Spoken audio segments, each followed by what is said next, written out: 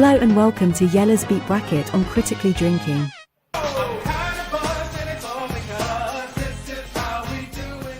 The song wasn't good enough.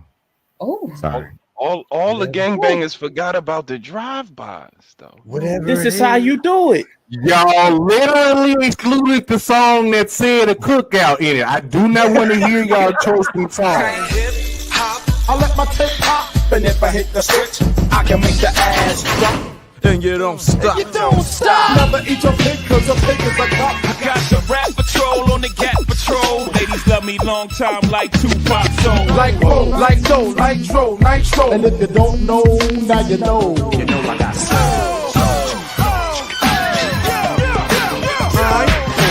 Up to the house in my 6'4". Oh snap! Guess what I saw? Standing on the front stoop, hanging out the window. Snoop Doggy Dogg and Dr. Dre is at the door. I jumped out the rock and said, "What's up?" Designated driver, take the keys to my truck. Pauline in my cup. Get nice, split the blunt up. Come on, everybody, let's get the fuck up.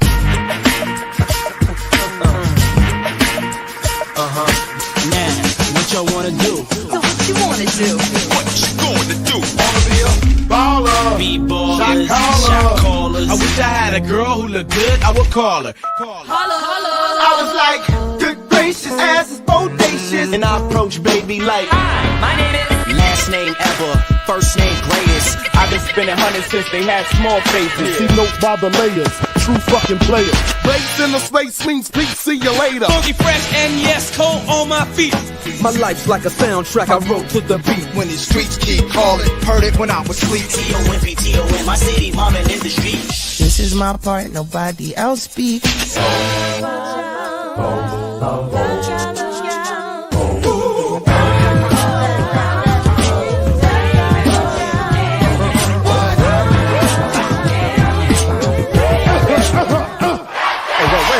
Stop this shit. Okay. First, let me hop out that chopper, sister, brother, son. Showstopper, flow proper, head knocker, beat scholar. Girl, I want a waller in the back of my I know you ain't a pimp, remember what I taught you. Who am I?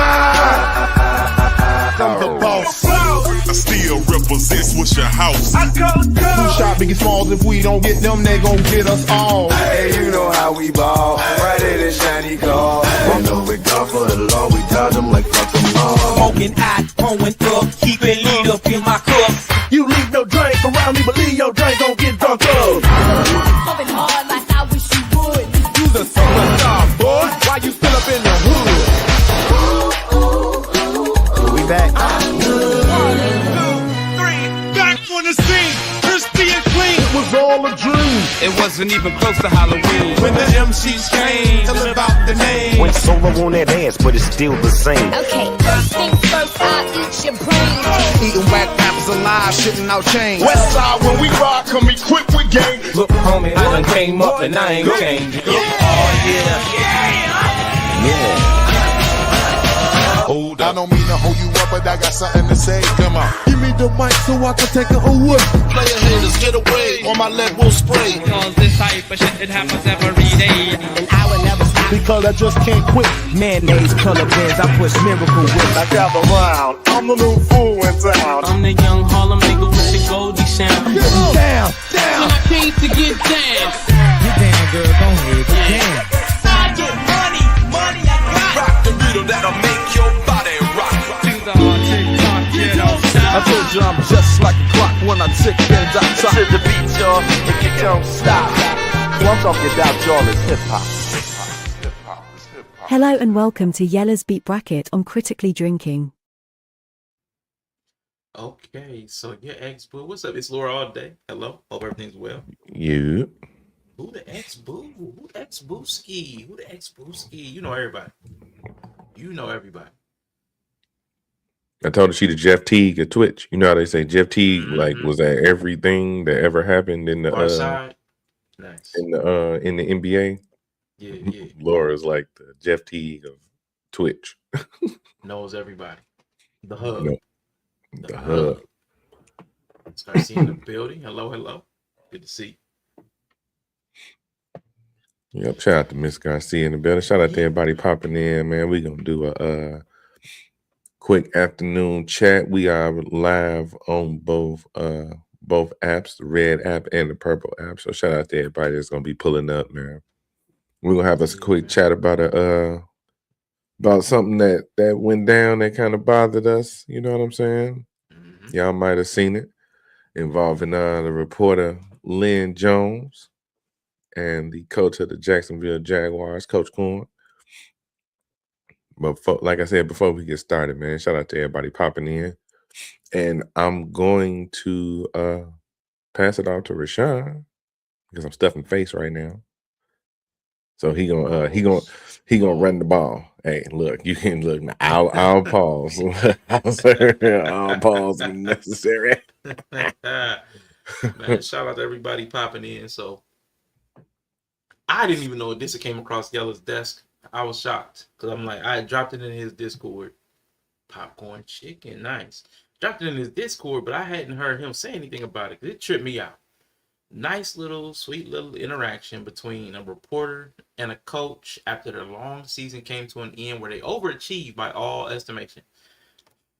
So we're definitely going to pull in the video, see some reaction to it, because the reaction to a positive moment between just a reporter and a coach, it blew our minds. So we're going to share that with y'all. Hopefully y'all get something from it. And this is the coaching question. I don't even know this guy's name. I want to say it's Liam something from the Jacksonville Coach Jaguars. Liam Cohen.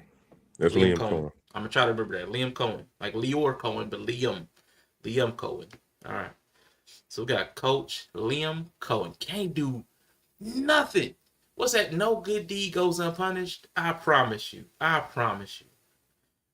The Jacksonville Jaguars have been like almost like a laughingstock for 20 years. Can't get anything right. Urban Meyer was the coach. They drafted Trevor Lawrence out of South Carolina. Clemson, not South Carolina. Clemson, which is in South Carolina. Out of Clemson. He looked like a generational talent. Under Urban Meyer, he looked like a scrub. Could not win games. This year they drafted Travis Hunter out of Colorado. He was hyped. A lot of stuff in the controversial space.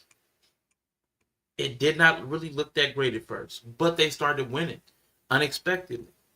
People didn't think they had the talent to win. This guy helped them win. Had a long season, went to the playoffs, lost, and this is where the reporter interaction comes in. I tell you, congratulations on your success, young man. Thank you. you. Hold your head up, all right? You guys have had a most magnificent season. Thank you. And you did a great job out there today. Appreciate so you it. just hold your head up, okay? Thank and you, ladies ma'am. and gentlemen, Duval, you the one, all Thank right? you, ma'am. keep it going. We got another season, okay? I appreciate Take it. care and much continued success to you and the entire team. Thank you, ma'am. Man, look at that grid. Come on, man. Look at that Man, grid, you know what, brother? You see that? Man, run that back, bro. I'm about to, man. Got to, Man, man. come on, bro. Come on. Got to. Look, I want to tell you, congratulations on your success, young man. Thank you. you. Hold your Like, head real up, quick, all right? hold up, too. Young man. Let's see where it started, though. Let's see where the face started. So reporter Lynn Jones said this to Liam Cohen. I want to tell you.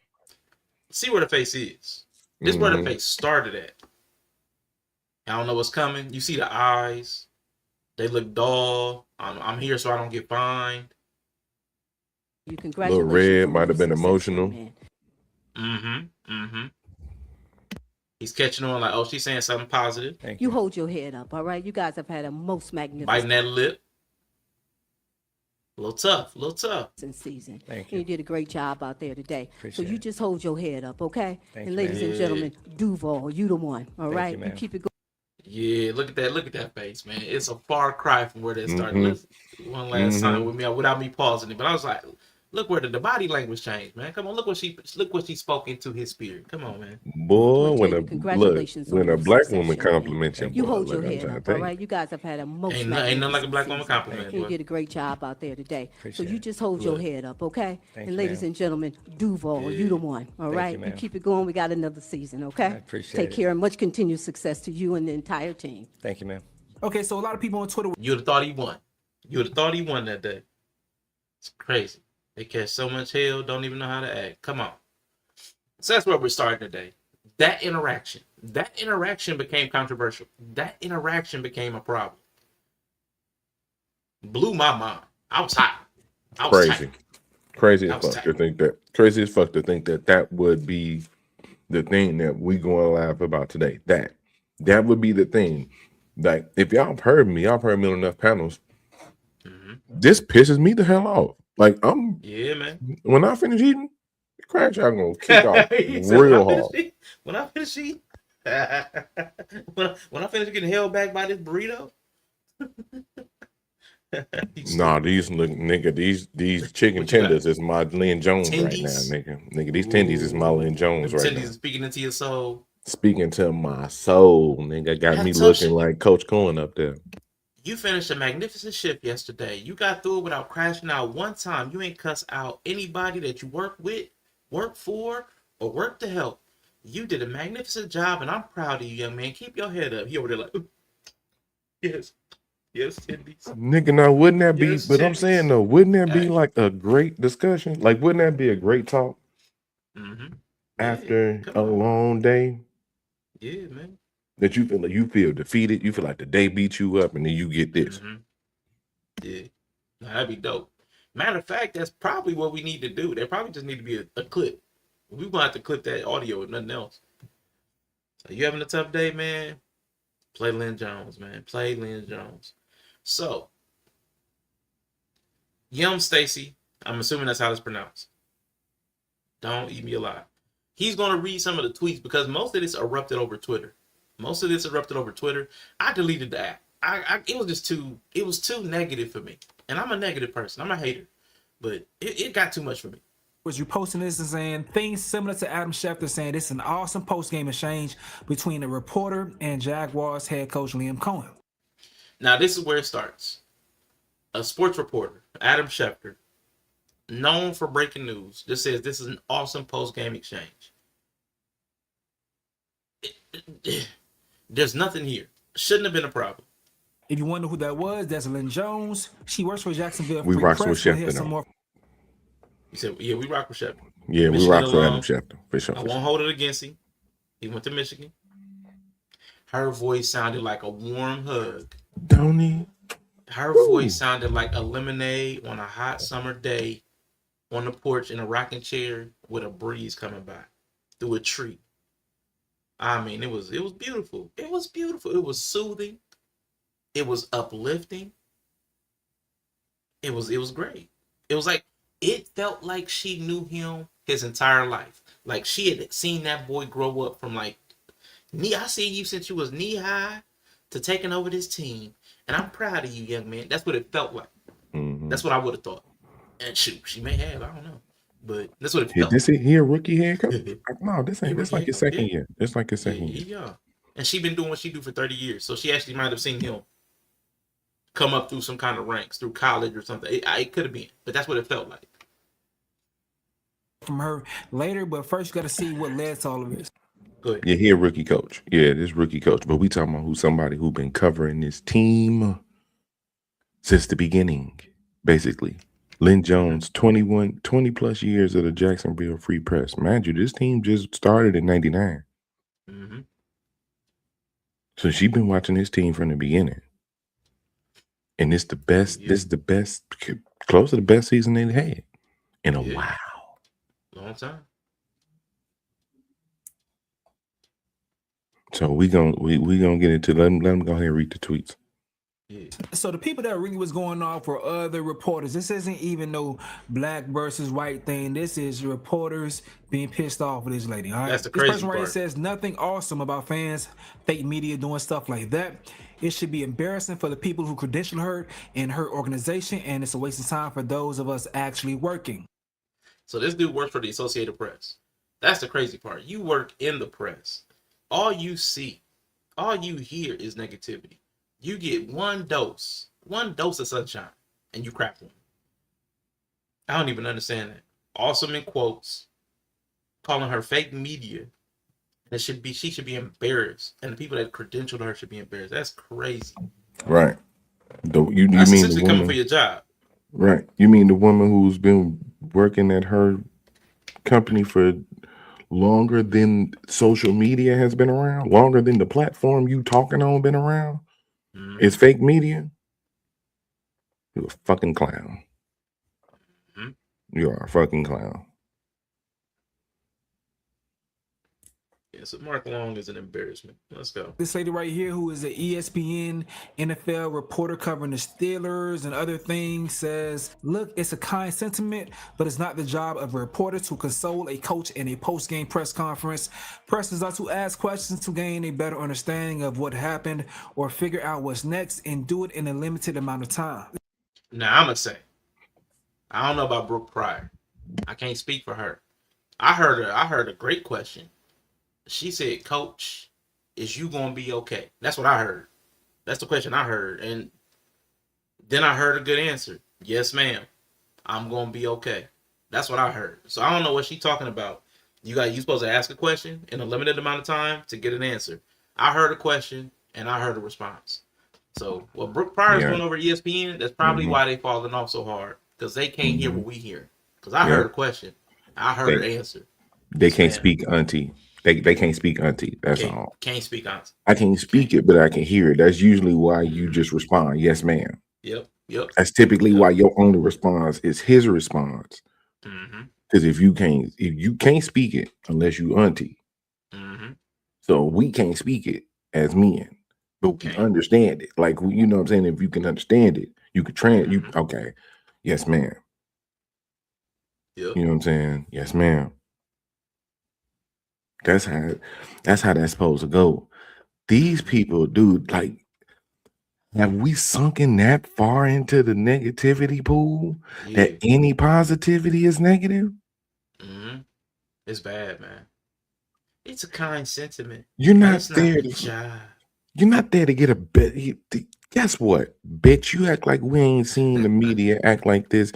How the media act about sports people and sport. Y'all ain't there to get a better understanding and figure out what happened. You want them to say some shit so you can clip it up. You're looking for the leads. You're looking for the story. Because guess what? This is essentially what you're doing. You looking for something to complain about. There was nothing to complain about. Right. Football been too long to get a better understanding. We seen how y'all treated T.O. We seen how y'all treated T.O. We seen how y'all treated Randy Moss. We seen how y'all treated all of these athletes. Nigga, I'm just here so I don't get fine face. It's because of how the media treated Marshawn Lynch. But then they want to turn around and smile in their face afterwards. It's like that interaction with Shador and that one writer who just keep writing bullshit about him. Yeah. You seen that? You keep saying that stuff about me, man. Yeah. He ain't had the same energy. He ain't had the same energy. Shador talk just like Dion. Like his pops. With like them 800 teeth in the way. Boy, you know you don't write nothing, boy. You don't know write nothing good about me, boy. You know you don't. What I do to you, man? What I did to you, man? What I do, man? Talk just like it, that. But he right though. He like, dude, I just got here. Like, you write all this bad shit about me. You ain't even seen me really play for real. But you got all this bad shit to say about me. And shout out Nine and Snacks. I don't think I spoke to you. What's up? But yeah, man, I think that's crazy. Personally, if what she's saying is true, if people are there to get a better understanding, you don't send reporters in there. If you want to understand football, you're gonna send football players or coaches. So even what she's saying on his face, these reporters aren't there to really understand football. They're there to capture information and relay it to people who think they understand football. If it was truly about understanding what these coaches are saying, you're gonna get other coaches. Yeah. But we're not trying to talk to say, wait, so it's a lie in the first place. It's a lie. She's telling herself to feel important. Their role is not important. We do not need the press except for a way to get the information. If the teams themselves decided to disseminate the information, we get it without them. That's why they don't like podcasts. That's why they don't like their football players having podcasts, because the information comes directly from the source. Yep. So yeah, this is all job protection. This person right here, who's also a reporter, says there's no winning in disputing this. This person's at 106.7 The Fan, Grand Pulse. And I should probably just sit this out, but here goes. People will all side with the fan complimenting the coach. That said, stunned to see a reporter encouraging this. Post-game presser isn't the place. Bitch, I slapped the shit out of this nigga. Talking about it's nice seeing the fan encouraging the coach. Put some motherfucking respect on Lynn Jones' name, nigga. Mm-hmm. She probably been doing it longer than you. That's the thing about Mm-hmm. it. All of these motherfuckers complaining, and she been doing this shit Facts. longer than you. Nigga, she was covering Mark Brunel. Nigga, she was covering them niggas when they was ass. And that's all they got in Jacksonville. That's all they got. They only have the Jags. They don't have That's true. they don't have no other professional sports team. No. And they're in Florida with a bunch of other professional sports teams. So for Jacksonville, that is their fucking team. That's their team. Anybody who Yes, lived sir. there feel that way. So you goddamn right she a fan. It wouldn't make sense. See, that's the fucking problem. Mm-hmm. I'm about to get into my fandom rant. I Let's don't know. go. Fandom It rant. might be Fandom rant. Let's it go. might be too early in the stream to It's get never into too early. that. It's never too early. Gotta run it back. You know, people don't be here for the entire stream, so you know you'll catch some people in the front end.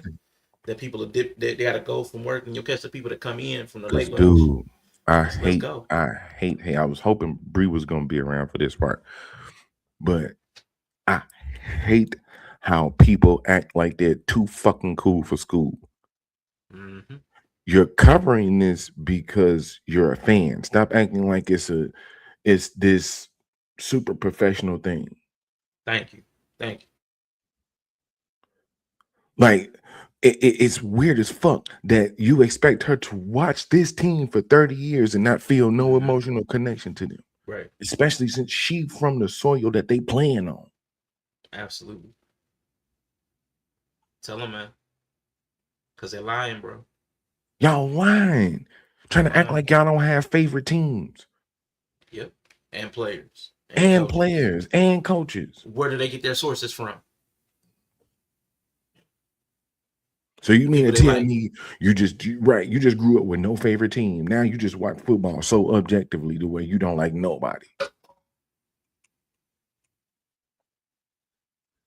That's why I can respect people like Mike Green. Like Green. Green will tell you in a minute. Yep. Jets my damn team. Let's go. He'll call for the coach to get fired. Jets is my team. Yeah. R.I.P. Stuart Scott. You knew Stuart Scott was cheering for North Carolina no matter what. Mm-hmm. And it's more honest, man. It's just more honest. Because we know these people have their favorite teams. Why does this person, with all the things in the world, so like, shout out to Jamal Bryant. We hear these people say things whenever they get into some mess. There's so many more important things for you to think about in the world. There's starvation, there's war, there's disease, but you're thinking about little old this. Well, you're a press person. There's a million more important things that you could cover. You spent your life to go learn how to journal and to gather facts and to quantify and to verify and to report, distill that into a useful form. You've gathered these skills from school at great debt, at great expense to yourself. And what do you choose to use that for? Recreation, for sport, not for politics, global warming, not for ecology, not for anything. Why are there kids starving in Alabama? Why don't we have a literacy rate above the 4th grade in America, the greatest nation in the world? We got all these riches. Why can't our kids read? Why are we passing around HIV and chlamydia? Why are we passing this around like it's nothing? Why is there a housing crisis when we have more houses than people in this country? Why are there so many homeless people that we're building stairs and furniture that they can't sit on comfortably just to keep them moving? Why am I not reporting on that? I'm coming to talk about something that is purely a luxury. Nobody has to do it. It's purely for entertainment. I'm going to report on that thing that's purely for fun and entertainment. And I'm going to make this as serious and sacrosanct as this real stuff. I'm going to take this sport and turn this into church so that somebody can't even offer an encouraging word to somebody who just lost, who spent their entire year planning to get to a place, can't get there, has to sit in that fact, has to real time take the loss on the chin and talk to people. I've got to take the loss on the chin and stand up in front of people and answer for my loss. And that person can't get an encouraging word. That's unprofessional. I can't deal with people like that. You're not serious. You're not doing something serious. Nope. But then you're gonna hold somebody else to a serious standard. You're reporting on a game. You're reporting on a child's game being played by grown men. It's somebody with a ball running down a field, running down the grass. Little boys running down the field with a ball in their hands. Mm-hmm. Child's game just magnified up. That's all this is. And you're acting like somebody can't say, hey, good job, get some orange slices. No, get out of here. You're a loser. Yeah. Only people should be taking it this serious is the people playing and the people participating Absolutely. in it. Like I can understand why the coaches take it serious. I understand why it's hitting coach serious. Mm-hmm. You know what I'm saying? I can understand why the players would be affected. Media shouldn't take it that damn serious. Bo, what up, brother? What up, Bo? Bo Johnson.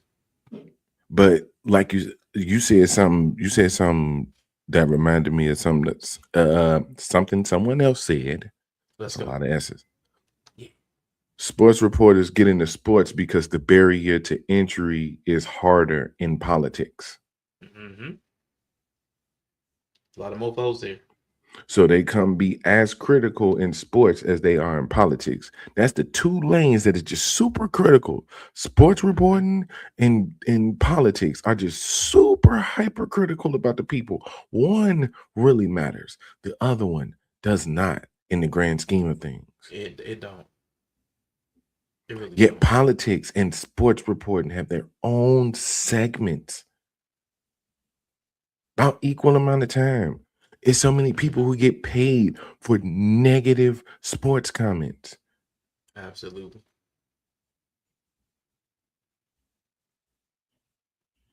So why even participate?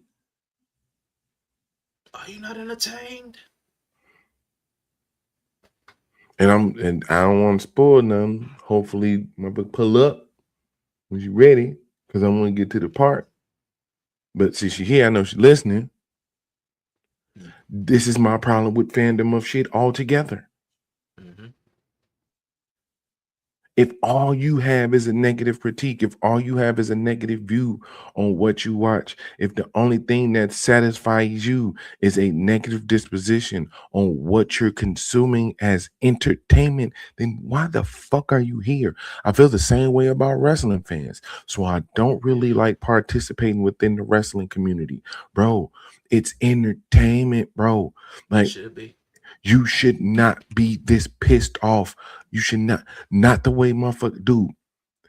Motherfuckers watch wrestling to, I hear people watch wrestling to react to what the office did or the booking decisions. They don't actually watch the show. They don't actually watch the wrestling. Yeah.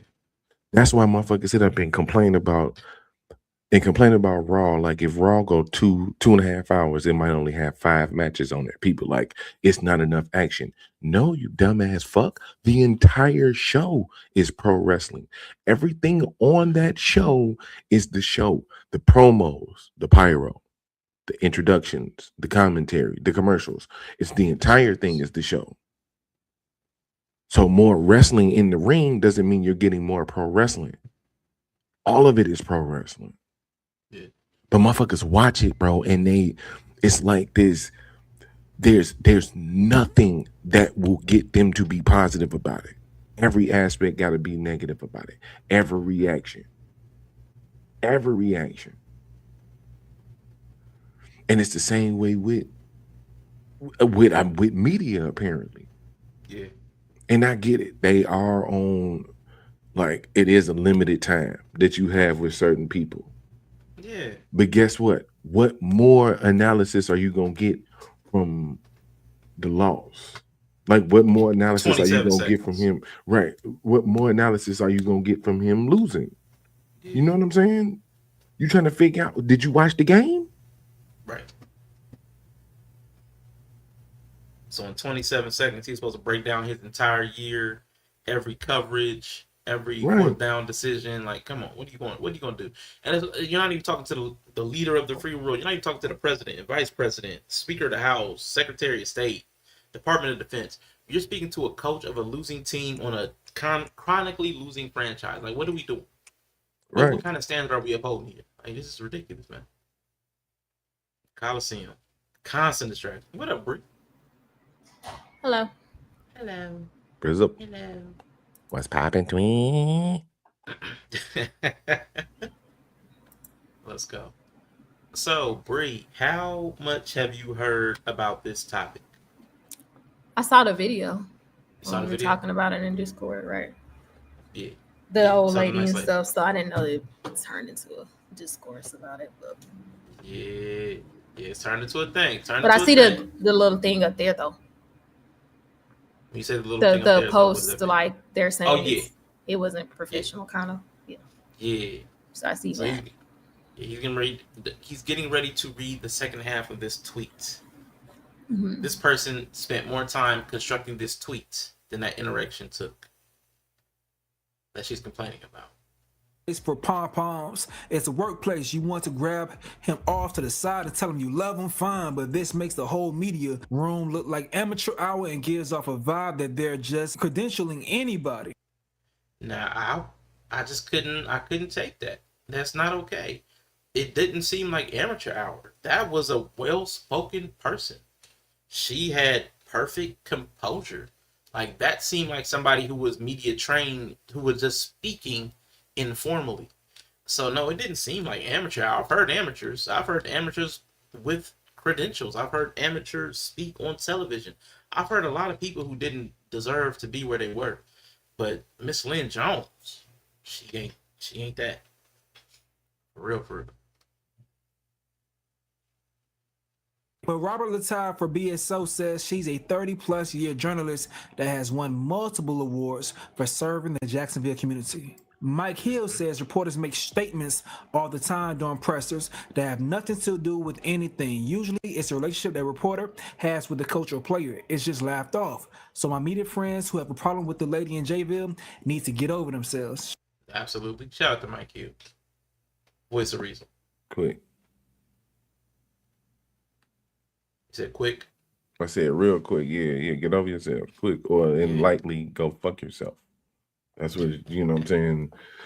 You know, y'all let know what get over yourself means. I'll say it. I'm going to be the angry translator today. Go fuck yourself. Let's go. There's that. Shout out to Mike Hill. This lady named Courtney Mims, she's also she's a Fox Sports director. She says the people who are commenting saying she's biased and this is unprofessional need to chill. It's okay to be human. It's okay to be kind. It's okay to see someone in pain and feel for them. Journalists aren't robots. This was a sweet moment and we need more things like this. All right. So again, we got some voices of reason. Reasonable people. But like I told you, this ain't no black versus white thing. You got LaShawn McCoy saying somebody come get their mama. LaShawn McCoy, former NFL running back. That's when we get into the clown show. Yeah, LaShawn Shady McCoy. LOL, this ain't Little League where we all get appreciation trophies. Shout out to LaShawn McCoy, man. This dude's a goofy. He hangs with goofies. Acho's a goofy. Man. Their show got canceled. Shout out to them. So I do want to get Bree in real quick. So far, what's your thoughts on like the negative, like why everybody is taking this negative? Oh, because she sounded like somebody's grandma. That's all. Probably. I think she didn't code switch or whatever. She just sounded like a grandma. Like somebody's grandma got in a press conference. That's what she sounded like. I mean, she probably is. That's what I'm saying. No, that's what I'm saying. So like I think, but that's like not professional. Like typically our cadence, how we talk, like AAV, that's not considered professional. So absolutely, she just sounded a little too casual. Oh yeah, and she hit him with the Duval. She hit him with their chant too. But she didn't say baby or anything. I don't think she said you keep doing what you're doing, baby, and then like that. But it just sounded very. It wasn't. She didn't code switch. I think. Yeah, she called him young man. Yeah, she called him. Oh, young man. Yeah, she just sounded like somebody's grandma from down south. That's what I think it really was. She didn't code switch. Mm-hmm. She probably know how. I'm sure she do. but she didn't. Yeah. Yeah, look, they got a taste of Miss Lynn instead of Lynn Jones. You know what I'm saying? Yeah, she sound like somebody grandma. Or Mama Jones, whatever she go by. Mama Jones, right? Miss Lynn, Yeah, TT one of them. Lynn. It's one of them. Yeah, she sounded like that. That's all. Yeah. That could be seen as talking down to people. Really? Yeah. It's in the. It can be taken in the same vein depending on where you're from as honey, sweetie. Yeah, you're not supposed sweetheart. to say it. Like in professional. Like I'm from the South, we talk like that, but we're not supposed to. It's informal. Yeah, it's informal, and some people feel like you're talking down to them. Yeah. I get the informal part. It was the talk. No, they feel like you're talking down to them. Yeah. Like if you say, "Oh, baby, it's gotcha. okay," like yeah, that can start fighting. Yeah. Did the wrong person do that? Yep. I didn't have patience try to square up. Who, bitch? Who you talking to? That's what I had. It's a doctor we work with from the north, and she struggles with that because she say, "Okay, sweetie," or "baby," and I said, "You can't say that down here." I said that could be fighting words depending on who you are, how you say it, when you say it. Don't do that. We real sensitive to that down here. Yeah, maybe. Okay. And we the ones who talk like that, so we real sensitive to it. Maybe that's why. Okay. Maybe because up north it ain't a problem. It's weird to hear the South having an adverse reaction to being talked to like that. Yeah, I don't like that shit. Low key. Because if somebody talk to me like that, at first, my first initial reaction is this bitch trying me? Then if they like genuinely just are nice, then I'll be like, oh, okay, this is how she is. But if you come, you don't know me, and you start talking to me like that, bitch, you trying to fight? Yeah. That's why Brady gotta slap a bitch. It's a cultural thing. I think. I would say, yeah, okay. Yeah, maybe I ain't tapped in. Yeah. No, it's definitely a cultural thing. And there's a lot of regional there's not a regional specificity to that. Because I would say being from the north, and Yella, you probably know this. That verbiage is passive aggressive and sometimes. Like same way, like boy can sometimes be cool and boy sometimes can be not cool. I mean, I get there's certain words, right? Yeah, I get there's certain words. Girl, gal, okay. Yeah. Because it's like passive aggressive, because the South is like in like historically very polite. So even when somebody trying you, or even when somebody's like crossing you, they're gonna sound nice and they're gonna have a sweet tone. So a lot of times it don't necessarily mean that they being nice. That's why the southern respectability. Yeah, that's why the southern dude in the movie usually be like the killer or whatever. He be super cool. He be like, "Sir, right. So I think we have a disagreement that must be settled here." Yeah, real polite, but trying you. Yeah.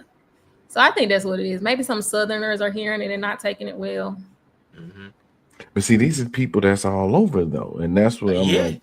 Yeah, these are people that's all over because that's why I like how he broke it down. Like he gave you all like a few of the white reporters who are from different places. Because what I'm noticing is a lot of this is coming from people who don't cover specific teams. Yeah.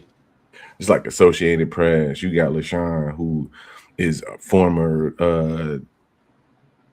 athlete and stuff like that. We're gonna get into the other ones, but yeah, okay. I get the unprofessionalism, but I didn't know it was I get the boy girl thing, but just the general niceness being like okay.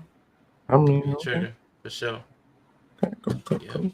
And we're gonna work our way up to Jamel Hill. We're gonna work our way there. We're gonna work our way towards Jamel. That's the top of the die on. Yeah, that's the hill to die on. Yeah, right. Yeah. Stan Verrett, who used to work on ESPN a lot, he says, "I don't mind what the reporter did in Jacksonville, but pull the coach aside before or after the news conference and do it privately. She meant well, it was sweet. It was the wrong place." And you know what? What if she wouldn't have had time to get him before or after? He had just lost in the playoffs. What if it's not possible? You know what I'm saying? People got to take the opportunities they can. for some stuff. If it's not hurting anybody, if it's not crazy, it's because that to me that wasn't totally unprofessional. She took 27 seconds to say something to the coach to encourage him after a long season and a tough loss, and it was a good game. So it's just tough losing, man. I can't see it. It's hard for me to even say it's unprofessional because it's within the realm of sports. It was still within the realm of sports. She wasn't talking about his dog. She wasn't talking about it was within the realm of what was happening at the time and at that venue. So it's not the wrong place. With respect to people saying you media think you're so important, you don't appreciate her kindness, there was nothing wrong with her saying it there. I'm sure that there might be customs in your profession that people not in your profession would not appreciate. And do we want to save that for when we get to Jamel Hill? Because I also got Dan Patrick. Do we want to save that for the professional etiquette? Do we want to save that for a time, or do you want to dive into that now since it came up? That's all you bring. That's gonna come up again. Oh, what professionalism? Professionalism. Yeah, because I'm not really sure what their rules are or stuff. So got you. So Jamel Hill and Dan Patrick, I do have them. They're going to speak on it more specifically. So we'll come back to that. He says, I think the reporter at Jacksonville has said, Coach, I'm glad your team lost, and I don't think you're the right coach, and they will probably continue to lose. Can't wait for you to leave Duval. Almost anyone will understand it was the wrong setting for that. Because it would be an attack. There is no proper setting to attack. Right. I mean, other than the comment section. No, the only the proper setting would be your own shit, and I get that, but at the same time, that's also just like what the hell. Right. What the hell? What the hell? You know what I'm saying? Because why are you glad the team lost? That's some dumb shit. Yeah. That's toxic fan behavior or hater stuff. You know what I'm saying? And which has a place, but not when you have the team and the people in front of you. Nobody does that. That's not a normal practice. So even saying that is just kind of silly. That's not what normal people do. Hey, coach, I'm glad I got your ear. I can't wait till you get fired. I hope you lose. That's not what people do. We know that. Right, because none of these teams are set up to lose. Like if you look at wrestling, like I've told people that I've met in wrestling like that. It was like, dude, I was like, when I met like people I used to watch on TV, you know what I'm saying? If they was here, I'd be like, man, I'm glad you got your ass. Like I've said, because they set up to do that. Yeah. You know what I'm saying? People, yeah. Right, you're supposed to boo people. This is all really supposed to be neutral. You know what I'm saying? If you're covering it from there. So, but she's not though. Again, Stan Verrett, like I never did like him. I'm going ahead and say it. I never did really like him. He always felt like they was trying to replace Stuart Scott after he died with Stan Verrett, and he was whack as hell. Didn't rock with him. None of his facial features finished rendering. Wow. I don't like him. Okay. All right. Nigga facing 480p. Leave that man alone. What she said was tell him leave my Lynn alone. Tell him leave my Auntie Lynn alone. That's How about right. that? Leave Auntie Lynn alone. It was still outside of professional norms for a reporter. We are not there to berate, console, or cheer. We are there to ask questions to enhance coverage, full stop. Now, Jamel Hill also chimed in saying that can't be reporter, because if so, I would not have used the term awesome. This is an awesome post-game exchange between a reporter and Jaguars head coach. This can't be a reporter, because if it is a reporter, I would not use the term awesome. So because it's a reporter, they can't share any positive sentiment. So that's pretty much the professionalism argument thing. But we're gonna talk about that because I have a particular argument against Jamel Hill. I heard Yella what he said when we first started streaming. I know he's on the same type of time. So she continues to say more. This is so racist. Yeah, okay, yeah, bring there. Let's go. Yeah, it's just racism. Just racism. Yeah. That's all. What Stan Verrett was saying, all right? But someone said this right here, man. I'm leaving this here because not one. Okay, so wait a minute. I think we need to stop. Let me see. We 350. Yeah. Okay. Cool. Hold up. So take that down. All right. Because I have the clip comparison, but we're gonna move on to Matt Barnes real quick. I was about to use a good example. Yeah. You want to jump straight to that? No, the I was gonna keep going with the tweets. I Oh, you have that. going? I have that though. Oh, you going back and To the forth. tweets. Yeah, I was gonna keep it on tweets. Gotcha. Yeah. Gotcha. Clearly just racism. Listen, we gonna talk That's about why I don't work in Seattle no more. I ain't got time. Man. That's wild, dude. I ain't got time. You got time. You got time, bro. All right. So Matt Barnes also spoke about this. At former NBA player, frequent crash out. Matt Barnes. Journalistic etiquette. Mike Harrington of the Buffalo News said, "Awesome? Are you serious? That's not a reporter. That person shouldn't even have a credential." Mark Long, who covers the Jacksonville Jaguars for the Associated Press, "It should be embarrassing for the people who credentialed her and her organization. And it is a waste of time for those who actually are working." 27 seconds, huh? Jamel Hill, someone who's a dear friend of the show and a good friend of mine, said, "That can't be a reporter.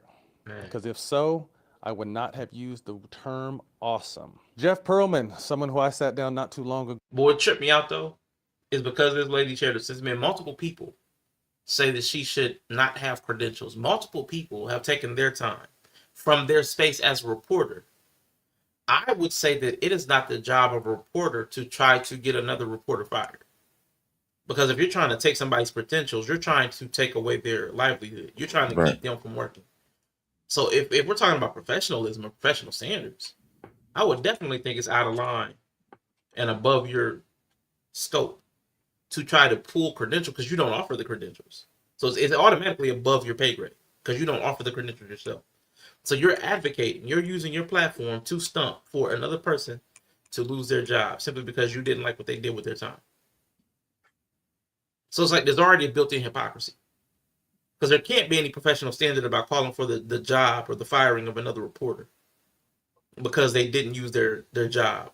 They didn't use their time, 27 seconds, to ask a question. You can't even dictate the question. I would have preferred a question. It would have been professional to ask a question. So because they didn't ask a question, I want them fired. Man, it's crazy. Go with the Tupac book.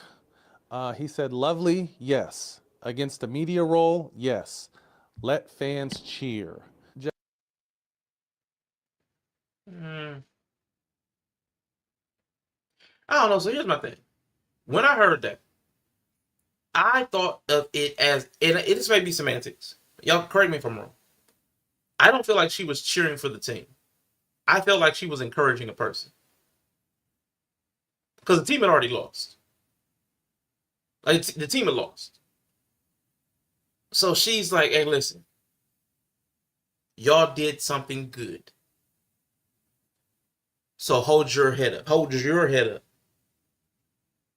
Like, you be proud because you did good work." To me, that's encouraging a person and not necessarily being a fan. You know what I'm saying? And that may be semantic, but to me, there's a difference in that moment, seeing a person in a moment of loss or weakness and saying a kind word to them as opposed to being, and she is a fan of the team more than likely, but still, I still feel there's a difference. No, I hear you. Yeah, because it's not her. It's not her in the stands cheering them on. I see what you're saying, but she is a fan. Like the problem with me is they're using fan as if they're not fans of the game. Mm-hmm. Like if they're not fans themselves. And they're almost using that as an insult.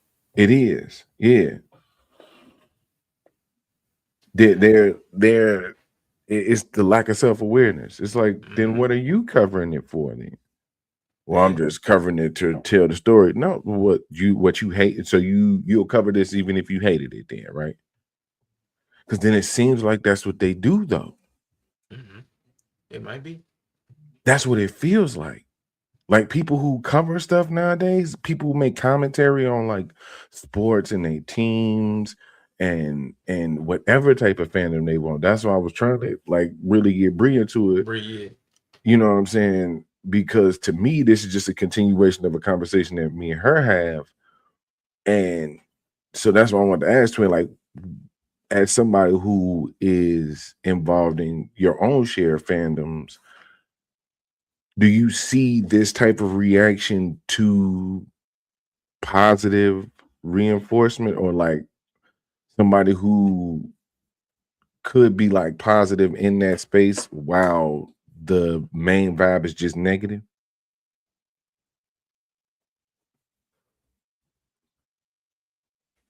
Like you see it as like they're having this response because it was positive. Like they just Yeah. don't want to see positivity. Yeah.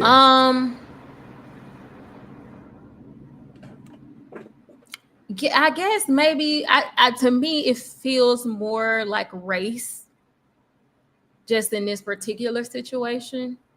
But yeah, I think most fandoms in general can be like the haters are the loudest. Like still feels that way. Like the fandom has haters. Like they just gonna be, they find stuff they hate on. Like, and that's what it just kind of feel like. Like they kind of watch this stuff just to like hate, or they like, to me, I'm just because like I'm not into sports, you know. So it's like when I think about it, like if I were to for some reason sit down and watch a football game, you're never gonna catch me watch a press conference. So like, first of all, like I think like who's watching these? Probably some sweaties. Yeah, like, yeah, or somebody who just like I just feel like what would amp me up enough to watch a press conference, and it would just be like having a lot to say about it or a lot of feelings about it. Feels like it would push me to watch it. So I just think that that's kind of a skew of like the people who are watching this already have a lot of feelings. Right. So then now they're watching this and they're like having a visceral response to it. That makes sense.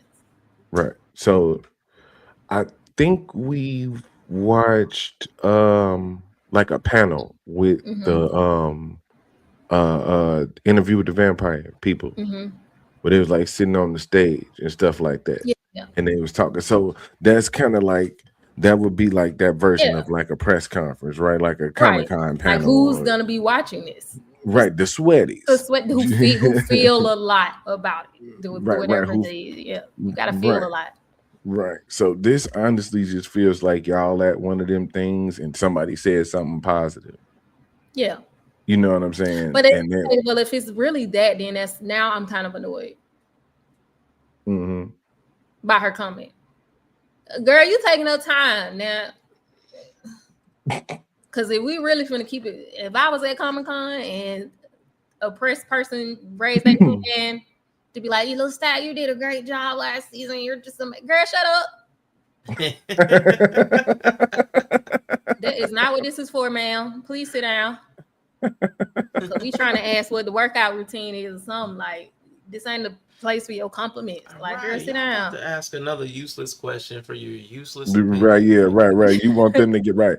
The problem is that she's there taking up time for you to come ask your useless question with her. Yeah, but that's what press conferences are for. Questions. Right. Yeah, right. You know, like if that's the kind of environment we're talking about, then yeah, now I'm annoyed. Girl, shut up. Right, but it's not. Tweet him. It's not the new, and you're not wrong in a sense. That's why I say, in a sense, they're not wrong when you get out to the etiquette part. Yeah, when you get down to like the technicalities, but this is all y'all got out of the press conference. I know that wasn't the whole press conference. Y'all ain't had the 28 seconds to figure it out, too. You know what I'm saying? But I assume the people who watching the press conference, if this team is really done as bad as y'all are saying, they didn't do bad though. What I'm just saying, they like overachieved. Over time. Yeah. Historically, they've been bad. That's why it's like a lot of the context in that. They've been an E rank. They've been an E rank. Okay. And at the bottom of the league, they've been Sun Jin Woo. E rank. You're the worst team ever. Oh, you're the worst team ever. The Jags, you shouldn't even have a team. Why are you even here? Right. You know, that's been them. And then this year, all of a sudden, they were like, wait a minute, you just okay.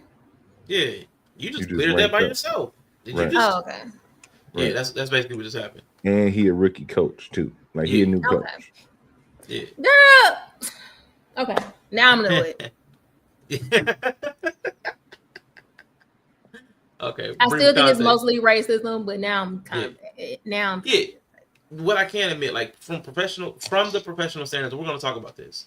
within the professional standards, you're right. It's not what they're supposed to do, but we know they're human, and we know people are often using their questions to say something. Yeah, that's what I'm saying. They want to. Well, was there a question with everything you just said? You just said a lot. Was there a question in there? That's a routine thing that happens. People want to feel like at a press conference, these are the things we be pressing. Like, what did you think happened? What do you like? That's the energy that somebody watching a press conference is going to want to see. Absolutely. Hard questions, introspection. You coming on here glazing him is not what I'm here for. I'm kind of annoyed. Like, it's a press conference, so I don't know. I can see. Yeah, I can see it too, but I could also because I know that they've seen worse and more egregious things happen at a press conference, that they can move on. Especially knowing that most of the time you don't get anything from the press conference. If it was one of those things, like every time you went, like when you go to get a free sample, they never give you like an entire cheesecake. You typically get that little thing on a toothpick. Whatever it is, it's typically on a toothpick. If you get morsels from a lot of these press conferences in the NFL, they're not going to tell you too much. They're not going to divulge too much about injuries. They're not going to divulge too much about schematics. They're not going to give you too much. They're not going to even go too deep into like play call, like why we chose this. They're not going to get too much into it. So everybody's getting the free samples. Everybody's getting those little morsels. So why would we jump on somebody for not? Oh, there's another morsel. We could have got that morsel. He could have said they saw cover 2. You're not going to get all that. It's just not going to happen. The rare time that you do get something, and I guess that's what it is, thirst. The rare time that you do get something good from a press conference, I guess it's worth it because they can run wild with it all day. Because it was, what's his face? Because Stefanski said, we saw he wouldn't say Shador's name. Or he wouldn't commit to starting Shador over Dylan Gabriel. So then they run with that for like a week or something. I get it, but you're not getting a lot. In 27 seconds, letting that go, that should be a gimme. And it's typically a crash out. Playoffs? Come on, playoffs? They are who we thought they were. You play to win the game. Can't do it. All of that. That's the only things you see. You know how many Super Bowls it's been? You know how many press conferences after Super Bowls it's been? You notice they rarely ever show the good press conference.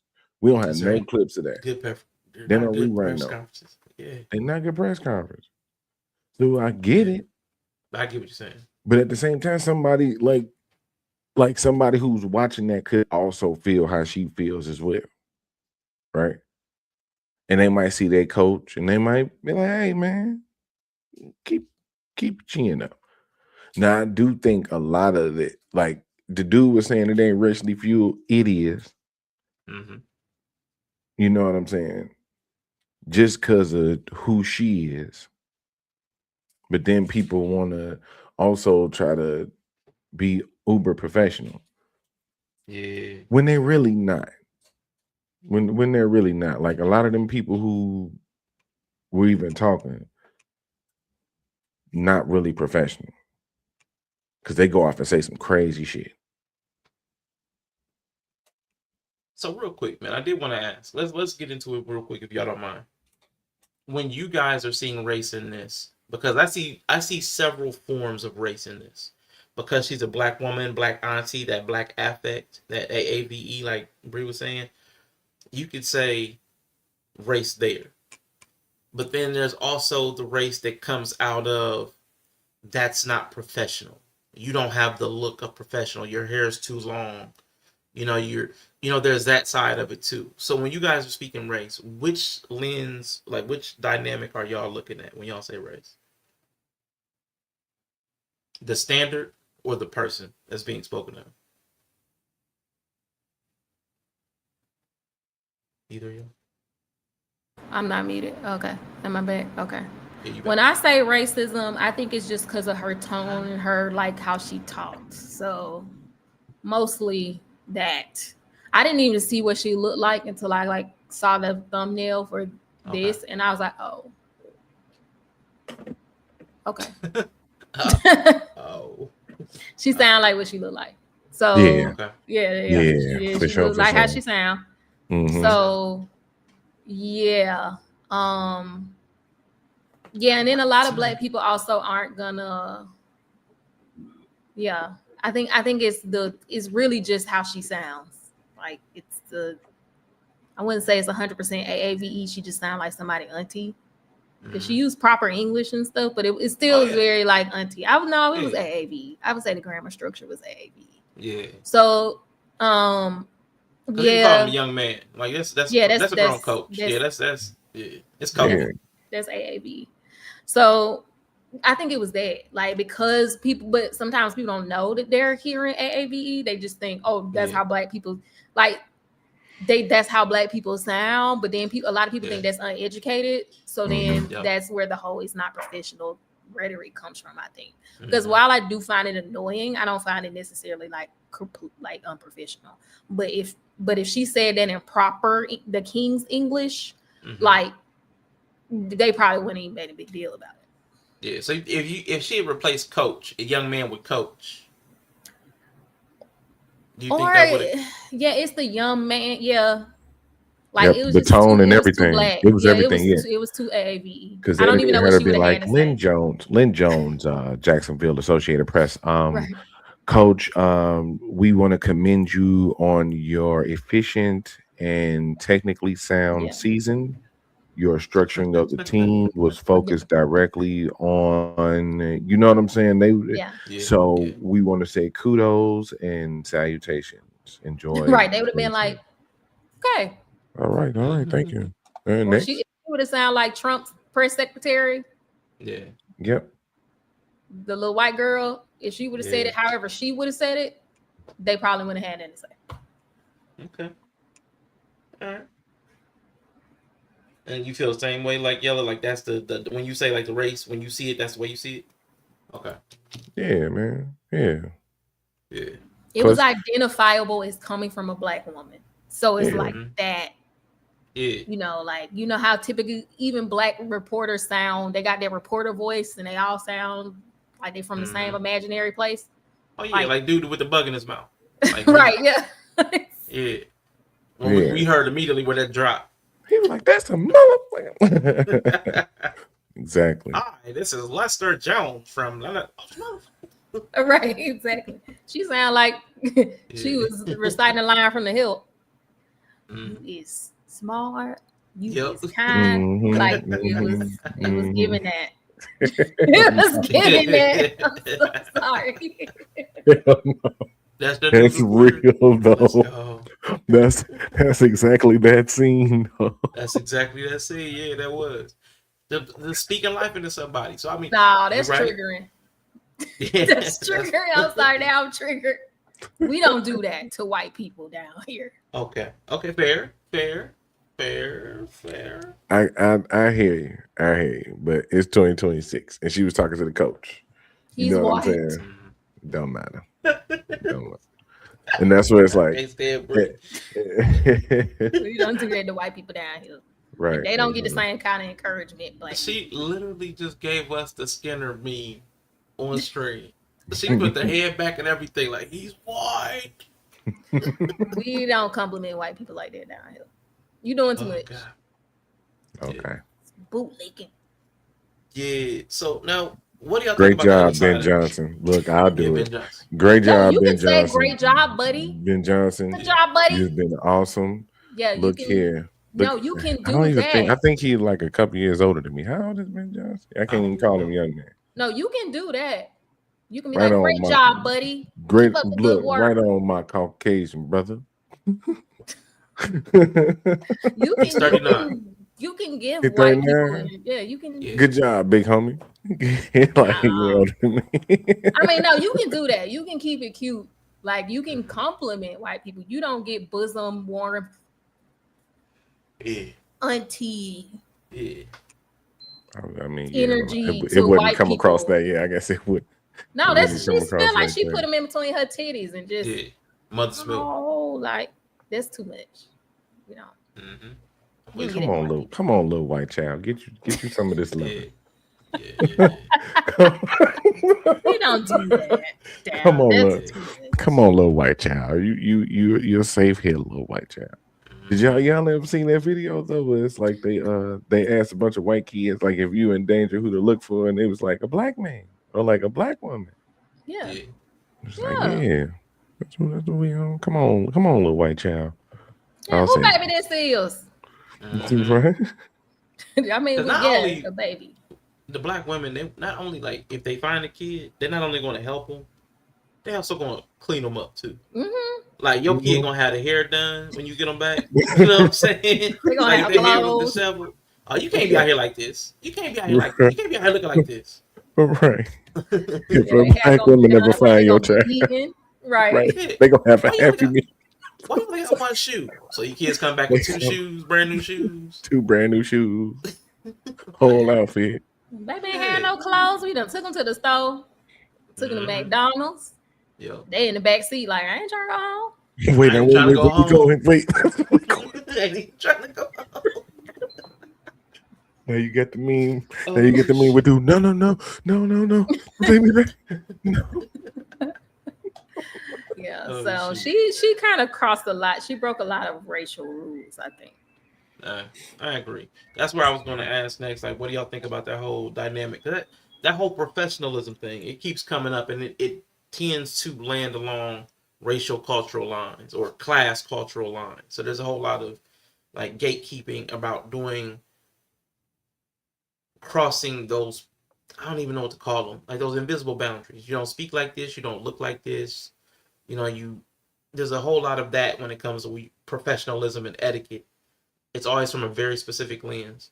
And the people that always gatekeep also break those rules. That's what gets me. Mm-hmm. The hypocrisy. Because every show, sports related, has leaned black. Even if they don't have black people, I promise you, I keep hearing like lit. I keep hearing all the colloquial slang terms, colloquial usages of stuff. I keep hearing and seeing that stuff infiltrate sports.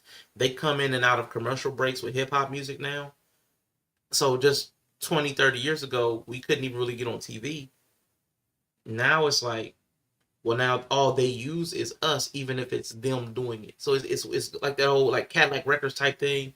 It's that old, we got the Motown version, and then you got the white version of the same song.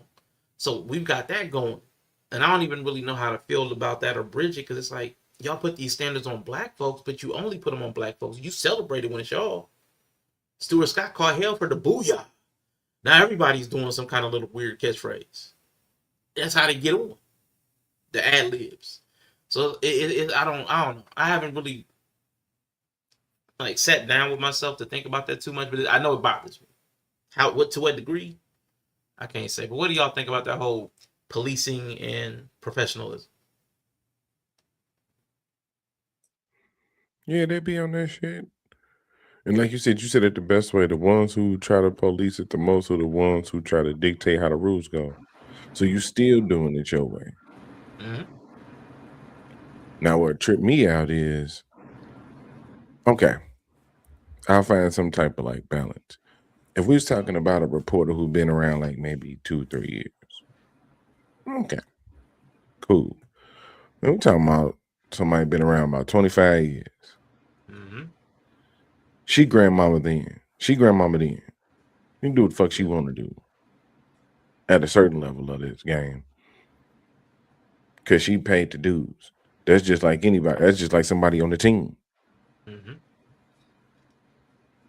You know what I'm saying? To a certain level, they can move how they want because they didn't pay the dues on their team. Yeah. Equity. Some things you can call out, some things you can't. You got to know when and know where. This wasn't the time. If it could be said both ways. This wasn't the time to try to install no professionalism neither. You know what I'm saying? And it's weird it's even weirder. It is even weirder when it's coming from people who like a Jamel Hill. Mm. And when Matt had to say that, he talking about, and a good friend of mine. Yeah. Yeah. Pains you to have to realize that the people you thought are goofy. People thought was rocking with you, low key be on like on some unself-aware type shit. And there's somebody who preach social awareness and all this other shit and all that. So it's like, oh yeah, so now you want to find some negativity here. yeah, man. Like you said, Jamil Hill, this the hill you choosing to down? Yeah. Let's finish up with these tweets. Let me Steph, see. I'm not singling you out because I want to go off on everyone, but I've been looking at you lately since we sat down, and all I'm seeing is just negativity. Every post is literally the worst person in baseball. This guy was the biggest asshole. Have you ever thought about the reciprocated energy they may just be giving you? Maybe they don't like your entitlement and the energy you give. So instead of them being assholes, maybe they're just giving you back the energy you give them. Maybe they just don't like you. It doesn't make them assholes. They just don't like you. So look in the mirror sometimes, because like I said, every time I look at you, you're telling the world who's the biggest assholes and who's this and who's that, instead of owning up to how you act, and maybe that's the energy they just gave you back. Shady McCoy, another. Yeah, and I wanted to get that out because it's like that's a big thing in sports now. The whole angry shock jock, like that's kind of the domain we're in now. Is the angry shock jock? Everything's a hot take. Everything, like it started with skipping not skipping Shannon, skipping Stephen A. Smith. Yeah, Stephen A. Yeah. So it's like that whole lane has become a thing where it's filtered down to local and it's filtered up. And I don't even know if it's even in like politics. Like the angry shock jock is taking over everything. In politics, like the angry Joneses, the Alex Joneses and the Rush Limbaughs, all that stuff is just taking over everything. Everybody's like that now. Yeah. Wrestling, sports, politics, it's everything. Yep. Fresh and fit, all them people, like on every lane, man. on every level. Yeah, it's and that's the unfortunate part, because it's like if you try to be anywhere like neutral or semi-positive, you're not gonna really get no attention. Yeah. And yeah, it's because of the algorithm. I mean, the algorithm rewards confrontation and conflict. So yeah, and I guess when you I playing also the still don't care for people getting on the internet pretending they don't notice though.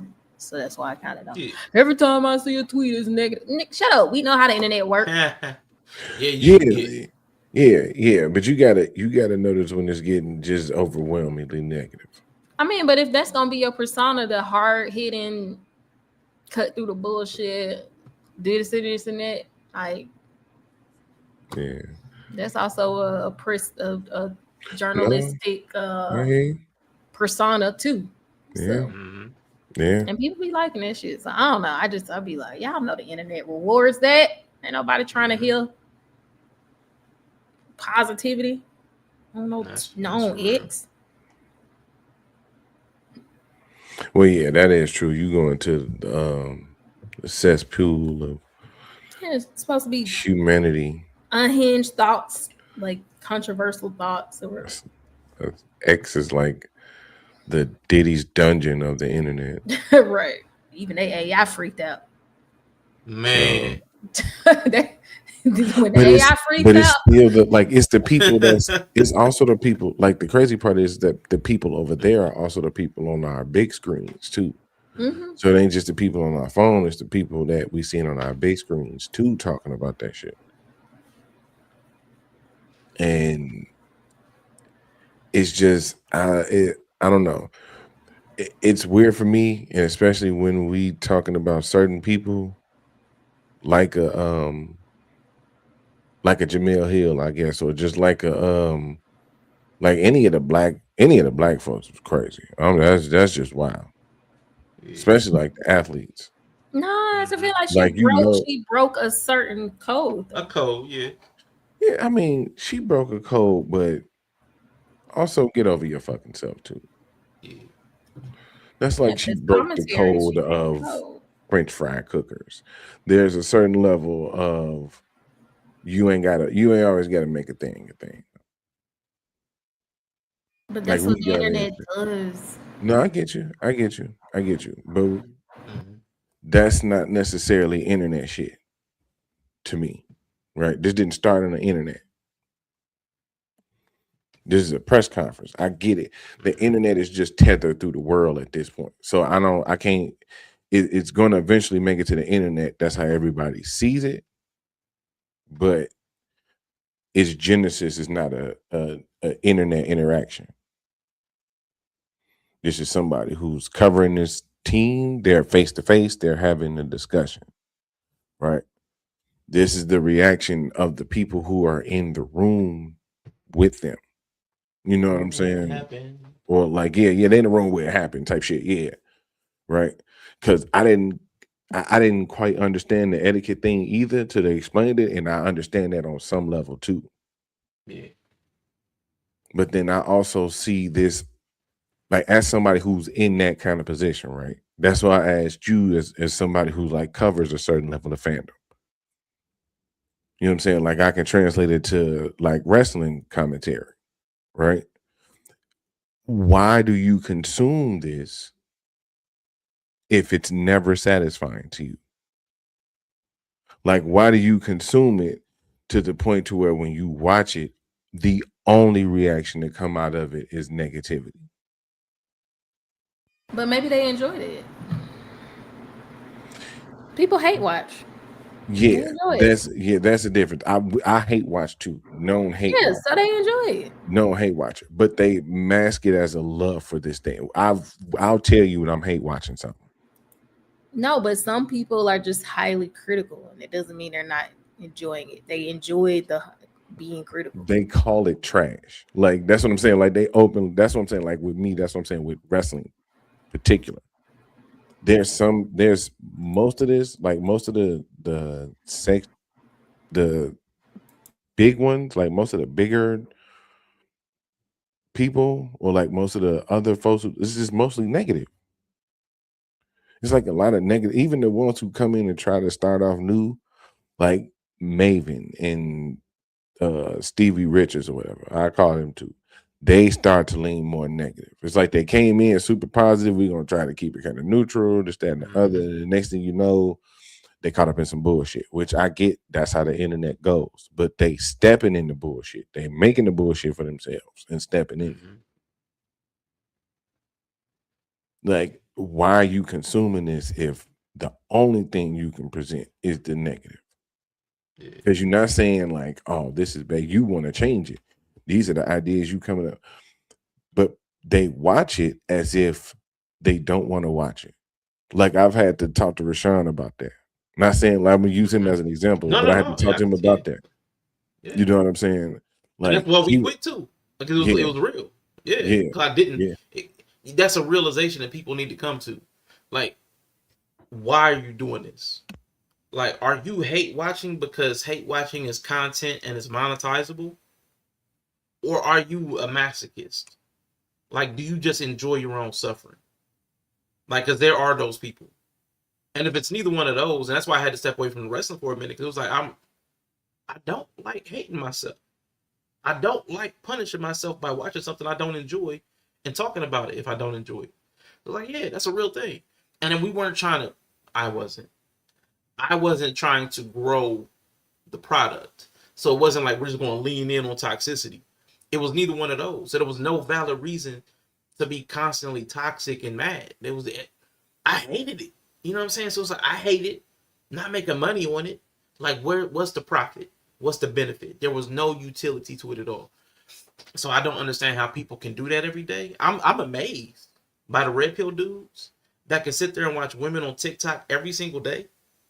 I don't understand. I wouldn't be able to take that, like mentally. It's like I just couldn't do it, and I can't listen to the dudes every day either. Yeah. So all that negativity, I don't know how people do it. I don't know how people get up every day and they're motivated to go produce negativity. I can't relate to that. So, but it is a thing. Like Bree said, it's a commodity. It gets attention. Somebody yelling into a microphone or to a camera, it gets attention. It does. I stop and look. It's a car wreck. But after like the third car wreck today, like then you're a weirdo. At some point you become a weirdo when you're looking for car wrecks. When does that click in? Like, man, this is the third car wreck I've seen today. The 52nd car wreck I've watched this week. this year I've probably watched 2,789 car wrecks. How many people have to go flying through a windshield before I'm satisfied? You know what I'm saying? Like, what's wrong with me? You know what I'm saying? Like, where are we gonna get to that point? And I think we're getting close to it, where even though there's an etiquette thing, we're not so sick of negativity that this positive moment didn't automatically get it. Forget etiquette. I want more of this.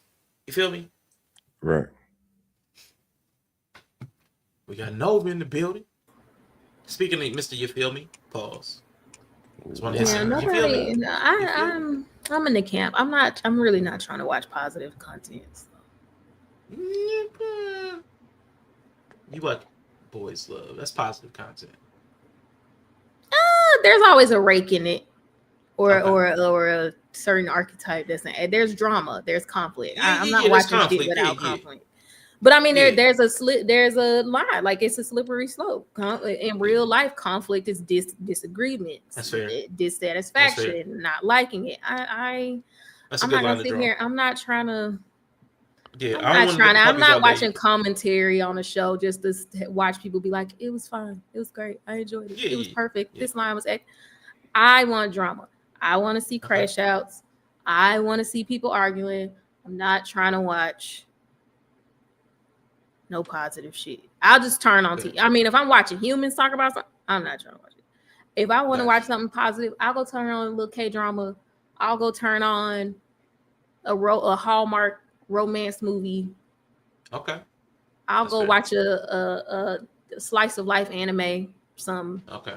If I'm watching regular people talking, I'm not trying to hear them say positive shit. Okay. All right. Podcast commentary, talk radio. Not trying to. Your glasses are stupid. Yeah. Yeah, like I'm not trying to. What I'm watching regular people for. Okay. So I think there's right. I think there's a balance that need to be found. It don't have to be 100% lean into the positive. Okay. Yeah. Not puppies and rainbows. Yeah, it ain't gotta be puppies and rainbows. I think right. I think we optimistic. Right. Let's narrow it down just a little. Let's narrow it down just a little bit, right? Yeah. That's why I'm like, with certain things like football or sports or a show, like a particular show. I love you. You know what I'm saying? Like a particular show. Whether it's Interview with a Vampire, my shit was Sons of Anarchy. Right. So let me use Sons of Anarchy as an example of like my ultimate point, right? Overall, I have a positive feeling about the show. Were there some shitty seasons in there? Fuck yeah, it was. Was there some dumbass writing in there? Hell yeah. Was there some dumbass storylines? There in the fuck was. Was like a motherfucker. But here's the thing, right? I wouldn't have finished the show if I didn't like the show. And what I seem to hear is people who not only have the negative commentary on the show, but they also seem like they don't even like the genre or the product that they're watching to that point. Yeah, it's like the same reason I watch Tyler Perry movies. I hate them. I hate it the whole time. Still watching. Right. But see, it's you. I don't know what I do. No, literally hate it the whole time. Like turn it on. Like, well, I'm doing this. This is gonna piss me off, and I still watch it. I mean, I'm not involved enough to relate to that. I definitely watch the shit I hate. We talked about in Discord about the Tyler Perry movies, though. That's an entirely different stream. No, it's literally it's a whole different stream the whole time. Yep, that's a whole different stream for y'all. I'm gonna put that over there. Yeah, but I'm just saying, I mean, that's also a genre of enjoyment. But do you like those movies though? No, I hate them. Okay, so here's the thing: if that type of movie was presented in a different way, would you like it? You mean well written? Yeah. Yeah. Okay. So it's like his own genre now. So it's like, you're the problem. Yeah, you're the problem. Right, yeah, you're the problem. Because I'm just here to speak for the people who watch stuff they don't like. It's still, but the thing that I do like that you're missing is the connection it brings me to people who also hate this shit. Like that's Right. the thing that we enjoy. We enjoy hating it together and then talking about it. So now we connect. It's the connection you get from hating something so out loud and together. Yeah, y'all are fucking weird. I'm just gonna Man, say all of that. us some haters. We're get the fuck out of here. I We're trust some you. haters. I trust you because you make good decisions in life, but the rest of your constituents in this camp of that we talking about, But that's all of us are fucking some weirdo. haters. We hang out in I'm a Discord, hater. I connect over am. hate all day. I am. Because I am. Yella, But I don't. Mhm. Now finish. Go ahead, finish that thought. Yeah, I'm not gonna act like I like what I hate though. Like I'm not gonna They act not like acting like they it's saying they hate it. It's you say it's trash. It's trash. Right. And they still Right. watching it. Right. Yeah, I get what Yella's saying, but we are the thing because we're here because we hate the hate that Lynn is getting. It's a hateception. It's a hateception, you know. Hateception. Yeah. So there's something to it. Because don't tell me Yella ain't gonna turn on a Cheyenne Bryan video. I'm not though. You I'm gonna share? I'm not though.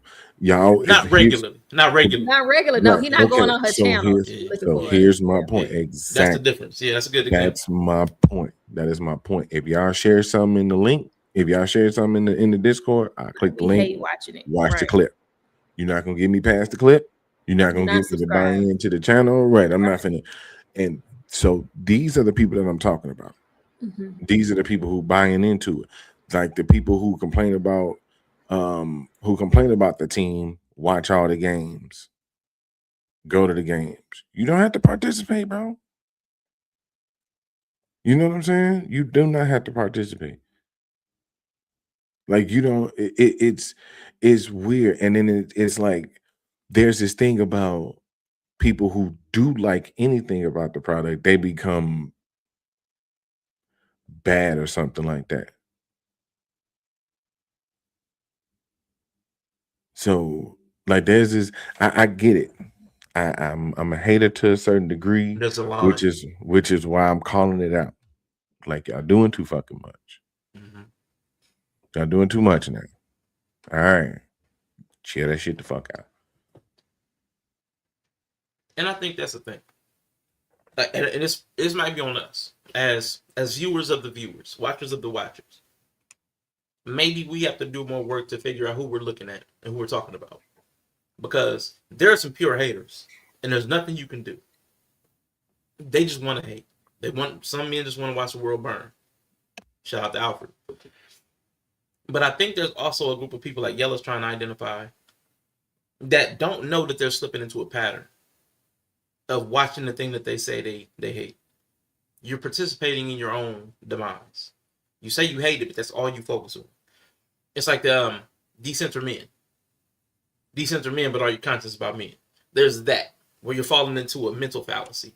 Like, and I think those are the people who we actually should be talking to, who don't know that you're falling. Like, you don't have to do this.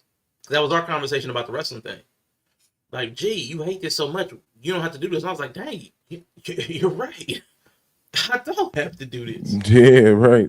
This ain't politics where you have to do it on some level. Yeah. So You know what I I'm think saying? that's the thing. Yeah, for sure. Yeah, this ain't right. This you don't have to consume this product if you hate it that much to where like you love it so much that you hate it, because that's the only reason you hate what you see is because you love what you watching. So that's when you was like, if it was well written, yeah, it would. You want to know why? Because it would have a favorable outcome for you. Mm-hmm. You know what I'm saying? The unfortunate part is that you are not the only one watching this. That's big facts. I found that out. I swear people do not understand that you are not the only one consuming the thing on the screen. Mm-hmm. So if everything laid out to how you wanted it, you'd be happy, yeah. You'd be happy, yeah, but guess what? It'd be a whole bunch of people that don't like your fucking idea. Yeah. But you'd be happy. Yeah. That's fair. That's why I was like, when people come down to commentary, it's not that you actually hate what you watching. You just want it to come out in your favor. You just want it to look like the right narcissistic consumerism. It's a hell of a term, Laura. Go ahead, GG's. That's a hell of a term. Narcissistic consumerism. I can't watch stuff like that. Like I can't watch fandom stuff like that. I can't watch wrestling like that. I can't watch football like that. I especially can't watch football like that because I like the team that I watch. So maybe I couldn't be in that room. But you're not finna sit up and be like, oh, so that means local reporters can't cover their team. Because that's probably why they local. It's because they love the sports in their city. You get me on a Chicago sports TV, man, look. You know how many times I got fired for saying fuck the Packers? Ooh. On TV? That would be bad. I mean, I wouldn't necessarily say fuck, but you might see a pen that say FGB. Okay. You know what I'm saying? It might be on the Bears day, and I wear a cheese grater but they do that all the time on local news. Yeah. Damn, the 4:30 news people in Chicago, they were so turned up from the game last night, their eyes was red. They was in that motherfucker barely woke. But they had their Bears hats on. They was in there kicking it. Yeah, let's go. Let's go local. So I can see, and that's who Lynn Jones is. Yeah. She a national treasure on a local level. Yeah. That's why she said Duval. She didn't say Associated Press. She didn't say Sports Illustrated. She didn't say ESPN News. She said Duval because that's who mattered. That's who mattered to her. I'm glad you said that. That's okay. Now this is not really on the topic, but I'm glad you said that because it's been something that's been bothering me. And it's like the flattening of America. How people used to be so different because of all the transplantation. Like I know Bree probably deals with this the most with Atlanta. Like how most of Atlanta people are not from Atlanta. And I know there's got to irk a true Atlantean on some level. Like all the accent flattening, the behavior changing over time. Like national treasures are national treasures because they carry the local flavor. I know that's a Boston accent. I know you look like a New Yorker. You know what I'm saying? You have the vibe of a California. You know what I'm saying? Like the national treasures are national because they're so specific to their locale. You know what I'm saying? If it applies to everybody, it's standard. It's kind of boring. It's like McDonald's. There's no national treasure McDonald's because they're all the same. No matter where you go, they all taste the same. If they all had different locals, could you imagine if the restaurants had local styles? Yeah, it'd be so dope. Yeah, that'd like be McDonald's, a Tex-Mex McDonald's. You had to go to like New Mexico or Arizona to get a Tex-Mex double cheeseburger or something from McDonald's. Ooh, McDonald's Italian beef. Hey, McDonald's Italian beef, but you had to come like the Chicagoland area or that region. You know what I'm saying? Come on, man. I'm trying to tell you. The national treasures come from the local individual specificity. That's what makes them treasures because they're unique. So yeah, she is a local national treasure. I'm glad you said that because there's that flattening that I see happening, and I see it because like a lot of because of internet, people pick up the lingo from everywhere. So everybody's got this gumbo of lingo from the internet. You know, they say Joe or Jones or whatever. It's the Philly stuff, and then they'll say the New York stuff, and they'll say the down south stuff. So then they're picking up the the gay verbiage and the clockets and the T's and all all the elemental P, all the stuff that they do with all that, this one, all that stuff. Everybody's doing the same stuff. I wish we had more locally identifiable cultures that weren't bleeding into each other, so that we could, when we saw them, we could respect and admire them. Oh, that's this thing. So yeah, I'm glad you said that. That's a thought that's been just sitting. Lord be reading books. That's fun. I read books.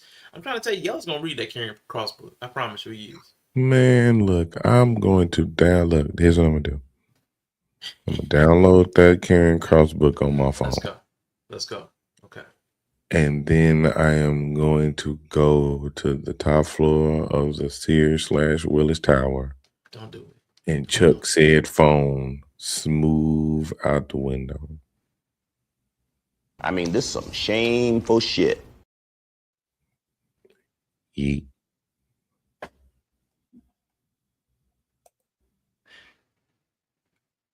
All right. I see how it is. All right, so listen. I want to bring this in real quick. I'm gonna just show a picture. Or like get into it a little bit. Dan Patrick. I ain't gonna spend too much time with Dan Patrick. We already talked about etiquette. I want to get to Jamel Hill. But I do want to. Editor and sales team manager for the Jacksonville Free Press. I think she's also zoom down. Perfect. Now, Dan Patrick here also goes into professionalism and etiquette. He says that press should be neutral and should show and carry as little bias as possible and should never seek to display their fandom. But I see this guy, Mr. Dan Patrick, and does anybody see what's right here in the front bottom corner? As he's telling people to be neutral and to not be fake. Nigga, I see the whole damn desk. Whole desk. But a lot of this stuff is like police, fire. That's one. It's not sports fandom. Nigga, that's fandom to me. It's a fandom, but it's not sports fandom. Cause see, if you press, you can't be a fan of nothing. No, see. Why not? You ain't supposed to be neutral to everything? No, you can't be neutral to everything. I think you have to be neutral cool. to the things. Because it seemed like he's super fan of the police. Yeah. They get a lot of negative press. Yeah. And they may be just fans of him. They also may send in some of this stuff too. It might be bilateral. It might go both ways. No, it's very much by something. But it caught me off guard that the man who's talking about they need to be neutral had signed stuff in the background. Most of those are press people. But then he had Caitlin Clark on his foreground. Very front row. You got Caitlin Clark, who's an active player. So you have a fandom. You're showing that you lack neutrality. He goes on, he has a co-host who then says that he kind of was okay with it in a certain way. But then Dan says, well, it should be up to the fans. The fans, the audience should decide what's right or wrong. But I'm like, you just spent the last 10 minutes saying that a person should be neutral and what Lynn Jones did was wrong. So instead of playing this whole thing, I want to get there. I was like, they contradict themselves. If you let people talk enough, me included, you typically run into a contradiction. Like this right here. So everybody was saying, everybody was saying that what she did was wrong and it shouldn't be happening. And if it happens, we should call it out. She should lose her credentials. But, wait. There's more. That's a lot of subliminal symbolism right there. Yeah, there's a lot. And people don't pay attention to what they do. The self-awareness, that's hard to come by. Analyst or reporter said anything about how unprofessional this was. I just want to say this. I'm not going to be in Cincinnati. And I really hope this is not the last time we get to talk to you face to face. Oh. I think you've had to deal with things, especially this year, that were unfair. That you had to coach a team that was, especially on offense, that was inferior to the teams that you faced. So I don't expect you to answer that. I just want you to know that's how I feel. I respect that from you, as you know, and you guys know this game it is never going to be about one person, and that includes me. And folks are trying. I don't expect you to answer that. So that means it really wasn't a question. You just sat there and made a statement. You didn't know if you see him again. You wanted to say goodbye. You said it was unfair what he had been through. And, to that I say, wrong. Wrong. You big dummy. Yeah. Get out of here. Nah, when it comes to Kevin Stefanski, of all people, shout out to Kevin Stefanski. But, as far as your time in Cleveland, Rest in peace. facts. Gotta go, man. You gotta go. I'm so glad you're gone, man. Woo. Get him the fuck out of here. Yeah. Your little bonding moment. Yeah. Because he didn't say it like an auntie. Nobody cared. Mm-hmm. Nobody cared. And people tried to say it was because, people quit caring about Cleveland after week 9. Nah. People started caring around week 9 when Shador started starting. Mm-hmm. Yep. Them was the only games that mattered. Mm-hmm. So yeah, it's really interesting. He didn't sound like an auntie. Those little permissions extended, what they call them, privileges. That privilege extends when you look or sound certain ways. So there's that. So I agree with Bree saying there's racism in there. Yeah, I feel. And he said other things that were feelings, like it's not fair. And at the other team, you had to fight bigger, better team. You wasn't fair. You were always outmatched on the other team. The other team was always bigger, faster, stronger. What did you do? Like, he was just out coached. It was his fault. Yeah. Now this is even worse to me because you calling the nigga who fault it was. Mm-hmm. At least she giving praise to a successful season. Mm-hmm. This is glazing on top of glazing. Mm-hmm. He ain't earned nothing positive. Because didn't we lose the Tennessee Titans? Man, I got your ass whooped all year. I don't mean who were the worst team? I think we lost to the Tennessee Titans. They were the actual worst team. They were the the line up against better team. That second half of the season was a lot better though. What y'all won? We lost to the Titans. Yeah, y'all won most of y'all games in the second half of the season. When Shador took over, when he finally had to put yep, defense and fucking Myles Garrett going crazy. Right. Yeah, it was crazy, man. It's crazy. He's sitting there calling this coach. But let's get to Jamel Hill. Shout out to Jamel, the heel to die on, man. Let's go. Yeah, this is where it got real crazy to me. Yeah. Now, anybody that doesn't know who Jamel Hill is, man, would you give him a brief refresher? So, Jamel Hill, long-term sports analyst. Let's get her face up here for me. Slash social analyst. You see her show is called Spolitics. That definitely about lines up with how you would describe Jamel Hill's stance. She's somewhere 1 foot in sports, 1 foot in politics. So really weird that she would not have read this at least on the racist level. But I want to hear what she's saying. I'll at least give her a chance to talk. I mean, I ain't gonna hear nothing about it. Like, what I'm gonna do, get her canceled. But I do want to hear what she got to say. All right, so what I'm gonna do is jump around a bit to a few key points, because she put out that tweet that we saw, that Matt Barnes spoke of and Young Stacy showed, where she's like, "Awesome wasn't I wouldn't put, if that was a reporter, awesome in the word I would use." That was her tweet. People came for Jamel on Twitter.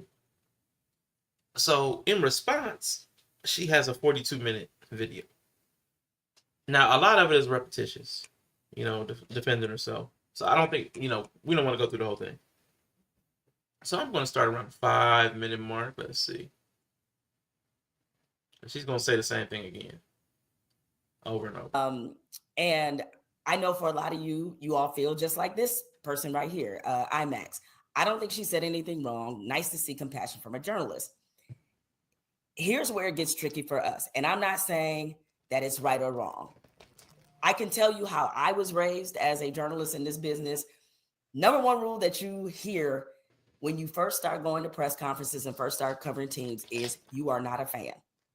You are not someone who is an extension of the team. Your job is not to be a fan. Your job is not to cheerlead. Your job is not to berate.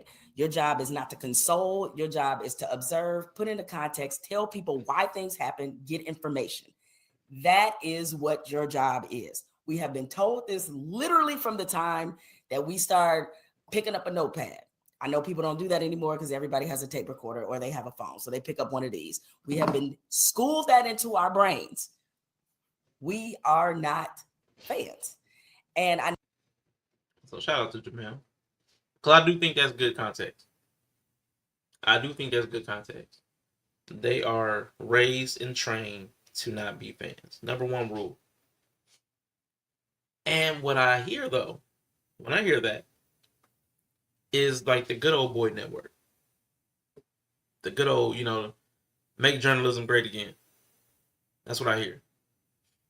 So there's a code, an old code.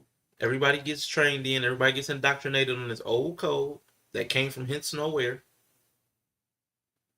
that everybody's supposed to adhere to. They're telling you how to think, how to feel, what not to do, what not to say. That feels very, it's regulative. It's regulatory. But this is coming from Jemele Hill, who is a culture warrior. She's was known after being on His and Hers with Michael Smith. Michael Hill would make appearances before he left ESPN, but Michael Smith. They popularized bringing Black culture specifically to SportsCenter. Their whole thing was not doing traditional SportsCenter. They abandoned the traditional SportsCenter model completely. Instead of calling it SportsCenter, because it was a 6 o'clock SportsCenter, they called it the 6. They called it the 6 instead of SportsCenter. Again, Black culture. They didn't anchor it the same way. They didn't anchor it from the desk all the time. Sometimes they might even be on a stoop. They might be in a different setting. They would have different people on. They abandoned tradition to progress, to bring progress to SportsCenter. They wanted to do it a different way. They wanted a different voice. They wanted a different look. They wanted a different feel. They wanted Black culture present and in your face. Flamed out terribly because that's not what white America wanted. White America refused it. They shut that stuff down real quick. Shut it down pretty quickly. She was a part of bringing Blackness to the forefront. So it was interesting then to hear her say, no, you broke code. Now, typically when I see this, and I don't think it's right, but typically when I see this dynamic happen, when I see a Black person say another Black person broke white codes, like the Jemele Hill person would get called like an Uncle Tom. Like, oh, now you police for the white man. Oh, now you tap dance for the white man. So it was interesting to see her go back to, no, this is the way it's always been done. This is the way we were taught to do it. You gotta do it like this. And I was like, that's not what happened when I saw you on ESPN. You constantly wanted to be Black. You constantly wanted to do things non-traditional. Now you want to slide back into the tradition when it's not you. Because it wasn't tradition to do sports and politics together. So whole politics is a non-traditional thing. Everything she does is non-traditional. But then when it comes to the other person, you should do it the old way. You should do it like the white people talk. I think that's, I don't know. That doesn't land right with me. It feels hypocritical. She broke script. Yeah, she broke code. But is it a code we need to keep? I mean, there were codes for slaves. I mean, I know everybody jumps to the extreme, but when race comes into this stuff. Well, did she break? It sounded like she broke media code. Yeah, journalism. Yeah. Journalism code. And it's probably, with Blackness. It's probably unwritten. Yes. Yep. With Blackness. Broke it with Blackness. But that's a problem with this country, and it's unspoken a lot of times, or it's your Blackness by in and of itself. The way you speak, the way you look, the way you behave is against the code. Because the code, like, shout out, because I can even show this without Blackness. It's a cultural thing. Vivek Ramaswamy ran into this when he had that conversation with Ann Coulter. And he tried to say, listen, I dress like you. I speak like you. I vote like you. I do everything that you ask me to. And she's like, I would never vote for you because you're brown. Wouldn't happen. You're an Indian. Mm-hmm. Get out of here. So there is this thing where it doesn't matter how much of their code you try to adopt and adapt to, you're still you if you don't look like them. Because that's part of the code too. And she told him, you're not white. Get out of here. So there's that thing. And a lot of us have a hard time accepting that or remembering that. I don't know what it is, but you don't have to adhere to the code except to the point that it allows you to live, to survive. And I don't mean like life and death survival. Most of us aren't on that. But I mean the ability to earn money and to conduct business in this country. Mm-hmm. So I think that's a real thing, man. But she went the whole, no, fall back. Get on code. Yeah. And if Jamel Hill from like 10 years ago heard her say that, she would definitely call her out. Yeah. Because this is shut up and dribble for a reporter. Oh yeah, it's 2:00.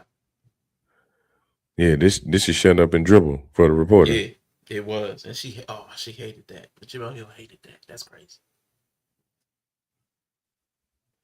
Whew, that's a good call. Yeah, she went off about the shut up and dribble thing. And I think that was Ann Coulter too. Or Laura Ingraham. It was one of the blonde women. It was one of those blondes that like to say spicy stuff about black people. Mm-hmm. And yeah, she had a big rebuttal to the shut up and dribble. And that was about Yeah. LeBron James. So yeah, that's interesting. I'm glad you said that. Or the negative criticism from the WNBA that the WNBA was getting. Because they was doing something different. Oh yeah.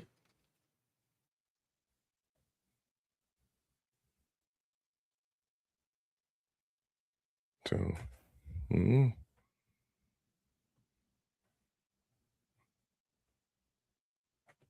Give me 1 sec. Yeah, but like I said, it's something about the things that she do go off about, like the fact that she was trying to demonize Caitlin Clark because Caitlin Clark was good. I think she said something like the only reason Caitlin Clark is getting the notoriety she getting is because she white and straight. Yeah. Yep.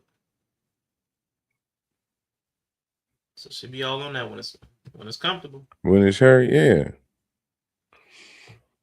You can put all types of emotion into the media time when it's you. Mm-hmm. So she can't media how she want to media, but you can. No. Mm-hmm. We get to see all your fandom in the background. That's all your fandom in the Michigan background. State. She's a Michigan State. Yeah, she's always wearing Michigan State stuff. Yeah, Mm-hmm. Where she graduated from, alma mater. So very vocal about it. I mean, it came to my mind immediately. As soon as you said we know who she's a fan of, Detroit Lions. Yeah, so it's crazy, man. It's so hypocritical, man. It's disgusting. Then in that portion that we heard, she said it's not their job to consult. Now I've been listening to Jamel Hill for a really long time. She famously, and probably what got the show canceled for sure on SportsCenter, called Donald Trump a white supremacist. So put that on Twitter. She likes Twitter. She constantly is attacking the systems of white supremacy, oppressive and exploitative systems like the NFL, NCAA, things that take advantage of people because they are inhumane or they lack the compassion. They're rigid. They're cold. They turn people into numbers. They strip them of their humanity and ability to, or the space. I can say the ability. They can still feel, but the room to be agentic about their feelings and emotions. There's not space for that. Then to turn around and basically advocate for the system and institution of media and being cold and robotic, and your only job is to process information. It's just so it cracked me up, man. I couldn't believe that she did that. Could not believe that she had did that. It was like a complete about face, but that's how people be. But let's go a little bit further into it. And as much as we like to cling to our professional jobs and our professional ethics, because our ethics do not call for us to do this. Time to mind. All right. Good to see you, Laura, all day. Go handle your business. Go get that business handled. Much love to you. Hope all is well. Have a good time. Tell us who it is too. Is it a DJ? Or they chat? Let us know. Let me know. Drop it in the chat. Let me know. For a lot of people, they responded very humanely to this. Most of us in journalism did not, because for us, it was the setting, it was the timing, and generally speaking, in a post-game press conference, that is typically not the place where one would do this. Now, if Lynn Jones, I'm not trying to tell her how to do her job, but just... Oh my God. Oh my God. I hate that fucking argument. I hate that argument. Oh my God. I hate when people do that shit. Yeah. I ain't trying to tell you what's right or wrong. What the fuck you are? Yeah. It's not the time, it's not the place. But I'm not trying to tell you how to do your job. It's exactly what you're doing. I'm sorry. Am I mishearing this? Were we not correcting her on how she was doing her job? But you're not trying to tell her how to do it.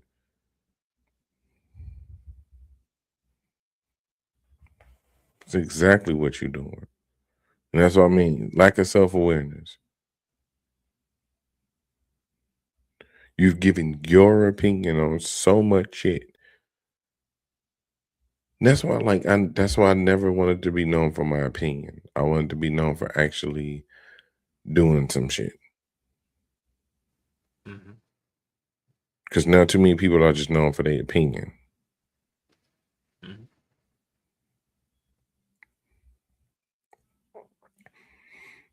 And journalists are definitely just known for their opinion. Nowadays. I mean, because she is right. Journalists, they did used to just tell you the facts. But that was decades ago. Yeah. They started interjecting their personal opinion in probably 10, 15 years ago. When it started getting cool. Journalism was about digging up those facts, digging up the truth. You know what I'm saying? Getting the things that we didn't know.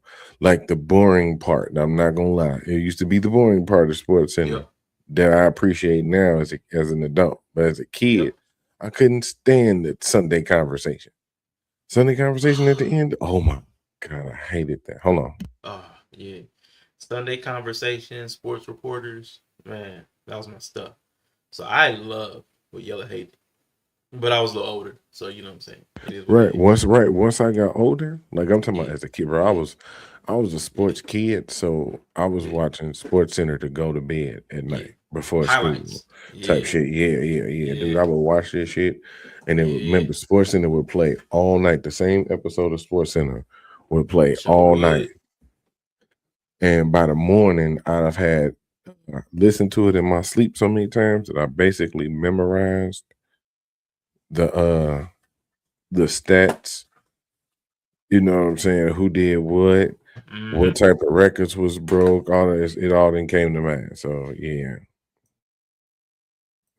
But that was the one part, that was the one part on Sunday. It was like Sunday conversation, like the actual reporting where the niggas would spill. Now, sign me up for that shit. Yep. You know what I'm saying? Sign me up for that shit. But that don't mean you got to be void of you, because you still doing your own presentation, you're still you. You know what I'm saying? So yeah, it's weird. It's where you get to telling people how and where to cover shit when you doing the same thing. It's politics. Absolutely. Exactly. But this is what they do. We were having a conversation about, who was it? It was the therapist. She's I think she's a good human being, but she's pulling the Cheyenne Bryant. Oh, a brown skin. What's her name? Little chocolate. Taylor Chandler. Taylor Chandler. Taylor. So here's the thing. Because they don't want to follow the rigid model, they like to slide out of that so they can pull us politics. They can do the non-traditional thing. So they try to make a lane for themselves inside the system and the institution, which doesn't work because it's rigid. So she is right about the rigidity and the rules. I just don't understand why somebody who is rejecting the rigidity and the rules did then and is still stepping outside to reject them now because they can't blend their philosophy and the rigidity of the systems. They can't do it, so I got to go do it freelance. But then gonna tell somebody else, stick to the system. You were trying to change it from the inside. Like you were trying to be an infiltrator. Like what do we? I hate that. You want to get inside to be the spook who sat by the door, but then somebody else get in. No, you better do it. You better do what the man says. Right. Why are you sitting up? Why are you sitting up with a StreamYard link just like us? Because you out here trying to do your own thing. Because you don't want to follow no rules. Oh, same setup. Was trying to be a Black Panther the entire time. Given a hypothetical, if she would have pulled the Jacksonville coach to the side and said, "Hey, you had a great season, coach. Keep your head up. Duval is behind you. Blah blah blah blah blah." Then it would have been like, "Okay, all right, I got it. Understood." Most of us probably wouldn't have done that because, again, we don't really see ourselves that way. But here's the difference. I think there is a difference in the type of outlet and relationship with team. Lynn Jones has been covering this team for a very long time. The Jacksonville Free Press is a community newspaper. It is one of the few Black press publications still in existence. And that is a rarity these days. So when you have that, fuck everybody who has something to say now. Now really fuck you. Now really fuck you. You probably should have thought about this before you said something, Jamel. I mean, thinking before she speak. That really ain't in her lane, ain't in most people's lanes. But she's always wanting people to think before they do shit. Right. She always wanted to consider the ones being affected by the things that she feels strongly about. So let's speak to that. If it really comes down to the relationship between her, then why are we here then? Because it didn't register to you until somebody told you, "Hey, you tripping." See, you know what I'm saying? That part missed you. You know what I'm saying? That part got away from you. Got a little squirrely on you. Your journalism didn't find those facts. Yeah. You didn't find the facts first. Because you are the problem. Because that right there shows that she is the problem with how most modern journalism goes, where it's the rush to be first, not the rush to be right. Because hell, I can understand that she was from what she said, where they said she was from. Lynn Jones, Jacksonville Free Press. Oh, she's a local reporter. Absolutely. Okay. Got you. And if Duval didn't seal the deal for you? Yep. That sealed it before that let me know she was a local. Yeah. Oh, yeah, okay, she's a local reporter. All right, cool. Now to come out and see this is like the first and one of the last Black press companies. Because they're getting eaten alive by the big press. By the big press. Yeah. Y'all trying to stop her from getting credentialed?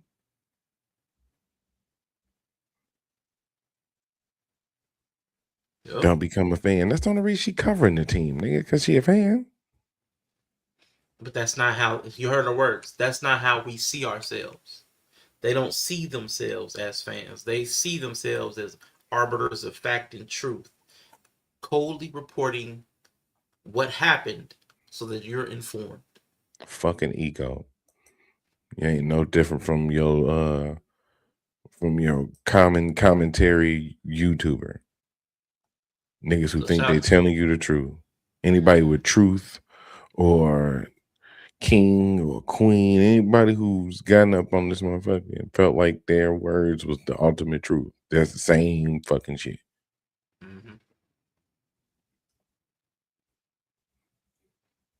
That's crazy.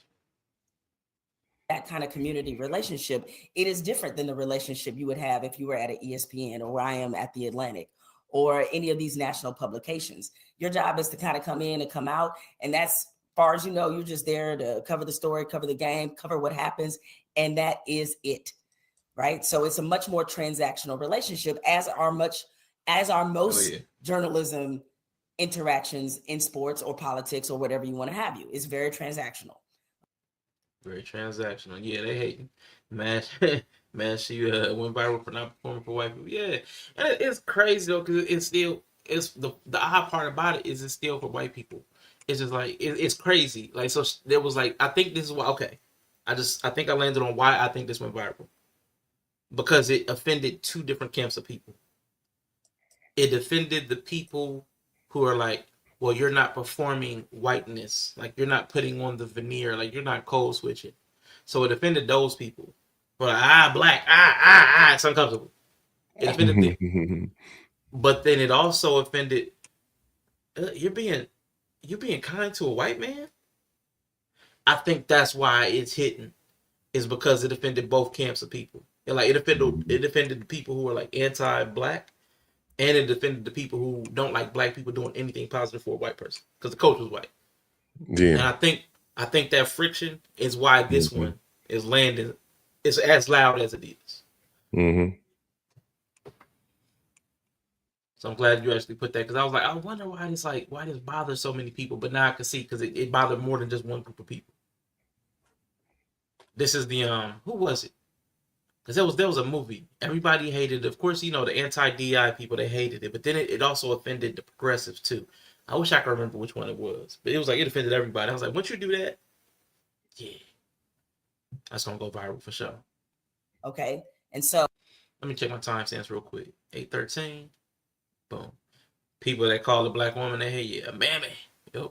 So, again, truly, we never see the function of our jobs as doing something like that. And the reason that we don't, it's not that journalism or journalists don't possess compassion. Compassionate moments actually happen quite a lot, especially if you are covering a team and covering people that you see day in and day out. You learn about their kids, you learn about their family situations, you learn about different things that happen in their lives. When I covered Michigan State, I covered them for 6 years. Yeah, so she understands. She should understand. She understands all the dynamics at play. If you're around a team a lot, you get to know these people. Compassion, and she even said this happens a lot. Compassion happens a lot. So I think her biggest issue was where exactly this happened. This one room, the press conference, is one thing, I guess, is the church service of journalism, I guess. Like, I guess the preacher's up there, and then everybody's supposed to sit there quietly and listen. It just feels like she understands all the dynamics, but couldn't put it together real time. There was a lot that I learned about individual players, a lot of things that they went through, coaches, that sort of thing. In fact, when I left Michigan State, I will never forget this. And I told Tom Izzo, hey, I'm leaving. I'm taking another job. It's been a pleasure to cover you. This is a conversation that we had off air. I mean, obviously not in front of everybody and not at a press conference. Oh, so man, not in church. At any rate, let me check I don't think we need to go there. But she described journalism as transactional. We had actually passed that a minute ago. I find it interesting because she's also somebody that will call out capitalism and the way money is employed in sports. But then again, now she's talking about how transactional it is. Right. So she uses it to invalidate one thing. But then here she's kind of like saying, well, this is the nature of it and everybody should just accept it as transactional and we should move. But there's an incongruence in her thought. And I get it, because she identifies as being a journalist. And typically when you identify as something, you start making excuses for it. You become an apologist because you want it to be pure. So the part of her that sees herself as a journalist is defending the very things that she goes against as a advocate and an activist. So The incongruence, I get why, but it's still annoying. Yeah, super annoying. Yeah, it's super annoying. You just waited 45 minutes for a coffee. Ooh, you went to the church with coffee. So it was free, right? Woo, buddy. So I know it was free. I bet it wasn't. It's probably double the price. That's why he waited 45 minutes for it. It's some kind of special coffee. I know it is. He didn't do that for Starbucks. It's some kind of special half calf, double whip, trip, bust your lip with the little wavy fig leaf pattern, fern leaf pattern on the top with gold shimmer flakes all over across it. And I know why he did it, because Nova wouldn't have wasted 45 minutes. He did that for his fiance. Yeah, he got a little, Sorry, lady brother. on. Yeah. Still need to get it for free though. Yeah. She don't need to know you got the money back. Or it's 45 minutes because he did DoorDash. Now that Nova would do that. Because Nova will try to save time by having somebody else deliver his stuff. That is true. Because that would be efficient. Now that would also explain why he's mad, because I expected to get here in 15 minutes. It's just a coffee, and I'm 2 steps away from the coffee house. I just didn't feel like going downstairs to get it. Why am I waiting 45 minutes? It's not even going to be hot anymore. It's not even going to be lukewarm. I could also see that being Nova too. That's tough. Why would you go pick up a coffee order and then make that the third stop on your list? That's the worst. Maybe the first 2 were ice cream. See, there's always a reason. That's fine. Always a reason. By identifying something, we defend the stereotypes we don't fit, as if we're defending ourselves. Yeah, absolutely. Yeah. Maybe. Maybe. You love us. I love you. Yeah, this motherfucker. This. Oh yeah. Let me get the next time stamp. She is such a fucking hypocrite right now, and it kind of proves my point, because that's what I say. I never really rocked with her, because it's just always something felt off. Like she was one of the people, and this is my opinion. It could be fact. I don't want to do the thing that we was talking about the other day. This is my opinion. It could be fact, but I'm going to say it anyway. Let's go. She was also one of the people who were shaming men for having an opinion on the WNBA when they started getting super popular. Yeah. And I think the praise towards this coach might have made her feel some type of way too.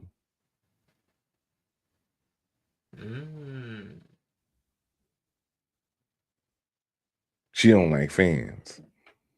And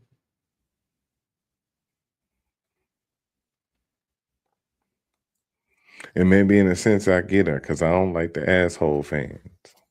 Yeah. But she don't like people who don't have. She don't like the fans who like to have fun, and that's what I don't like. Okay. I ain't finna knock nobody in there having genuine fun because they enjoying the fucking product, or they enjoy what they saw. Listen, let her steal Greta's hair. Greta's hair. Let her. Guten Tag.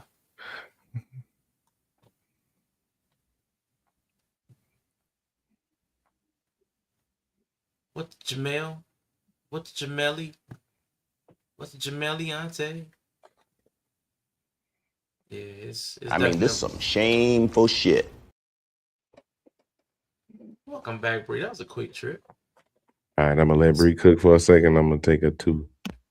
Around the corner. Yeah, that's what's up. Yeah. All right. So were you able to? I know you were busy, but were you listening? Cause I heard a little. To let you jump in. Yeah, I heard a little bit of it. You were talking about her being kind of like a social justice warrior and stuff, but then I had to go into school, so I did miss a little. Got you. So what do you think about that juxtaposition? Like, do you think somebody who is a social justice warrior and anti-capitalism, anti-imperialism, anti-white supremacy, anti all those systems of, institutional control and marginalization, do you think that person then stepping in and say, "Hey, you're not following the rules"? Do you think that's like a contradiction at all, or do you think that's like situationally okay? What do you think? I generally don't 100% find issue with what she's saying, just because she's talking about the culture of pressers or like press conferences, and I think that's fine. Like, I think I'm generally the type to say rules. I think structural culture or rules should be respected, and if that's kind of the belief about presser culture, then I'm kind of okay with it. I think outside of that, you can be whatever you want, as long as you respect the structure of the thing. So I think both can be true. Okay. I know you're very you big still on gotta that, make because you still gotta make a living. You still gotta you know. See, I'm cool with that within the context of I'm going to adhere to those rules to survive and thrive within the system that I find myself in. I don't have a problem with that. It's just when you went into the system to disrupt the system and to shock the system, and then the person that comes behind you, you're like, don't do that. Yeah. Stay in your place. That feels incongruent to me. Like, that feels problematic. Because she But was she like really like pro-black? I don't know anything about this lady. So I know you were probably driving around. I explain this part. Her and her partner, Michael Hill, not her life partner, but our streaming partner, I would say, like kind of like me or you or me and Yella. They were on a show called His and Hers, like because his like different cast kept rotating it out, but those two they had chemistry. So the chem that they had was all centered around blackness, around black culture. So it became actually His and Hers because it was Numbers Never Lie. It was very statistically driven. Numbers never lie, very analytical, very nerdy. But their chemistry clicked and they stayed and everybody else kind of fell off. So it became His and Hers. His and Hers took off so much culturally, it was very centers like. It was culturally relevant on a channel that was mostly white. All the white shows, or even if it was mixed, like Tony Kornheiser and Michael Wilbon, a black guy and a white guy. Everything was either mixed or white. But this one was very grounded in blackness. When the guests came on, they were black, and there was a lot of music and hip hop references and stuff like that. It felt like watching BT on ESPN, but it was like high budget because it was still on ESPN. So then they decided to give them a sports center, and they took their blackness to Sports Center. Sports Center is like McDonald's. Sports Center is like the top tier corporate. Yeah, so Sports Center is the flagship. It's very pristine. It's very standardized. Every episode of Sports Center is exactly the same, but they'll just plug two people in. It doesn't matter which two people. They're going to do this exactly the same. Men, women, don't matter. Lakers in 5. They're going to run these clips. They're going to make these jokes. They're going to get out the way, and it's going to recycle. They can switch out hosts every hour, and you wouldn't even notice because it was the exact same. Yeah, because it's always the same, the little docket on the sides and stuff. Yeah. Except when they did it. When they gave it to them, they gave them the 6 o'clock hour of Sports Center. It stopped being Sports Center. It became the 6. Okay. Or SC6. Yeah. And they would, instead of sometimes being all dressed up and being at that little nice posh desk, that shiny modern desk, sometimes they'd be in a different environment. Sometimes it might be a stoop. Sometimes it might be a little like tiny desk type setup or something. It will be something different where they could exhibit culture and they'd have stuff on the walls, and somebody might have a pick in the hair with the little black fist. It would be very culturally relevant. Okay. They brought that to Sports Center, and it turned the people who would become MAGA later, turned them all the way off.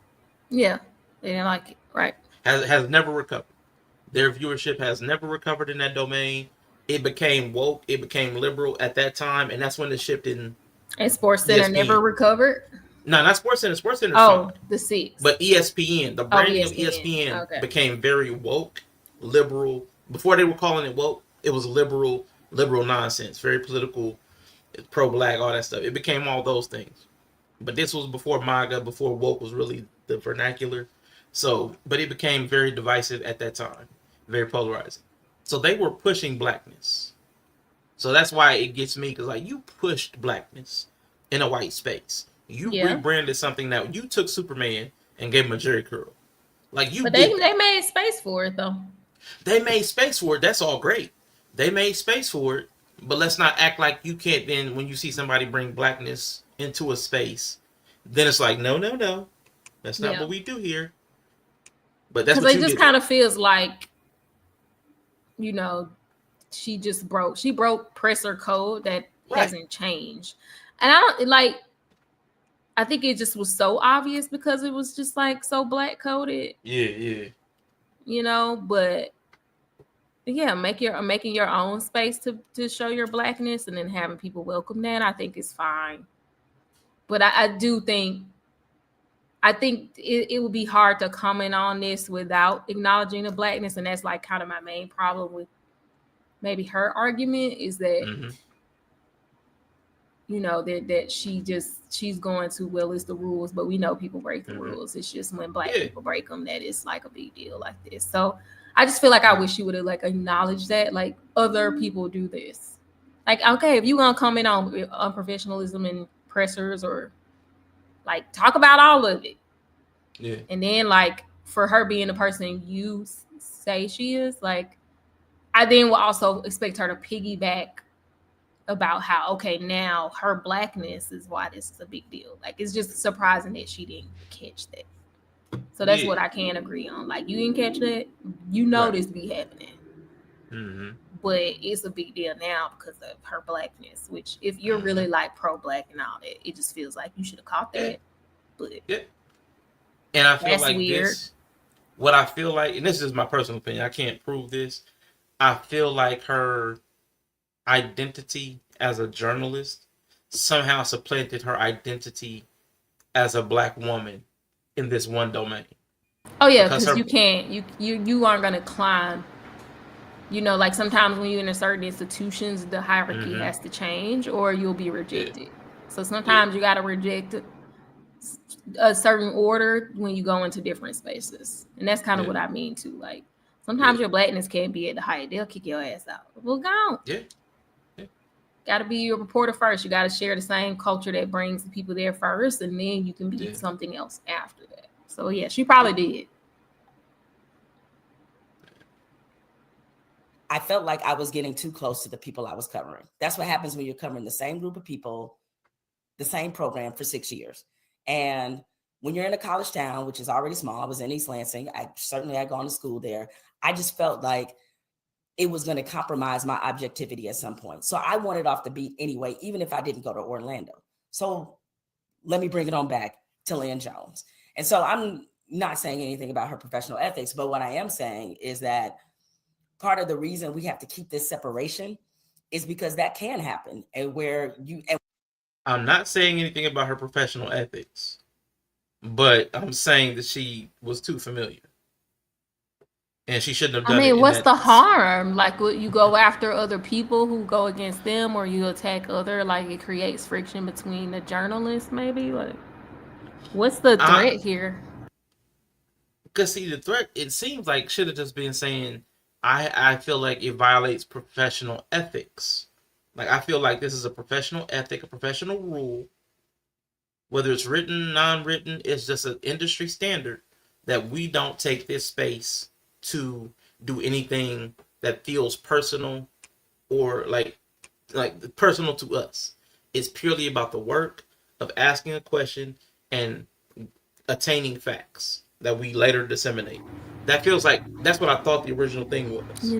Yeah, now we're going into that. Well, it's for our protection thing. That's why I don't really start trying to make people conform by saying you're protecting them. I don't like that. So now it's like, oh, it's gonna like she don't need to be saved. Right. Right.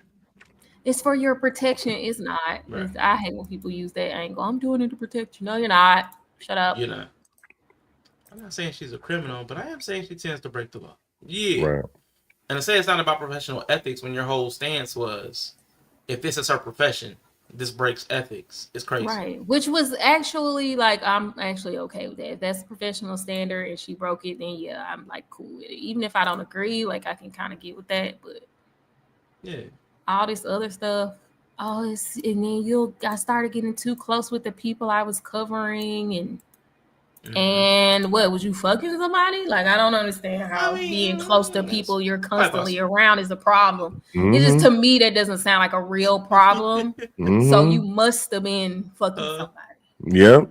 Young How college. is getting close to people you I work was with an a problem? that was my alma mater too. So you were still kind of young, huh? That's what I'm just like, that's not even a real threat of getting close to people you're constantly working with. Like, that's not a thing that you need to be like, oh, I'm so scared. I don't want to get close to people I see all the time. Yeah. Like, that's so weird to say. Yeah. Yella had that Tia just dropped face. Yeah, Yella had that Tia drop face. Yeah, you done slipped up. You done started dating the dating circle was Venn diagramming. That's what happened. Then it was some shade between people. Y'all messing with That's what really happened. Yeah. Allegedly. Even if I didn't go to Orlando, I was just too close. Like, how right? Close Who was you running from? Yeah. Come on, man. And that's normal. Like, you work with people, you get sports. close to them. I mean, also in any industry, like, you're constantly working with people, you're going to form relationships and get close. Like, it's normal. That's not something you need to be protected from. Listen, Bree, you're wrong. Because see, when you're around all those hot body, virile college athletes and you Jamel Hill, you got to run from that.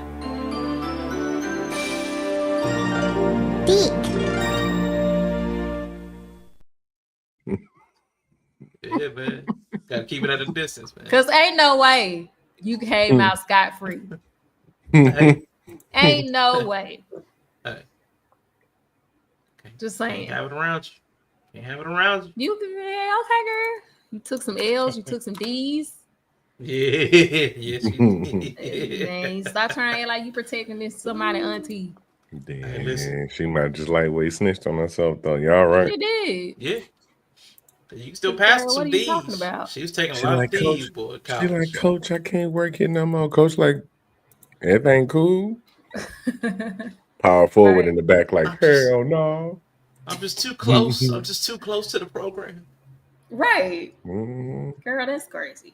They was running that 2-3 on them. Couldn't face them no more. It's hard to interview somebody with a neutral demeanor when you're probably mad because they ain't text you back. Oh wow. Yep. Look, it's hard to talk to somebody about their D when they've seen your O face. Or when that other sports reporter come through. Yeah. It ain't just you, but you know. Or if somebody ghosted you. Yeah. And then you gotta interview them at the game. Yeah. He just put up 38-9. He just went off. And you gotta sit there and interview him knowing he ignored your texts. Yep. Got blocked. Just you had 3 blocks this week. You had 3 blocks in this game, 4 blocks this week.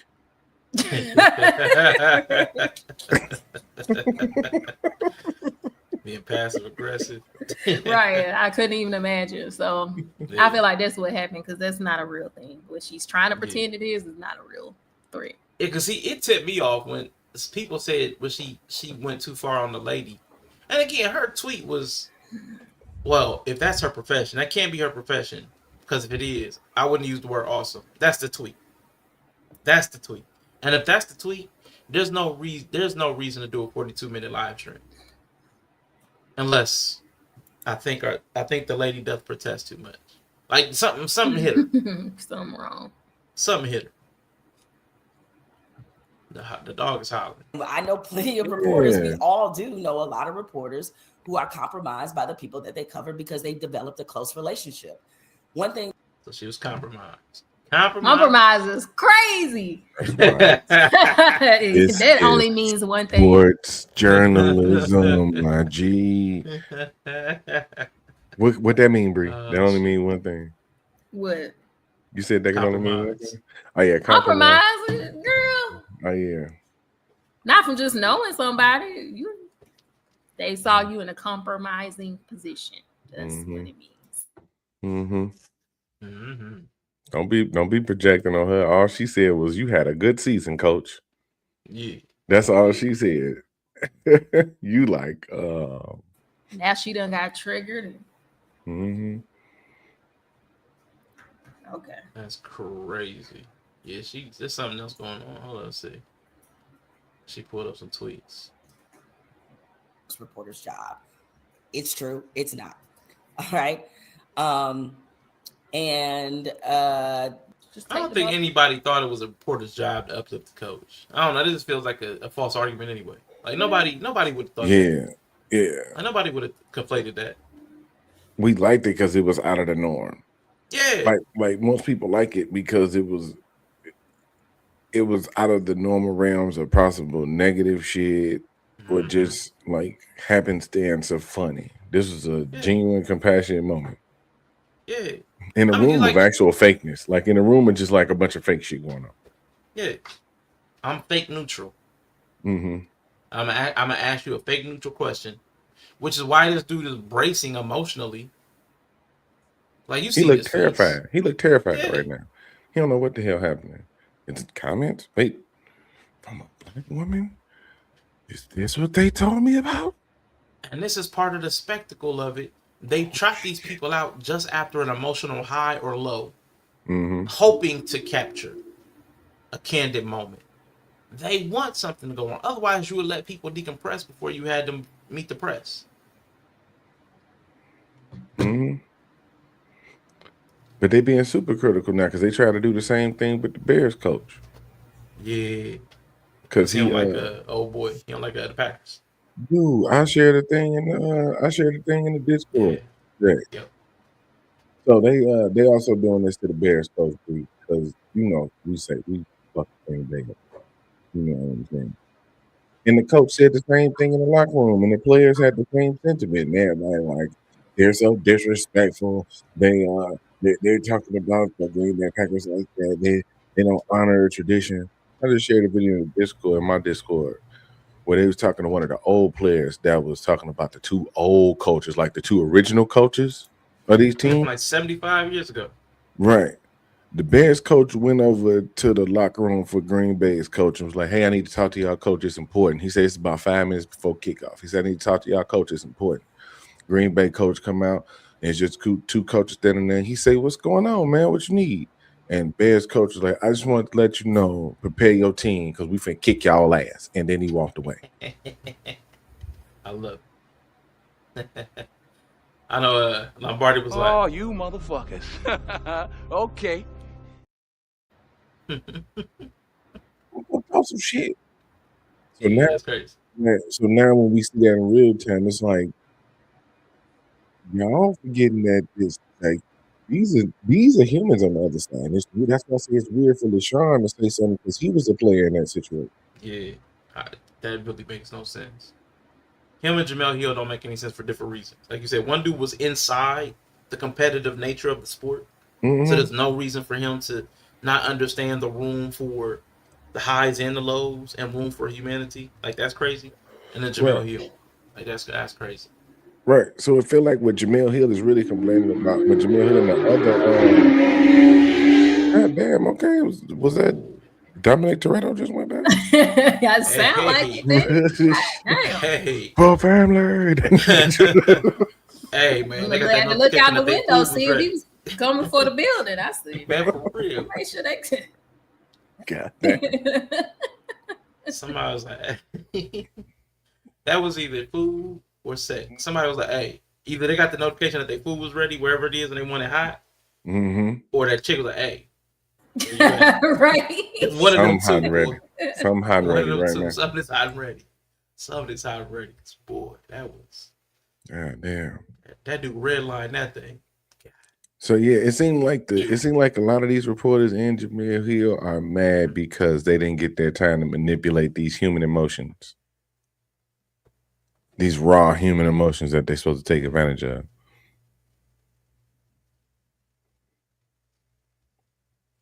That's just a little, I don't know. Just a little predatory to me. Yeah, I don't like it, man. I don't like it. This one from Brooke Pryor. Look, it's a kind sentiment, but it's not the job of a reporter to console a coach in a post-game press conference.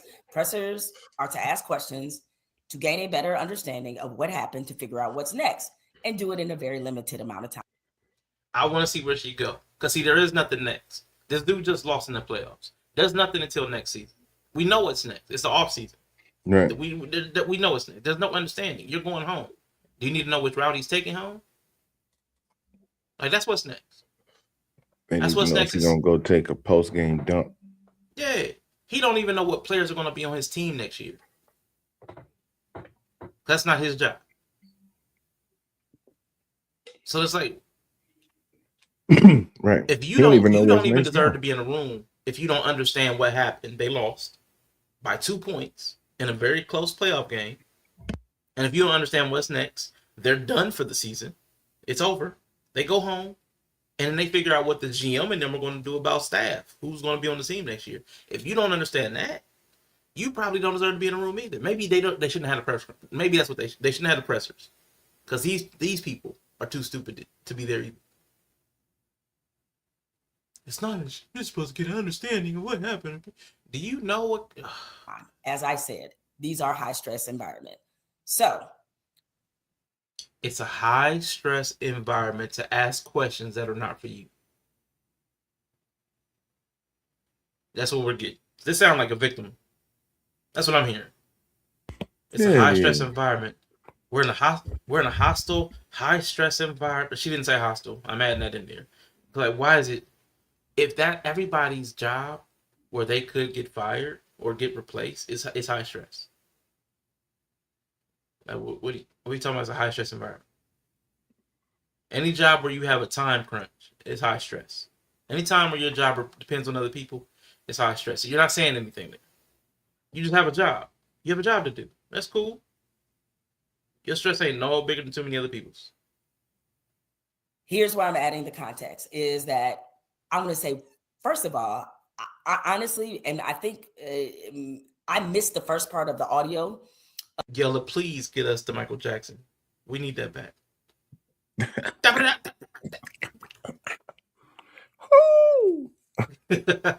We need that back. She was so looking for it. Here's why I'm adding the context is that I'm going to say, first of all, I honestly, and I think I missed the first part of the audio of when she identified herself. So I don't know how I missed that part. So honestly, when I heard the exchange, I really thought it was somebody's relative in there. I was like, is that a relative of a player in there? Because I never seen somebody in post-game give a coach a pep talk. I was like, oh, there must be somebody related to players like that. So you've never seen it. Made an assumption. And as a journalist, didn't look into it before you said something. That. Wait a minute. Hold on.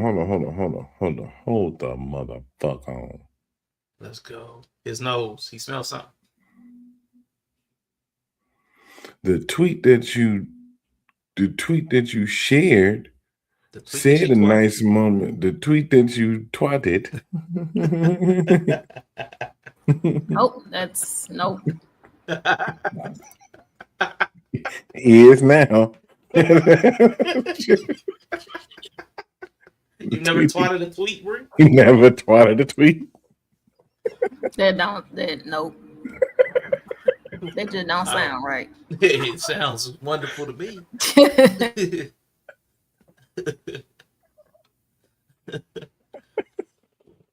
Hey, that's some bullshit. But yeah, nope. Nope. The original tweet she shared had, I think it was like, it had the words like journalist in it. It said like a moment between Coach Cohen and journalist, coaching a journalist. Yeah. From Schefter. From Schefter, yeah. So even if you didn't, another journalist said it. Another journalist said it. Another journalist said it. Miss Facts and Truth and Needing to Know. What? You exposing yourself. You just like all the other ones. You're just like every other modern journalist. Rush to be first, not to be true. Then we'll have to turn around and do the 42-minute live to clean up all our mistakes. Wow. I didn't even think about that. So she said she had to dismiss what another journalist said. So his fact checking, and Adam Schefter is legendary for getting the facts. He's had some misses, but he's legendary for getting the facts. You dismissed whatever fact he put in his tweet, responded to the clip, somehow missed the portion where she self-identifies. Only saw the portion of the clip where she gave the encouragement. You reacted to that without doing any due diligence, but not only did you just say there's a person in the press corps, so they're probably press. You decide for yourself, without anything to validate it, somebody's mama got up in it. That was your journalistic integrity. I'm with it. I like it. It's a bold choice. That must be who that is. So, y'all have to excuse my phone just rang. So, see, she's a journalist. She didn't know that we knew what a phone sounded like.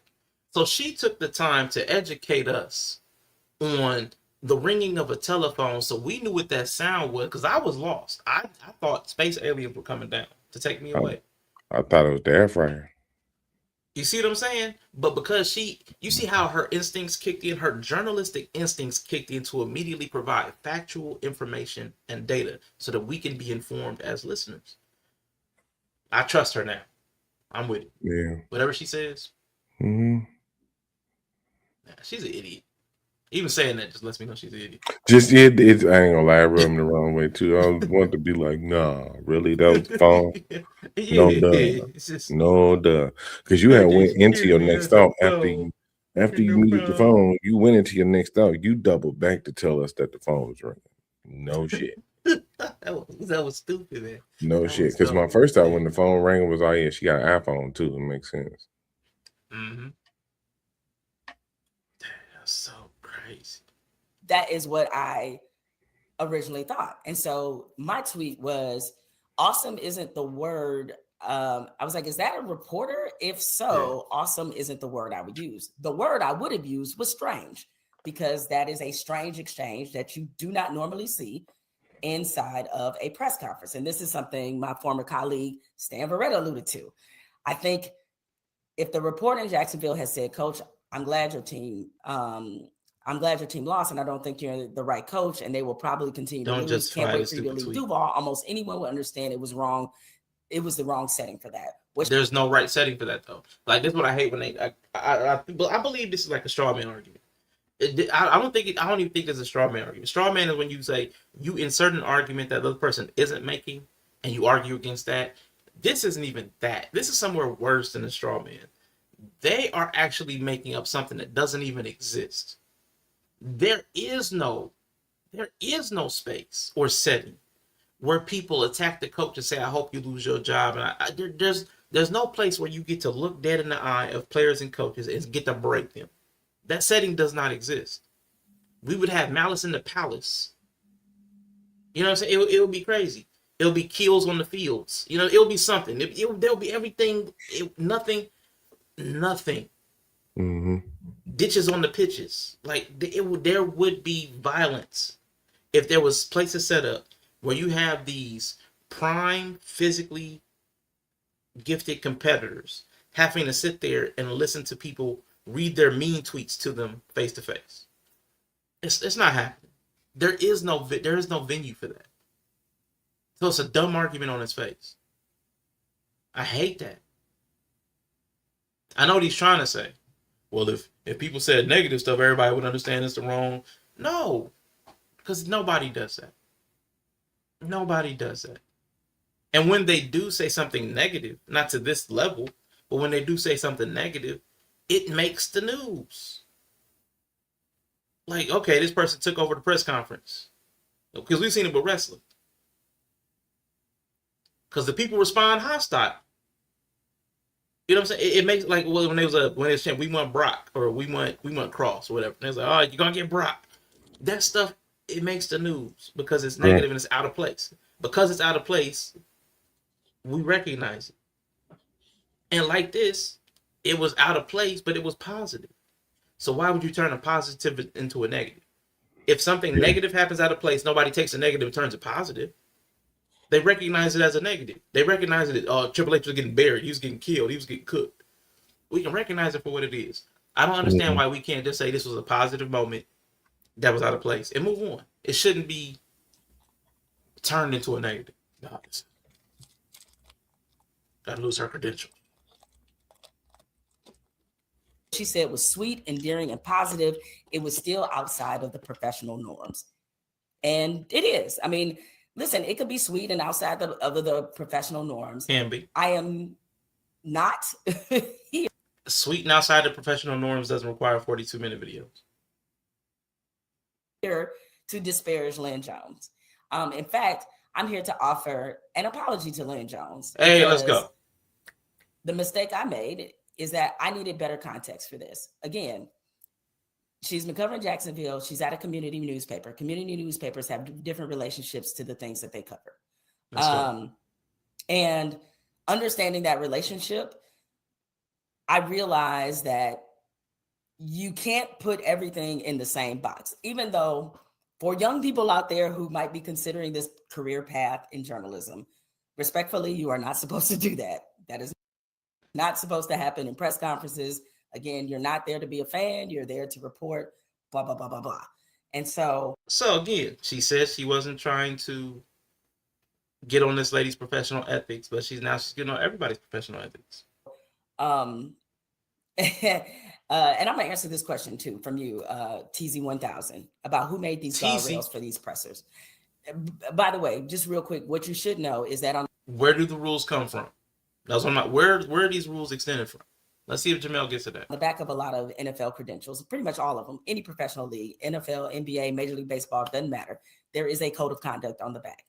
And so this whole you don't cheer in the press box is not something that reporters just came up. The leagues have that too. Because all right, so the leagues have a code of conduct. And does it say you can't say something positive? I now want to see the back of this. I didn't think about that when she first said it. Now I want to see what's on the back of that press credential. Because for her to bring it up would almost allude to that. Obviously, we all know that there are rules in spaces, especially professional spaces. Right. So saying that there are rules of how you can conduct yourself, what they would have, they have security to enforce those rules. That feels like a moot point. But I'm wondering if what Miss Lynn Johnson did was against some kind of written or unspoken rule, which let's see if she goes into it. The leagues also, they don't want, if you are, let's say you, grew up in Kansas City and you covering the Raiders, they want some semblance of, hey, despite if you have some allegiances that we don't know about or whatever, you can't come in here and be rooting and cheering because it's disruptive. And I have been in press boxes where I have literally seen reporters from hometown newspapers, usually smaller publications, who have been in there like, yes, cheer. Not supposed to do that because it's disruptive to the professional environment. So the guardrails are put in place with the idea of trying to have some semblance of unbiased and objectivity in your reporting, at least to the point where the people that you even cover won't be thinking like, this person don't like me because they grew up a fan of this team or because they grew up a fan of this player. This is a true story of something that happens to me. Okay. So I hear her, and I'll accept, because I see this in other spaces too. Like, you really, in a lot of spaces, if you're trying to keep professionalism in order, you don't really want haters and you don't want glazers, like the two ends of the spectrum, because they only serve to derail. You know what I'm saying? So I can agree that there's probably some unspoken rule, but I can't imagine that they put that on the back of the press badge. Like, I don't think anybody's rooting, act like just sitting there cheer. I don't know. I'd have to see, because she said it, but she said it kind of flatly. I'd want to know what the disruptive behavior is, because what Lynn did, just saying something as opposed to asking a question, that doesn't disrupt. You can just move on because it wasn't that long. It wasn't like a long speech. So I'd have to. I need more context. The way she said it, I can understand it to a degree, but I can't see Lynn Jones did as a problem. The way she laid it out as disruptive to the professional environment, like kids in school, like disrupting the classroom. I've seen classroom disruption, and somebody who made a statement that wasn't like venomous. Like, oh, the teacher, you suck. If it wasn't crazy, it really didn't disrupt it. It was a statement. You know, my doctor said I can't see from that far away. Okay, we move on to the next thing. Okay, come sit up in the front. It doesn't have to be disruptive because somebody made a statement instead of asking a question. So I just feel like she's doing a lot here. But she did call it strange. She did call it strange. Awesome in the word. She would call it strange. She's using the lens of traditional etiquette, which I can agree to. The auntie-like behavior is strange or alien to the press box or the press room. So I can get with that. But she did give room that this lady is from a different environment. So her behavior is not strange to the environment from which she comes from. The smaller community local newspaper. So I think that's good context. Right. But you telling the press or young people in the press to not Don't do do this. So instead of So she contradicted herself. Yeah. Because the message could be, well, if this is how you want to cover sports, I suggest you probably stay at the local level. Mm-hmm. Because at the local level, you definitely gonna have that connection with the teams. Ain't no ifs, ands, or buts about it. Whether or not you know what I'm saying, doing, touchdown dances after the game or whatever. Mm-hmm. That's just how it is. Because typically the local people are from there. Especially if especially we talking about somebody 20, 30 years in. She from there. It's some people that'll take a local job take a job at a local station out of town, and maybe they can move up from there. But 20, 30 years at a local station, she from there. Hell, she might be one of the founders of the station. It's a long time. She got some type of stock in that station. She been there that long.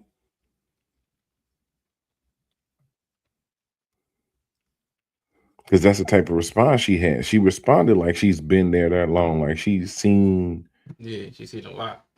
What coaches done been through. What coaches done did. She probably seen some coaches that wasn't good. That was shit. I bet she called them out too on it.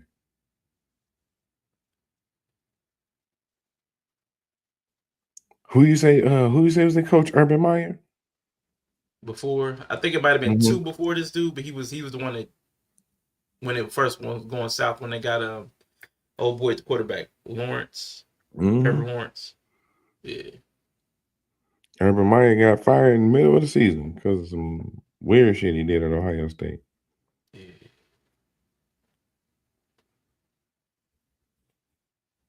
She had to cover him. She ain't had no overwhelmingly positive to say about him. I'm sure she didn't. Because nobody did. Nobody did. So this is her experience, yeah. And that's shit. That's I don't know. Yeah. I don't know. Just something about this stinks. Yeah, I want to find an actual copy or to see what the back of the credentials look like. I want to see what's on there. I have a feeling that what she's talking about is not the professional conduct. It's professionalism and what she called it? I can't remember but disruptive behavior. I don't think the professionalism and disruptive behavior is what happened with this situation. I don't think it was disruptive. I think it was professional, but it wasn't the proper type of professionalism. It wasn't directed towards questioning. It was directed towards making a statement, which is atypical, which is strange, as she said. And okay. We got Andre 3000 in the chat. Look at Andre 3000. Andre 3 stats. Look at 3 stats.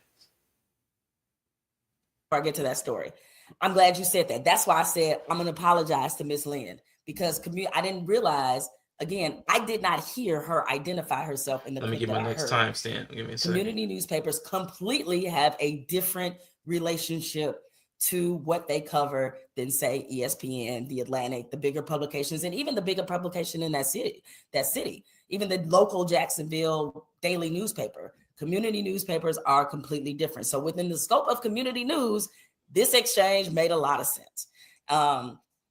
So anyway.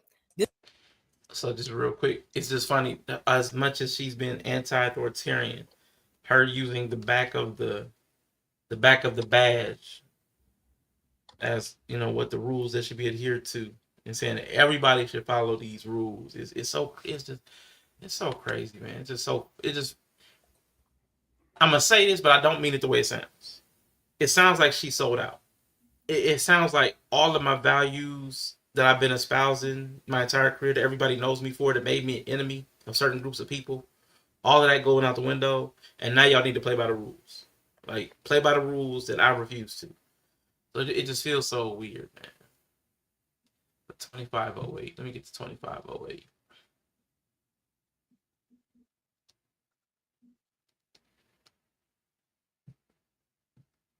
What's this one?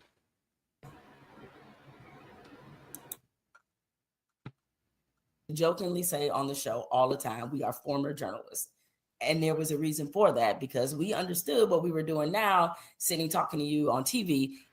And so we used to jokingly say, journalists were daily television and doing his and hers, that our hats as journalists were kind of gone. At that point, we are entertainers. And so we used to jokingly say on the show all the time, we are former journalists. And there was a reason for that, because we understood what we were doing now, sitting talking to you on TV, is not the same as what the reporters who are covering teams day in and day out are doing. And so there has to be these lines that are there. And maybe to you guys, they seem very silly. And they seem like, well, why this, you guys are taking yourself too seriously, and, this and that. And I get it. Like, I know the media can come off as arrogant, as being blowhards. I saw what Pat McAfee had to say. Okay, so I guess it's like a both sides of the mouth argument. You and Michael Hill used to say we are former journalists. We're entertainers now. You've left the mainstream media space to podcasting because of your friction with the authority structure. Why are you then trying to backmap and police somebody else falling in line with that? It just doesn't feel true. Like, you rejected it when you were in it. You're rejecting it now. While you were in it, you said we're entertainers now. Like, where is this loyalty to the old guard? Like, it don't make sense. I am fourth. Let's go. Seems crazy to me. When he said that, it's because most of us alone, painting the picture of the miserable sports writer is such an easy, lazy trope. Most of us don't even care enough about sports writers to think of y'all as, it's so weird. Because he's defending sports writers. Most people just, even common sports fans, we don't have any tropes about sports writers. We don't care. I mean, other than like they're old white dude, you know what I'm saying? Or even like old black dude. It's typically an old dude. Rob Parker, Skip Bayless, it's an old dude. That's it. But miserable? I don't think anybody thinks about y'all that. I don't think anybody thinks about them as much as they think about themselves. Okay. So, I think I found it. Let's go. What you got? Bring it up. So, this is the NFL media conduct rules. And to Jamel's credit, in behavior for media personnel, says maintain quiet, professional decorum in press boxes, avoid partisan cheering or disruptive commentary. Okay, partisan cheering.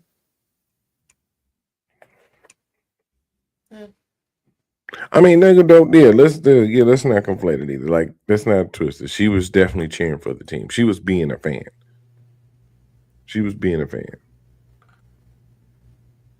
But at the same time, so the fuck away. Maybe that's something we gotta move around. So okay, here's the thing. Let's see. This is why, and I'm gonna have a hard time verbalizing this, but I can give an example. If she had said that exact same thing to the opposing team, had Jacksonville won, and she was still in the press room, and said the exact same thing to the opposing team's coach, we wouldn't be able to call her a fan. So what would we call it then?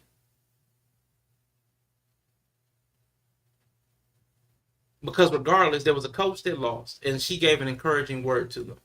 So because she happens to be on the side of the press, because she's on the home team side of the radio booth, we're calling her a fan and labeling it as cheering. What would it be if she? Because people have done this. People have said something.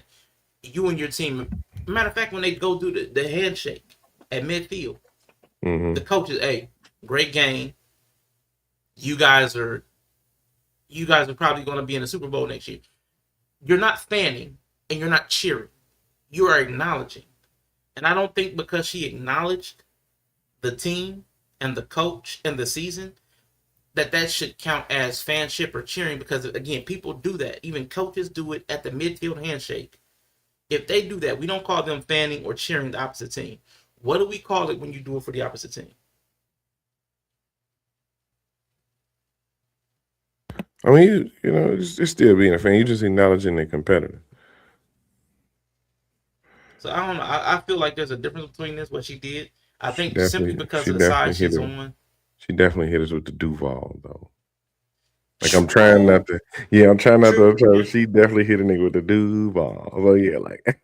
Yeah, but I'm saying she was full on fanning, but yeah. I hear you, and I'm probably trying to parse the line too fine, but I just know, being from Ohio, if at the end of the thing we was like OH, no matter whether we was talking about Michigan, Indiana, Ohio State itself, or any other team, or another team from Ohio, we're not necessarily cheering. There's culture here.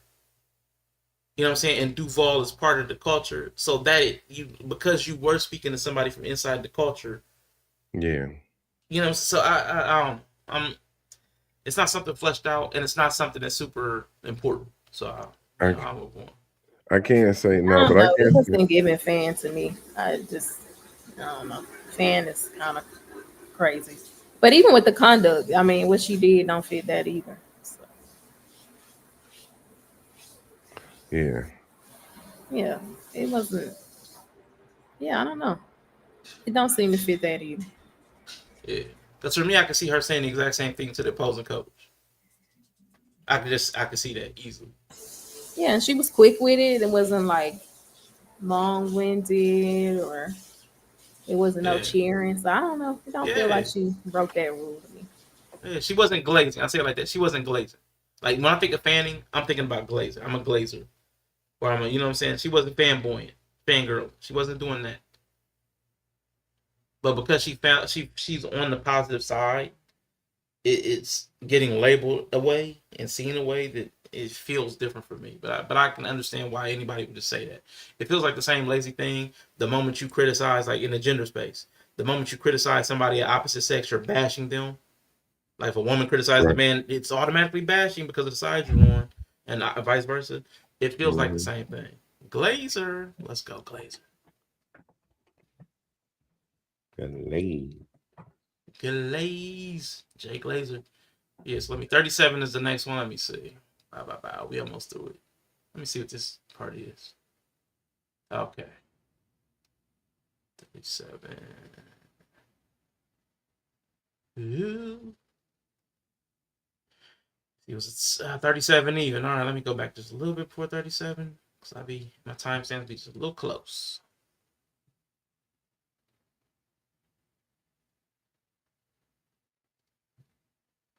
And another thing. Oh, here come the race. It might be time. Oh wait, it's not. Yeah, you sharing the other window though. Oh, Yella's. My bad. Good looking out. Let me go back. I'm the only one listening to it now. So anyway, those are my thoughts on that. I thought I would clear that up because the thing is, when you start doing back and forths on social media, it's like you get nowhere. And another thing some of my journalism friends have brought up to me, because we've been all texting about this privately, and I'll be very specific, Black journalists, we have been texting about this privately, is there are some conversations that we have in our profession that don't need to go outside the profession. It's not because there's some... Okay, so the in-house conversations, the don't air your dirty laundry conversation. Okay, all right. So even though she became an entertainer way back in his and her days, she's inside the journalism bucket still. So yeah, she definitely super identifies with journalism, which I get it. Layer of secrecy. It's mostly because we know that most people do not understand what our jobs are. And so when you're trying to have those kind of conversations with people who don't really understand what the job is anyway, you know, a lot of you guys just generally think we're in privileged positions because you know, this I don't know why. I don't know what this is. I feel like this might be uniquely American. I'm so sick of everybody thinking their job is super complicated. If you don't build rockets, if you don't cut people's brains open and have them walking and talking in an hour or two, if you don't separate conjoined twins, if you cannot build a watch with these tiny little tools that works and keeps time day after day, month after month, year after year, if you're not one of those people, if you are not a fine, skilled craftsman, artisan, surgeon, if you can't even finely craft words, I don't want to hear that your job is that complicated. You're a journalist. You just sat there. She spent 42 minutes. They've been going back and forth on tweets to say that our job is so simple that you have to sit in a room and ask a question in a limited amount of time to get a response that you write down and then tell people. Anybody can take notes. You're asking a question in a high-stress environment. High-stress environment, asking a question, limited time, reporting that information to somebody else. You're supposed to be neutral, so you don't even have to formulate an opinion. Doesn't have to be educated. You're not doing anything except relaying information. There are tape recorders that can do what you do.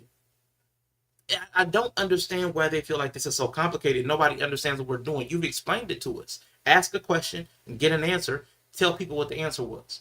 That's not complicated. You're not that bright. You're not that smart. You're not brilliant. The reason you're doing what you do is because you're not as good as everybody else that does a thing. Stop with this ego to protect your fragile little ecosystem. It's so hard. So hard. Nobody understands what we do. Except we were able to explain it inside of a tweet. You know what a reporter does? We just ask questions, get an answer, and then tell people what the answer was. That's how complicated your job is. And you travel for it. Ooh, whoop-de-doo. Shout out to Brady. Whoop-de-doo. Whoop-de-doo. Yeah, it's so hard She's to projecting so much. People are, because we're inside in the girl, shut up. Why is she doing all this? She's got some kind of mental illness, man, and not just Nah, with her, it's with all the something going journalists. on, like, But I'm yeah. gonna tell you, I feel like this is, you know what? Yeah, there was a little trend a little bit ago, a sign of economic collapse. What was that word? There was a phrase, a sign of the recession indicator. Everybody kept calling. This is a recession indicator. The media, traditional media, is threatened because everybody can go straight to consumer now. Nobody has to go to them, so they have to feel like they're in a privileged position and that their job is important because they have to convince themselves because they're not important. Nobody needs them. There could be a list of written questions. There could be one person, they could submit all their questions. All their questions could be submitted to an intermediary. And that person could read, okay, this question is from somebody in Jacksonville. This question is from Yella on Yella O. Yeah, This I think question you're is from- right. Like she is like gate because the barriers of entry is like almost non-existent now. So it's like, yeah. So I think it's that's part of it. Yeah. Somebody that can sit still, ask a question when their name is called. Children can do that. Mm-hmm. This is school. Hey, sit in this seat. When your name is called, raise your hand. When your name is called, you ask a question, and then you write it down. That's elementary school. But she's like, nobody can understand what we do. I get it. Nobody knows what we do. It's so hard, and it's a high stress environment. You guys don't, and people are jealous because we're inside with the. Yeah. And you walked outside. It was so important that you left. Like, you quit doing it to be an entertainer. So she didn't want to follow the journalism rules, which is what you were saying. That's why she.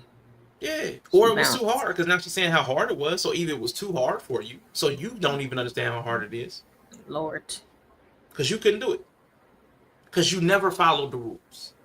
So you could never do the hard thing. So either you can't do the hard thing, or you didn't want to do the hard thing, or it's not hard and you just didn't like the structure. Because some structures, even though it's not hard, like folding letters all day, 8 to 10 hours a day. Just fold paper. It's not hard. No, most people don't want to do it because of the structure of it. It's very repetitive. It's very boring. It doesn't engage your mind, and it can wear out your wrists and hands over a long period of time. So the structure of it far exceeds the problems of the structure of it far exceed how difficult the task is. So I think that's maybe what she's saying. Because the task of being the media person is not hard, especially if you have to be neutral. You just take a note and tell people what the note said. Like, what are we doing? Right, yeah. My girl, for real. Be fucking for real. I got too close when I was at Michigan State. Oh, yeah. Yeah. Girl, you supposed to report the stats, goddamn it. Yeah. It was so hard. What you did was so hard that you had time to form personal relationships with a magnitude of people in 6 years. Like, what are we doing? Those relationships were dangerous, okay? I mean, right. They were. That's why she had to flee to Orlando. They could have harmed her professional integrity. Yeah, I bet her integrity was definitely harmed. Why you say that like you mean her booty hole? I mean, integrity, booty hole. Integrity was pounded. Same thing. That's what he said it like. Beat. Integrity got beat. Because we get to cover sports for a living. I won't pretend that it's the same as covering, we're not saving babies from burning buildings. Exactly. Why she heard you? Yeah. She definitely heard her. She heard her. Come on. Yeah, come on, man. You ain't doing nothing that important. Cut that out. But we are people who take our job seriously because this. Yeah, you take your jobs. There you go. It's not hard, but you take it seriously. It's not hard, but you take it seriously. You know who else does that? Children. Children do that. This tea party is super serious. Wow. Everybody's not at the table. Everybody's not at the table just right. If the teacups ain't aligned properly, you are in trouble when your 3-year-old doesn't like the way you're sitting. They don't like the way you're drinking. You didn't put your pinky up. They're super serious. He ain't lying. Super serious. Exactly. I will not. I'm just saying. He ain't lying. Yeah. Boy. Children. Ain't nobody gonna get you more in line than a toddler trying to do some shit. Mm-hmm. No, that's not right. No. Superman, Spider-Man can't be Superman. What are you doing? Oh. No. Yeah, they be going on. I don't even play with them. They be going too. Yeah. All the rules about something that does not matter. Only people I know that do that are children and these people.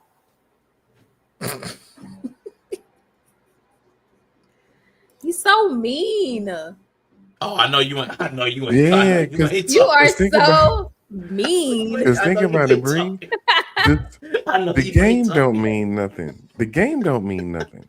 Oh my God. So the reporting on the game don't mean nothing. We talking about what I was cussing about. The game do mean something. I mean, it don't mean nothing to me. I don't watch it. Exactly. It only means something to the people that's playing it. Yeah. That's what I'm saying. In the grand scheme, the game don't mean nothing. It's like, whose line is it anyway? The points don't matter. Mm-hmm. The whole game winning points don't even matter. Man. Oh, real quick sidebar, Bree. I had the protein, the Megan shake. I had the protein Megan shake. It was solid. It was. I'll give it like out of the drinks What's I've had from Megan Dunkin'. shake? Oh, you don't know about the Megan drink? Oh, the Megan drink. Yeah, Megan yeah. Stallion. What with the pink one or the? Oh no, it's purple. I had it's mango. It's Megan mango. It's good. It's solid. I'll give it like a 6.5. Out of the drinks I've had, it's not the best. The protein powdery flavor, it's there. Okay. But it's not. It's solid though. It's a solid drink. I enjoyed it. Try it. I was in Dunkin' Donuts crashing out yesterday. I should have drank one of the drinks when I was in there. Yeah, I enjoyed my the Wicked better. I enjoyed the Wicked. Yeah, the matcha was that girl for me. So you had Mango the Stallion? Yeah, I had Mango the Stallion. The Stallion. Ow. That made my kidney hurt. Okay. That's how. What does your kidney feel like? Because see, if I know that's where it was. Okay. I know that it was sharp pain. It just shot through me. Came from right there. I always be worried about that. Like, I don't know what all of my organs feel like, and if they were ever failing, how would I know? You know what I'm saying? Like, they generally have a spot. So if you be like, oh, it hurt right here, Google would be like, oh, that's where your liver is. Okay. Yeah, they have distinct spots. I'm like, man, nothing ever hurts other than like my stomach. Oh well, you're pretty good. You know what I'm saying? It's your stomach. Yeah. All right, cool. This is what we dedicated our life to do, and this is how we feed our families. This is how we make a living for ourselves. So naturally, there's a level of seriousness that we have that comes from that. But there are just certain nuances of this job that we can never explain, and that. But you explained them. Called professional etiquette and unspoken rules and rules of engagement and expectations and time and place, like venue, and you know, there's a code of conduct. You said it's literally printed on the back. There's a code of conduct printed on the back of a tangible physical card, lanyard that probably goes around your neck, the press badge. We understand that. We understand these words. She's not speaking some foreign language. What does she think she's doing? Right. Like, this is the craziest thing. Right. She missing the bigger point. Yeah. She missing the bigger point anybody pushing back on is trying to make. And? Yeah. And? You tripping. Damn. My auntie be auntie real quick. Yeah. Shit. It's probably embarrassing to her. You know what I mean? Mm-hmm. That somebody like that. There you go, Brie. I think that's somebody like that can do my when job. You have to learn. You have to like code switch and stuff, you know, and then you like buy into it just to see that wasn't necessarily the case. Nope. All the code switching. Yeah, like I did all this code switching, and now this lady with this bleach blonde afro talking like a mammy from the hilt. She can do the same job, right? And go viral, and we got praise. Wow, man, that's crazy. You all wouldn't get anyway, and I'm not saying that you should, and you're not going to have much empathy for it. It's kind of like when give us an example. You hear the celebrity complain about the cost. So you're analogizing your profession with celebrities. Let's go. Okay. Cost of fame.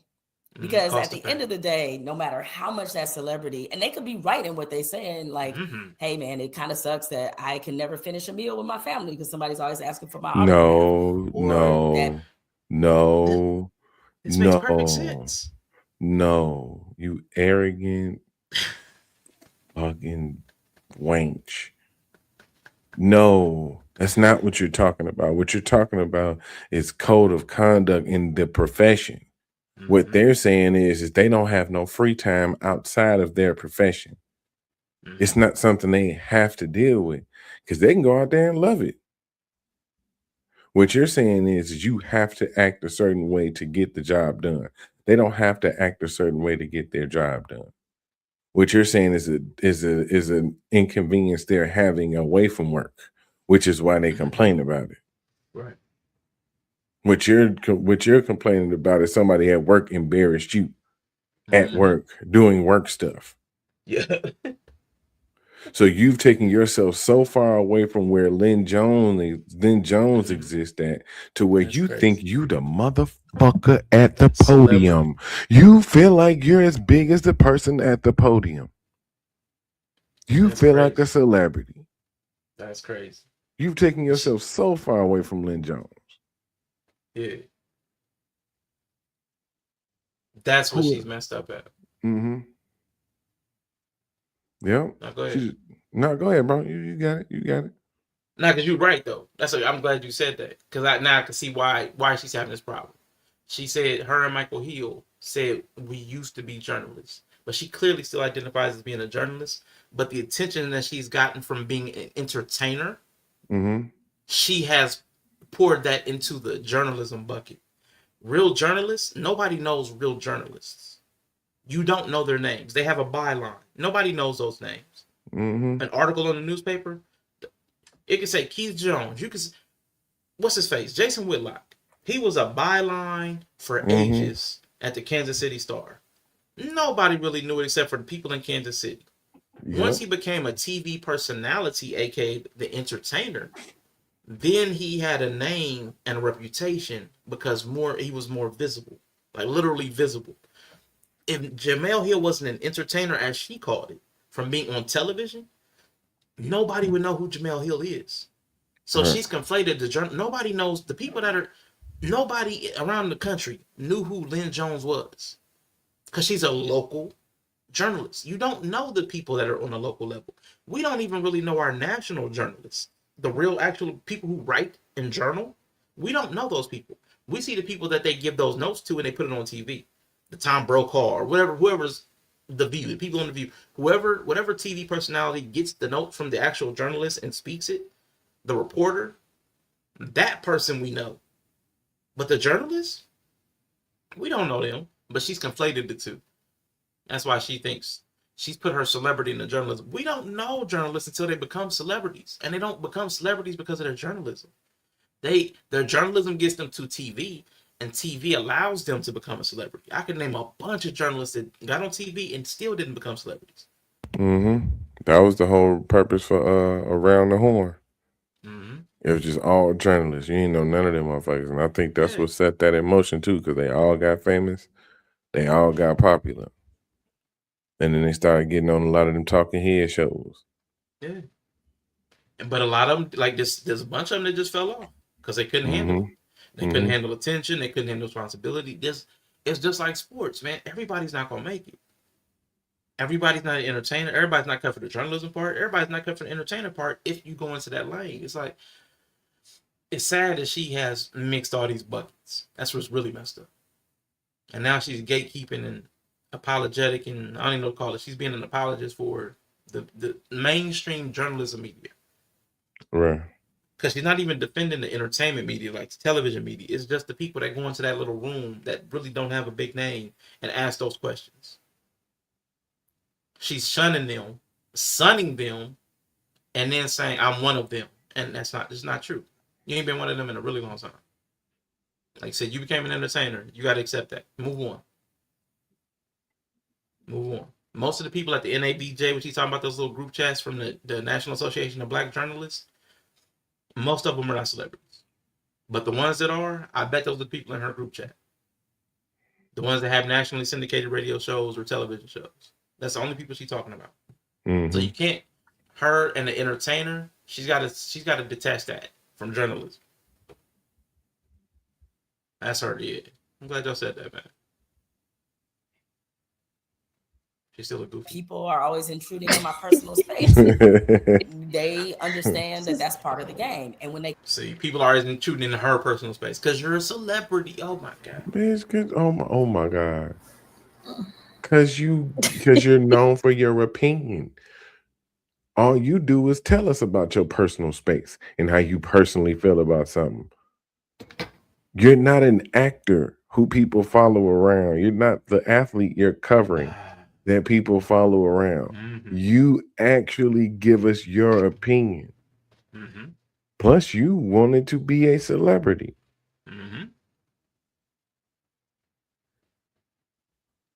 Or you could have just stayed a journalist and gave us the facts. People do not become famous for just giving the facts. Except Ken Jennings. Shout out to Jeopardy. God damn. You won't motherfucker be sympathetic for you not really having to deal with some shit. Yeah. She has to deal with celebrity because she left journalism behind. So, I mean, most journalists, man, we don't know their name. I could not tell you one journalist at the Columbus Dispatch. Couldn't tell you one. I can tell you almost every reporter on channel 4, 6, and 10 out here. I mean, the reporters I see, their face. Yeah, I mean, Yolanda Harris. I mean, just there's a ton of them. I don't need to go through it, but but you know, even the weathermen, you know the people that report. Mm-hmm. But the journalists, the actual journalists who would just take stats and information, we don't know those people. And if you came out from behind that table and showed face and wanted to get attention for that, then come on, you got to take that charge, man. Get out of here. Being a baby. Complain about it. They are usually people. The first thing they say, okay, that's fine, but you get to be rich, and there's no sympathy there. So I understand that people will never have sympathy for journalists because that's just the way it is. If you understood that, you wouldn't have to say it.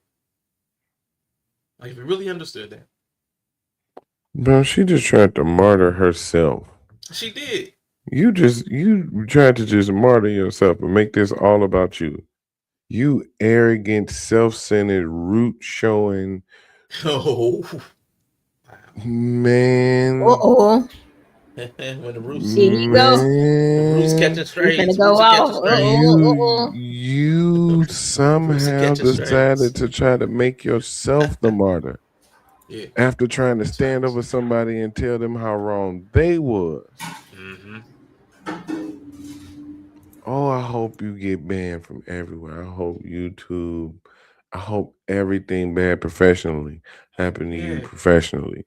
I hope you never get booked on another reputable show. I hope your views go down. You are a terrible person. And you are a terrible fucking person. Because this was the one time for you to rally behind what you really say out your mouth. See, I was talking to Rashawn a couple of days ago. He was talking about tests. Amen. And he was saying that sometimes the tests come around just to see if you is who you say you is. Mm-hmm. Is you gonna stand on business? You gonna be about who you say you about? And you fail, man. You fail. Because for any time to see the nuance and the fact that the reason this was really, really a problem wasn't because of them funky ass fucking rule. Because a compassionate moment means a compassionate moment all the way around, not just for the coach, but for the person having it. Y'all showed her none. Y'all showed her none.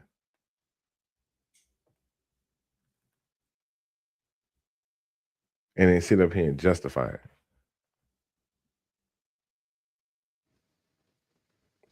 So yeah, you do take yourself too serious. Wait. I wish you would take your hair color and shade a little better, a little more serious. The blend is trash. Just saying. The blend is trash. You're not wrong. Blend is fucking trash.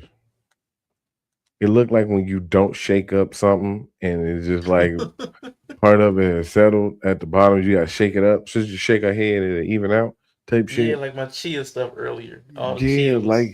like they make themselves ugly.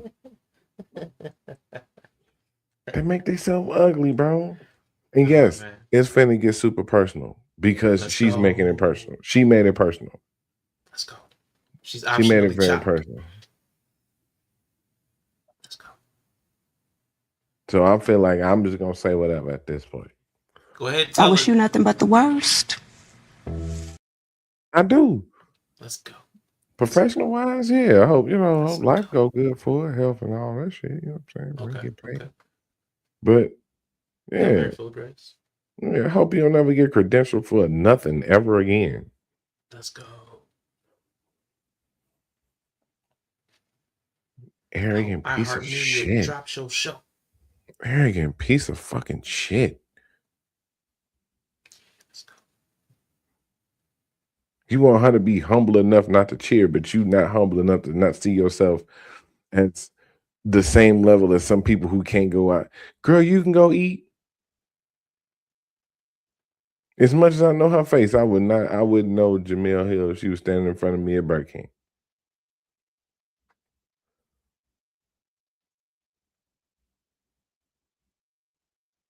Ain't no long line follow you around. I can't imagine. But even if it is, it's one. I said long line. It could be a line. I ain't saying she ain't got no attention. I ain't saying she ain't got no motion. It ain't 50 people. It ain't 50 people around there. Yeah, but but baby, you can go live a regular life. You get recognized. It's a difference between getting recognized and getting followed as a celebrity. You get recognized. Yeah, that's fact. And I ain't trying to be funny, but that's only if she got on enough makeup. Like when she stopped wearing makeup on some of the pods, I was like, I didn't know that was her. Like I just didn't. Like she looked like her to me for a minute. Fuck with y'all head up. Yeah, that TV face be different. Like that TV makeup, the stuff they gotta wear for them lights. He said our TV face be different. Man, it do. It hit different, man. It do. Oh, we know. Them contours be contouring. We know makeup do. On wrestling, they had a faux pas. I guess I don't know what you want to call it. A flub. Chelsea was in the ring with her girl. Who's the girl she got now? Because Piper's gone. Alba Fire. And when they came back from commercial, they came back on their the bust, like from the waist up. And I guess Chelsea had a physical jerk. And I don't think she knew that the mics were on too, just the camera. Because you heard her say, "Oh my God, it scared me. We were so orange." It's like, Jesus. I was like, I don't know if the mic was supposed to pick that up. But they had him up on the Titantron. So she saw herself with the TV makeup looking all orange, and it scared her. I was like, God. But I mean, that's what it be, man. It is crazy. She's crazy. And she's doing too much posturing, man. It's just unnecessary. And this is the life that we've chosen, to quote my man from The Godfather. Then choose it. Live it. The Bears are what we thought they were. This is what you thought it was. This should be what you thought it was. You are a journalist. No, she's not a celebrity. Why are you quoting The Godfather? We do not care. Right, we do not care, bro. Which one of y'all's doing that? That's Bree. Bree done got Mike Tomlin. Let's go. We do not care. I love it. Let's go. Let's go. What you talking about, girl? Quoting fucking the skip. Oh my God. I forgot there's a soundboard on here now. We could have been adding sound. Yes. Yes. Oh, Bree is the best. Bree is the best. Oh, and Mike Tomlin, let's go. And oh my God. I love it. Oh, I love it. Thank you so much. Yes, let me get rid of some of this other stuff so we can add more stuff later. Delete. Delete. Delete. Yeah, this is definitely a trigger rant. Definitely a trigger rant. Yay. When I saw it was 42 minutes, I was it's like when you embarrassed when somebody super black come in, you be like, oh no, they on that nigga shit. Yeah, yep. Not around here. Yeah. That because we do that I've seen it on when people have certain things that happens in front of white people. And not in front of mixed company. That's the feeling. Why she being an auntie in front of mixed company? So she tweeted. And then she got drugged. Now she's like 42 minutes of defense. Because Miss Pro-Black became anti-black. And instead of saying stay on black code, she's like, no, stay on white code. Be professional. Don't be too big in these spaces. Don't be too auntie. Don't be too black. Like that's been your whole brand. Do man. not Like, take up space. Do not get take out up of here, space. man. Our whole brand has been that. Take up space. Be loud. Yeah, when I seen Be it, I was seen. like, oh, that's auntie right there. Mm-hmm. She got the auntie glasses and everything. Mm-hmm. Yeah, look good for a old woman too. Come on. I mean, never mind. I ain't gotta go there with that. We just have to be okay with that. So some of these we probably would have done our profession a disservice, or done our profession a service by like not belaboring this at all. And even though I know I just did a whole live on it, which is some level of belaboring, I did it more out of explanation, and mostly, really not out of explanation, but mostly so I can offer a public apology to Lynn Jones. No, because that was so deep into this conversation. Facts. You came to explain yourself. Right. The apology was somewhere lost in the middle. Buried. Lynn Jones ain't never gonna hear that public apology that was buried in the middle. Right. That could have took 5 minutes. Yep. That could have took 5 minutes. That's crazy. And to encourage you all to support the Jacksonville Free Press, because that is the main thing and main takeaway I want from this. Support the Black press, support the Jacksonville Free Press in particular. Oh, you man.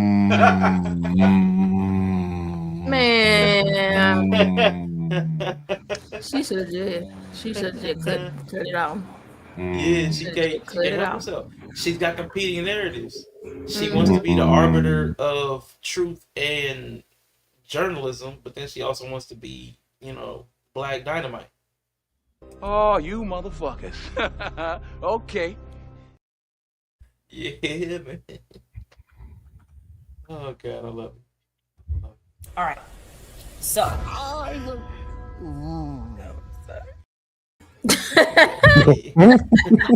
Who played it?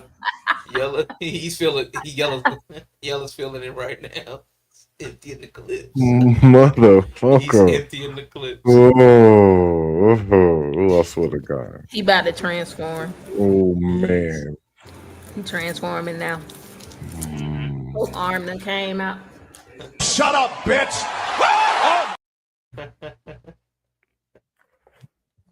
Shit. Oh my God, she just, I wish I could tell her that right now. To my face. Wish I could just tell her, shut up. Yeah. Shut up. Yeah, support Black media, support Black press. Just tell them to do what masses. Oh, then you could have just 5 minutes then, if that's what you was gonna say, bro. You did not do that. You scolded her first, apologized in the middle, and then tried to martyr yourself. Because we have it so hard. Nobody understands how hard our job is. We can't go anywhere and do anything. I can't take it, man. Let's just finish this out. Last 3 minutes. That is it for me. I am it's funny. Oh, real quick before I go, and again, click and subscribe. Really appreciate that. I also want to make a little bit of an announcement, since I have you all's attention.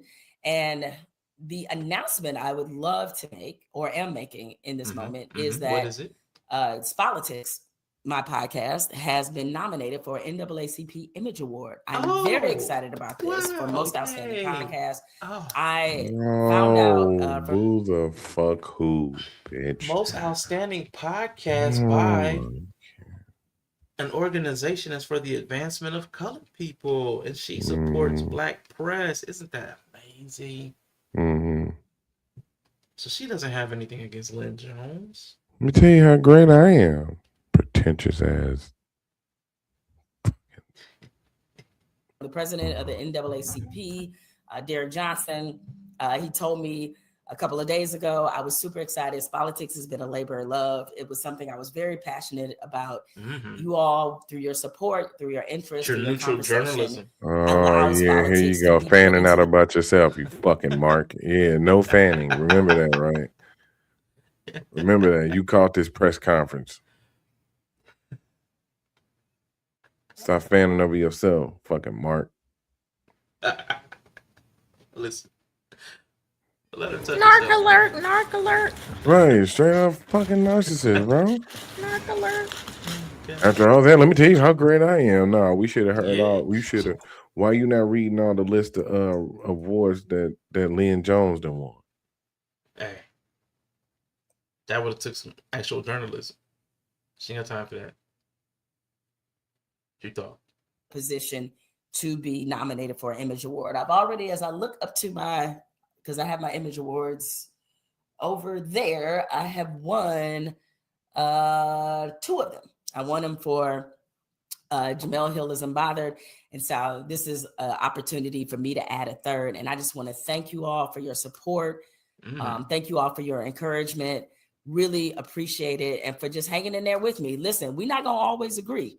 Because if y'all agree with me 100% of the time, y'all would be crazy. I would really worry about you. And I'd say, go see them people for sure. But do know that what I say always comes from an authentic place, a real place, a genuine place, and a place of love for my people. 1,000%. place of love for your people. A place of love that could not accept what Adam Schefter said, that this was a journalist and you demoted her to just being somebody's mama. Because there's no way a journalist could speak or carry herself like that. And you didn't love her enough to verify who she was. So like this pro-black stance, man, it just, I find them to be some of the most anti-black people I've ever met in my life. And that's not to say I only talk about Black people. Clearly I don't. But my first and foremost concern is Black people. And so that will always be centered in everything that I do and how I talk about things. And so. But you want the Blackness to be subordinated to journalism. So you're not centering. This entire thing was you choosing one over the other.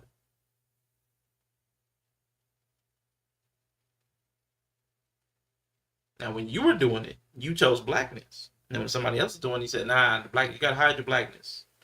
Follow the code of conduct. Right, while pretending that that's not what the problem was. Mm-hmm. Too black. How's kids? There is no scenario in which I would turn my back on this community. None. Huh? You mean except right now? Except right now. When you choose the politics right, except for of whiteness. right now, except for this moment. That's crazy. Constructive criticism may come from me. Yes, y'all may hate me for it. I get it. We're going to fall out sometimes. But do know where it is coming from. That is always coming from a place of love and liberation. So with that. Liberation, but be bound to these rules. Right. I want you free to be bound by these rules that are printed on the back of your placard. And my interpretation of what that means. Because they don't say you can say something to the coach. You're supposed to say something to the coach, but it better be a question. And if it ain't a question, well, you don't deserve to be free. That I bid y'all adieu. I'll join y'all soon because the one thing I didn't get to talk about, and I got a busy day tomorrow, but probably later on this week, we're going to have a conversation, the umpteenth conversation about Donald Trump's latest comments in which he said that the civil rights movement, y'all go look it up, read, and then we'll rejoin and have a discussion about it, in which he said that the civil rights movement was very bad for white people. Nope, yeah, he really sorry, said that. we don't I'm care. not making it up. No, it's not hyperbole. Nope. He said. Nope, sorry, we don't care. We don't care about your personal feelings about what Donald Trump said. If Lynn Jones can't have her personal feelings about the fucking Jacksonville Jaguars, we don't care what you feel about his stupid ass shit. That means less. Guess what? What Donald Trump said about the civil rights movement means less than the Jacksonville Jaguars losing their last game. I'm more broke up about that. Far more broke up about that. Oh, shoot. Yeah, that was a good game, too. Fuck out of here. Stick around as I lick my bean to my opinion about Donald Trump. Because I'm doing this thing that you guys just can't understand. Like, it's so difficult I'm making the sacrifice for you. Yes. To bring you neutrality. Because it's very neutral to say, yeah, you won't be able to believe what he said. Yes, he said that. He did say it. He said it just like that. It's absolutely what he said. And this is how you should feel about what he said, because this is how I feel about what he said. And if you're here listening to me, you should feel exactly how I feel about what I feel about you feeling about me feeling it. Oh, Lord. What? Exactly. Exactly. Oh my God, dude. That's wild. That's wild. Yeah, Do you man. got So the No, go ahead. My bad. Now I say to protect Lynn Jones, man. You know, somebody shows up, man. When the black girl magic pops out and you see it sparkle, man, we gotta protect that. Yeah, man. Lynn Jones, protect that. You a hater. Why am I a hater? I'm saying protect this black woman. Mm-hmm. How that make me a hater? You a hater for me? I ain't hate. So you a hater. Mischaracterizing hating. Yeah. Only a hater would do that. Only a hater would see love. I mean, I'm a hater. That's fine. Yeah, hater. I hate it. Sure. You ain't gotta say it no more. Thank you. Hater. Nikki. Yeah. Over to watching Sailor Moon. I am not watching Sailor Moon. I don't know what that is in the background. Nah, what y'all doing for the rest of y'all's day off? Well, y'all got one. Placing a grocery order. Okay. That's what I'm kind of doing right now. That's what's up. Mm-hmm. Any big ticket items, or is it all like safe? I'm trying to shop the sales. Okay. That's smart woman. Smart woman. Yeah, I'm trying to save money. That dollar. You know what Stretch I'm saying? that dollar. For sure. So yeah, I'm just buying the basics, but then I'm trying to get it delivered though. But you know they like to upcharge when you do They that. do. Like why everything about $2-3 higher? When you switch, I mean it don't even matter. You switch over to delivery, everything like $2-3. Yeah. But I got a $20 coupon though, so I feel like it'll offset some of the cost. It will. So my cart is like $200 right now for 53 items. I don't know if that's good. That's about average right now. I can't really get down below $3 an item. Yeah, Before, I got 53 items, $198. I feel like that's good. Yeah. That's it. That's about average. That's about right in the zone, right in the pocket. Yeah. So we'll see. I ain't went to the next screen though. You know they like to add fees on the next screen. So we'll see. I be done cancel this whole fucking order. So, I'll be doing that too. They be the app started. Yeah, I'd be like, let me get my ass. Treat me like a celebrity. Are you still here? You still nah, buy this? Not for these prices. On you. Yeah, right. It's crazy. It's gonna be waiting too. Y'all got me fucked up. So we'll see. Okay. What about I don't think I'm gonna open the shop today either. Oh, you ain't going to the shop either? Okay. Tonight, I don't know. Like Wednesdays be slow, so usually I might make a sale or two. Yeah, on Wednesdays. Yeah, I mean it's just like community days. People don't really come there for shopping like that on the weekend. I mean on Wednesdays, so it'd be like tournaments, gaming tournaments.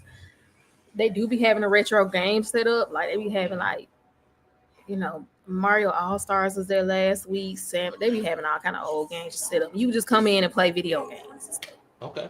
People be in there playing Pokemon cards and shit. So it's not really a shopping day, just more like a chill day. Okay. Cool. All right. And Yella, you, what you got? Well, I'm going to be covering the comments from Donald Trump about the civil rights movement. You know what I'm saying? And giving my opinion on that. We should have looked that up. I'm gonna look that up real quick. Ain't he trying to invade Greenland? I mean, probably. I'm pretty sure he is. He was trying to buy them for sure. He keep talking about. Nah, he was just like, yeah. But they're like, we're not for sale, bitch. What are you talking about? We're not on the market. So they, yeah, that's the only thing. But they just whatever. I'm not watching anything for 50 minutes. Trump said Civil Rights Act is unfair, led to white people being treated very badly. You know, a lot of people real mad about the Drewski skit too. Yeah, see, I haven't actually. So here's my thing. Here's my thing with social media. I don't trust when the only thing I see are people saying how mad other people are. That's what I'm like. I'm trying to see. I did see one pastor said he was blaspheming God. I did see it. Okay. Yeah, I haven't seen that. Yeah, and sometimes a lot of these conversations are coming from Twitter X. Okay. Yeah. Sometimes the conversations be happening on X, but I have seen in his own comments people saying, "Oh, you be playing on God's name, he blaspheming God and stuff like that." Yeah. I mean, now the truth is, it is blasphemy, and I had to accept that. Like, cause when I was doing it, it's blasphemy. Because a blasphemy only really means I thought it was something really serious. It just means you're not taking the Bible or God seriously. And we're not. If we're literally doing a joke or a skit, that's blasphemy. So it's like, okay, well, if that's all, that's all the threshold. He ain't blaspheming God though, ain't he blaspheming pastors? Mm-hmm. Yeah, I mean, it depends on how you look. Nah, he making fun of pastors. Yeah, but it's the pastors specific ones. Specific ones. Like, so blasphemy is to speak irreverently about God or sacred things. So if you take church sacred or the pulpit sacred or the role of a pastor sacred, it's blasphemy. Yeah. Yeah. Then of course the ones who he mocking will see it as blasphemy. I'm mad he bought the same outfit Mike Ty had on. Now that's messy. That's why I can't blame him. I can't blame him for anything he's doing because the pastor did it first. Right. So if a pastor can do it in the pulpit, that means the pastors are blaspheming. Right. Mm-hmm. Because all he did was reenact things that he saw pastors do and said things that he heard pastors say. So if these things are happening in pulpits, then y'all, if y'all think he's blaspheming, y'all got to check your pastor. Yep. Yeah, I think that's the best service for that. The best purpose for those type of skits too. Yeah. If you feel like you being called out, you might want to look at what he doing there. Yeah. He ain't doing nothing but doing what you said do. Mm-hmm. He's following the leaders. So I can't see a Christian being mad I know that they don't have to have journalistic integrity like Jamel. They don't have to look into it and see that everything he did was something the pastor did in the pulpit. But they should check into it. I mean, don't just take the superficial stance. This is what I saw, I'm mad. Like that's childish too. Shout out to Jamel. So yeah, what you got going on today, man? Nothing. So I haven't updated y'all. So I may be moving soon. Huh? Yeah. So I'm gonna be meeting with this person tomorrow, and I may be getting keys tomorrow. You know what I'm saying? So I have to, what? Oh, you mother! Let me go to Discord. You mangy. You mangy. So you just been letting me crash out in Discord and ain't said that. I know, my bad. But between tomorrow and the first, I may be, transitioning places. You know what I'm saying? So, that's good. You're not transitioning to death, so we'll take it. I mean, who knows? Nope. Nope. Nope. Just moving. just no. I mean. He said he was moving. We never heard from him again. Right. I might have took this seriously. Don't do nothing good for nobody. Get everything for yourself. Fuck everybody. It's all about you. Fuck the world. Be a demon. Hey man, I guess. It's sarcasm, but I've been feeling that strong. So, yeah, you've been bugging. We're fine. Yeah. Take deep the breaths. high pitch fine. I like it. Yeah. You take deep breaths with paper bags. Yeah, hyperventilate. That's what's up. You just yeah. might need to put some rubber cement in there. Huff. It smells so good though. It does. But yeah. So that's what's up with me, man. Just prepping for that. I've been getting caught up on video editing. So shout out to Yella. Been doing the videos for a while on my phone, so I'm finally converted over to PC full time. Let's go. So my edits, I think the edits congratulations. Are better, and the workflow is better. Oh, thank you. So everything's working a lot better. Like I promise you, I feel like 2026 is going to be the year. Like 2026, I feel like things are going well. So okay, but y'all don't do resolutions, do y'all? No. I don't do resolutions. I do solutions. Bars. Okay. I mean, because if you solve it, you ain't gotta resolve it. You know what I'm saying? Measure twice, cut once. Yeah. Let's go. Well, that's cool. I think that's a good way to see it. Yeah. Yeah, men are very like resolution averse. Yeah. Because we're solution verse. Okay. Yeah. We'll go with that. You want something fixed? Find somebody Don't with ask a man. Right. Okay. Yep. Great. Amazing. It's gonna be a good year. It's gonna be a great year. But no, it can't be too bad. I promise you, 2024, 2025, trash. Trash. Horrible. 1 star. Do not recommend. Condemned. 2026. Yeah, I think it was pretty bad across the board. Yeah. For most of us. I would rather go through the paranoia of thinking everything that comes from outside is going to kill me from during the pandemic and go through 2024 and 2025 again. Like, Yeah. I remember distinctly thinking packages and mail were going to kill me. And spraying everything down with alcohol or this or that or the other. I'd rather that. We were spraying down our food. We were spraying down everything. Like telling people they can't come in too far till you spray them down, and they had to. Oh, come on, man. The mask. Oh, the shutdowns. I would go through all that again 100 times before I went through one more 2024, 2025. So 2026, it's got to be better. And it's already starting off decent. Starting off decent. Now, I'm going to be in the hole financially, so your boy's going to have to, pick up on the workload somewhere, Okay. Whatever. Feet pics. I mean, if that'll bridge the gap, man. Yeah. Count me in. 10 toes down. Yeah, so it's gonna be an interesting year. I'm looking forward to it. I think seeing y'all has inspired me to make some changes. Both of y'all, What? That's crazy. That's did what y'all had to do. Yeah, Make we big trying to grow steps up a little bit over here. Yeah, you know what I'm saying? Listen. I can't keep being a flaneur forever. I can be a flaneur maybe for like 4 hours a day. Maybe I can try to transition to being a part-time flaneur, not a full-time flaneur. I definitely missed the flaneur time It was great. and days. It's so fantastic. For the season. Yeah. The time being completely your own. Yeah. Try to be productive with it. You know what I mean? Yeah. It's like pre-retirement. I'm gonna retire again in like 2 years. So I can't do this shit. I told him, I said, I'm doing my 2 years. I'm getting the fuck on. Crazy. Yeah, I'm done. So anyway, I have loud anime on in the back, so I'm just going. Nah, you good. Do your thing, man. We like some loud anime. Shout out to man Bree. I finally went to solo level and finally did that New Year's like that. Yes. Binge. My other anime husband. I got like 5 now. He's definitely one of them. You So, added them up? Yeah. Got quite a dope hero show. going. So yeah, it's I'm a good still show. catching up on your conversations with Twan about it. I think I'm on episode 22. Yeah. Of y'all's Because it's commentary. called I guess it's a power fantasy is what they call it.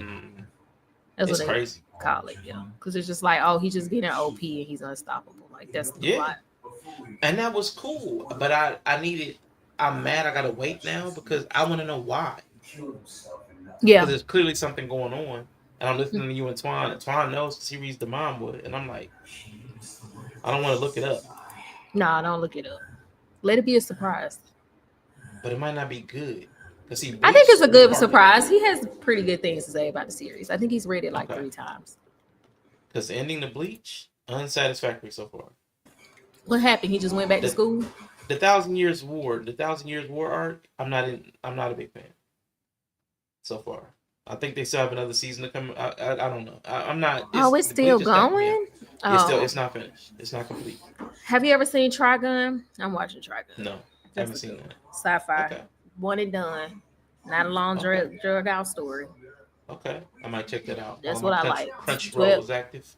Yeah, 12 episodes, season 1. New season just started, and it's back to the OG from the 90s. So. Shoot, I might have to check it out.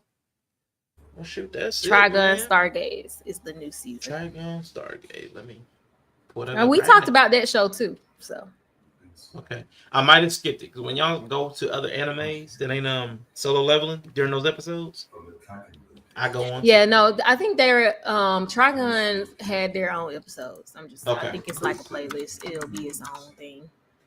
So yeah. Subscriptions, Crunchyroll. Let's go. The enemy has not yet pinpointed our Enemy has not yet pinpointed. Yeah. That is loud. Trigun anime. There it is. I see it. Okay. Yeah. Oh, this is old. 1998. Oh well, that's the old one, but they remade it. Oh, So there's a new one out that's like by Studio Orange. That's the one we talked about. So it's called Trigun Stampede, and then the new season is Stargaze. Ooh. Okay. I see Stampede. Don't see Stargaze. Okay. Yeah, you would start with that anyway. Stampede. Yeah, it'll probably pop up if you were to actually watch it the next season. Cool. People just be having festivals. That's all I'm gonna say before I go. This shit's pissing me off. Festival, like what kind of festival you talking about? I just got a notification. I'm like a vendor talking about the Yellow Daisy Festival. I'm not going. I don't. What is that? Somebody $550 for a table, man. Yeah, I might inbox plan. Well, last thing before you go, has there been a Discord conversation that's really been triggering this week? Besides the fact that I hate men. I mean, yeah, you always hate men. You've always hated men. I'm about to be like Doechii. Straight black men are a red flag. You were on that too. You when she said that, I get it. Yeah, I told you. Yeah, I see it. I get it now. I get it more. You guys don't understand? What? No, like I didn't understand back then. I now understand. Oh wow! I can get it now. Wow. Outside of that, just the Bible being all jizzy. Yeah, that was funny. We can talk about that one day. Ooh, I think Jesus. I would like that. Jesus. You know what I'm saying? Jesus crust. Oh God. It's all about the genitals, and that's very triggering. I mean, I study, Yeah. I have some interesting takes on what I be reading, so it's not shocking, but it's funny, Yeah. So yeah, that was kind of interesting. But other than that, and then Yella saying that consistency is an unrealistic expectation. I hate y'all. I get it. We're pretty amazing. And when you're looking at somebody, because see, here's what it is, Bree. As a man, you wouldn't understand how hard it is and how difficult it is what we do. And you want to have sympathy. Because it's like being a celebrity. Like when you're a celebrity and you can't go anywhere without people like asking you for your time or for your attention. It's like that. And it's hard for you guys to relate as women to us men who are like celebrities. Because what we do is really difficult, really hard. And it's even if we try to explain You sound like Donald Trump. You wouldn't get it. You just wouldn't get what it is to be a man. So you don't appreciate the things that we do. And we're very neutral. We're very neutral, and we just try to bring She came with tomatoes, right? You mean minimal effort? Let's see. We call it efficiency. It's efficiently useless. See, so we go into a space and we wait until it's our turn, and then we ask a question. Then somebody answers the question, and then we write down that answer in our minds. We don't. Okay, because I was like, getting a pen and paper, y'all. Right. No. Yeah, like Jamel said, nobody carries an actual pad around anymore. We use our phones if we use anything. So we're very much just like journalists. We're very. Yeah, I was about to say just there to observe. Absolutely. That's it. You show up. We do our very exhausting, high stress job with a lot of demands, and sometimes what happens is we get too close. We get too close to our women. And we have Now to you sound like Jason Wilson. Now you sound like Jason Wilson. Yeah. Can't get too close, close. man. You gotta keep professional distance. Professional distance when you're white. Yeah, exactly. Especially your wife. That's who you have to keep the most professional distance The person from, you sleep because in bed. the rest of your life is so intertwined. intertwined. Yes, the rest of your life is so intertwined. You have to keep some distance emotionally. Yeah, I mean, come on. Like the pandemic, Exactly. the emotional pandemic. An emotional pandemic. That's a perfect way to express it. You hear that in you? It's a wrap. Where Dolce at? I need to put that sound bite. Straight men are red flag. You mean? I mean, no. Red flag, waving, just waving. I know Yella agrees with me. He knows what I'm talking about because he's a man. He understands. He understands the. Yeah, y'all understand each other. Y'all do. Yeah. That's about it. Y'all the people. Yeah, I mean that's all we need because as women, you don't understand what we go through. You don't understand how hard it is. So you even again, if I explained it to you, it just you wouldn't sympathize. It wouldn't make sense. That's what I thought It you wouldn't was make gonna say. And yeah, it wouldn't. It's nonsense. You couldn't. Yeah, it's not. It's to those who aren't initiated, it makes complete sense that you wouldn't make any sense of it. Absolutely. Yeah, I'm gonna work on that in 2026. Yeah. I decided that my resolution was to be a man. So I gotta be as swift as a coursing river, the force of a great typhoon, with all the strength of a raging fire, and mysterious as the dark side of the moon. And then I think I'll be able to understand y'all. Fucking yeah. I don't know about the mysterious part, but take a journalism course. Because it's everything she said basically applies to me. Yeah. If you can do what she said, become that journalist that people demand your time and are in your space. You don't get a moment alone, and it's so hard and difficult and high stress. And that's being a man. All I heard her say was, "I'm a man." That's all I heard. I'm a man. Yep. Yeah. Earmuff. It's okay. The bar is low. I'm a man. Forward. I am a man. I am a man. I am a man. It's so loud. I took the headphones off and it was so loud. Oh, that's funny. But yeah, that pretty much the religious stuff is good. Keep it coming. I love I know Yella's not in it, but the Bible discourse, reading the scriptures and always finding out that it doesn't actually say what people say it says. That never gets old for me. So I always enjoy people. Because I don't have that knowledge. I didn't go to church. So it's always interesting to hear how people are interpreting these things. Oh, yeah. And skipping words. Yeah. That are very important. So. But I wish you could tell. Like, I wish there was a litmus test to know who's who. Because I feel, maybe because I'm biased against Jamal Bryant, I feel like that prophet. I called him a prophet. He never said he was a prophet. But that man Daniel, who went and rebuked. Wait, was his name Daniel?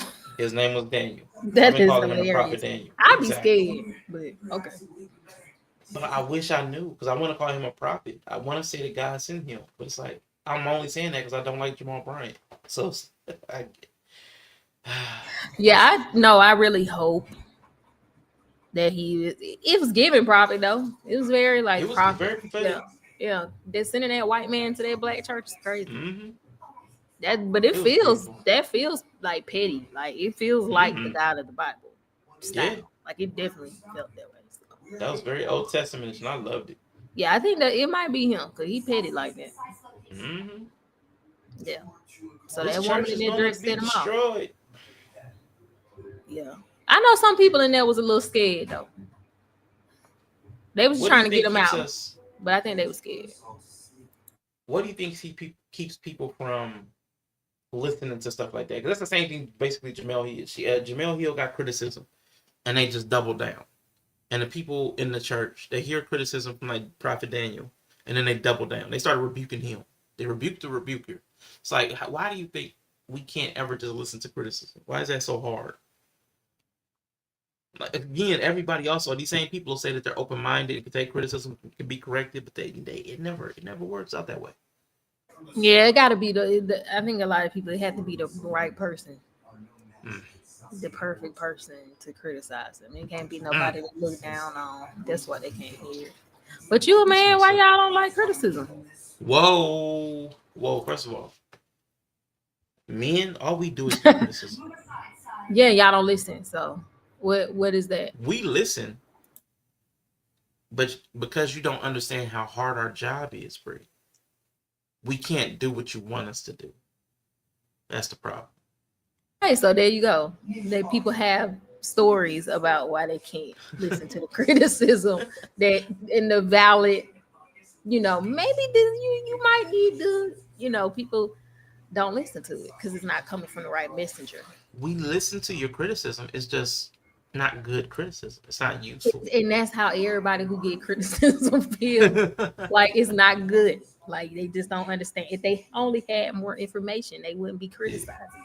I think that's the trap. Like for real, a lot of people fall into like if they had more information, they wouldn't be saying that. But it's like, nah, I definitely seen enough to say you want some bullshit. So, well, you didn't see when I did this and I did that. So I think that's the trap. Our last thing, and I ain't gonna push back on this. I'm just curious. What do you think, as somebody who's criticizing men, and you said you and your man hate, and we deserve all that, or we deserve all the heat? What do you think are currently that you're dealing with in men's spaces and our rhetoric? What is our greatest set of failings? What are our greatest our stat line? Effort. So the minimal effort. Okay. That's it. That's it. Just effort. Okay. That's cool. That's not crazy. Like it's just effort. It's just this idea. I don't know. There's like a weird relationship with effort. Like I don't know if it's like burnout or if it's like just like what's that thing people who autistic have sometimes, like when somebody tell you to do something you just say no. Demand avoidance. Yeah. Like I don't know if it's demand avoidance or burnout or both, Yeah. But there's just like an aversion to any effort, and not just like one part, it's just across the board. Like, but it feels cultural because it feels like it's not cool to effort or something. Yeah, it's not. Being a like, wait, because this shouldn't even be applying to Instacart, but it does. Yeah, that's true. So that's why I don't think it's like just relationships thing. I think it's just across the board. It's like it shouldn't even be popping up in some of the realms it's popping up in. Mm-hmm. Yeah. So I don't know what that is, but that's what I keep seeing across the board. Man, just like, oh, I gotta be nonchalant. Oh, I'm so chill. Like, just like, I don't know what that is. Maybe because effort starts with E, and E is for excellence. So okay. Well, baby shot, I get you. Yeah, I don't know. It's like it's almost like it's not cool. Like it's almost part of the. Oh my God, that song is annoying. But it's almost like part of like the idea of what it means to be a man now. It's like no effort. It's weird though, because the narrative about masculinity is about effort. So there's competing narratives. Right. It's almost like a rejection of that or something. Because it's like a younger guy thing. It's not like granddaddies will work till they die. So it's like it feels like a rejection of that, and it's formed a new masculinity that does not like I don't dream of labor vibes. Like it's a rejection of that. Yeah. Yeah, you start to realize your effort ain't for you, it's for everybody else. Mm-hmm. It's that's why I what I'm hearing is what men keep saying, the juice isn't worth the squeeze. So the effort of squeezing doesn't reward you with enough juice. Mm-hmm. Yeah, so that's the other thing. Yeah, like so I don't know. I don't know how that pans out for them. Yeah, right? Yeah. Like we know how the lack of effort affects other people who they interact with, but ultimately, how does it affect them? Do they accomplish the things they want to accomplish? Do they not? Do they? It's a newer thing. So it's like when they get to the end of that road, what does it look like? I don't think it's a new thing because then we have the loneliness epidemic. But I think the people who were the older men who were suffering from that were like absent. So now they're lonely, right? Like they were absent. So now they're lonely. So I don't think, so I don't know how that's going to pan out for these guys, like low effort in life, like being present, but low effort. And not like present, like fully like embodied presence, just like physically in the space present. Yeah. And then like low effort. I don't know how that's going to pan out because that's a new thing. Like I don't think it's going to pan out well, but I don't know what that will look like. No, I get you. I don't know either, man. I get the guy side. I get why no effort, but it's just I can't justify either position because there's absolutely no reason to effort with the way things currently are. But I see people commit to things that require effort. And that's where they lose me at. Like you're committing to things that require effort. So what are we doing? Yeah, and that's the other thing. Like most people don't take like the monk path is what I kind of call it, where it's like I'm just here, I'm gonna live my life in peace, I'm not gonna enter into social contracts and things that require effort. Like that's cool, but that's not what I'm seeing. Like you said, I'm not seeing that. I'm not seeing that the mental awareness that that's not what you want. It's like entering into these contracts and then being like, but I don't want to effort. Yeah. Which like then now that's not gonna, I just don't think that's gonna pan out well for them. Nah, because it's a conflict. It's a incongruence. Yeah, you're just gonna get rejected. So I think he'll still end up in loneliness, but what brand? Yeah. Is it like an inner loneliness instead of like a literal one? Like these guys who abandoned their families, like now they're abandoned physically. So then I would think that if it tracks that it would end up in like an emotional abandonment. Like they emotionally tap out. So then like down the line, no one would care. Yeah. I mean that feels a version of true. So I'm with you. Yeah, like they'll be in the room with people, but no one would care. Yeah. I mean, because there's no effort coming. I mean, because the only good like, why man are is you a man here? that's doing something for you. Yeah. I mean, or it's just like if you don't engage, like if you're not present for real, like you kind of not there still. Yeah, I mean, I hear you, but yeah, that's what I mean. Like it's one thing if it was like labor. When I say effort, it's not even like labor. Oh, I know a lot of people. Yeah, so it's just like I feel like the labor is what you guys see. The labor is what makes it visible. But my bigger thing is there's also, I would say, the Discord conversations, one is looping into this, but that gets to me, is that y'all's assumption that the other types of labor are safe, like the emotional labor. Oh no, like, it's definitely not safe. Right. So it's like, not safe and it's not easy. We want you to participate in the emotional side of things. Like, yeah, okay, yeah, sure, Jan. Like you're a real champ here. Yeah, but nobody's saying. I don't think that it should be assumed that it's safe. I mean, that's the rhetoric, is that men should just emotionally involve themselves. Yeah, they should, but it's not safe. But you still should. Nah. Because I mean, with like most things, like for like inherently, they never sign up for that. No, but I'm just saying, inherently involving myself with men is unsafe. I don't think that means I shouldn't do it. Like you're gonna have to take. It's like a risk thing. Like even when you're dating, like yeah, he could strangle me and throw me in the trunk. Okay, I see what you're saying. Yeah, like I see what you're saying. But here's where the difference is, and I haven't heard this from the opposite side. What I haven't heard is an understanding that the culture on the woman's side doesn't allow for male emotional safety. So it's not like, they could be a danger or they could not. It's culture to be a danger. So they are a danger. Yeah, no, we are. That's what I'm saying. Like I'm agreeing with that statement. We are in the same way. If you know this thing is going to harm you, no, you shouldn't do it. If it's that it could harm you, but there's benefits to it, then you have to risk mitigate. But if you can't mitigate the risk, and it's fully up to the other entity to not be dangerous, no, you shouldn't do that. That wouldn't be smart. They're like, well, I want to pet this lion, but it's going to hurt me if I jump in there. Yeah, no, I get You what you're shouldn't jump in saying. there. I think that is equal opposite, like same, different. Like it's like I'm kind of when we had this conversation about safety, me and Yella kind of agree on the sense that the world's not safe. Safety is not guaranteed. People aren't safe. The world isn't safe. Like there's always a risk, and a lot of our culture makes people unsafe, like by nurture. Like our culture breeds unsafe emotionally people, unsafe physically people. Like that to me, I just see that that's how it is. And I don't think the goal should be for people to find like this person's going to be safe and then I can, because nobody's safe. Like I just don't think anybody is. Women aren't emotionally safe. Men aren't necessarily physically safe. Like, I get you. It's just so baked into the culture. Like I just feel like like it just, if I'm looking for that, I would just be alone.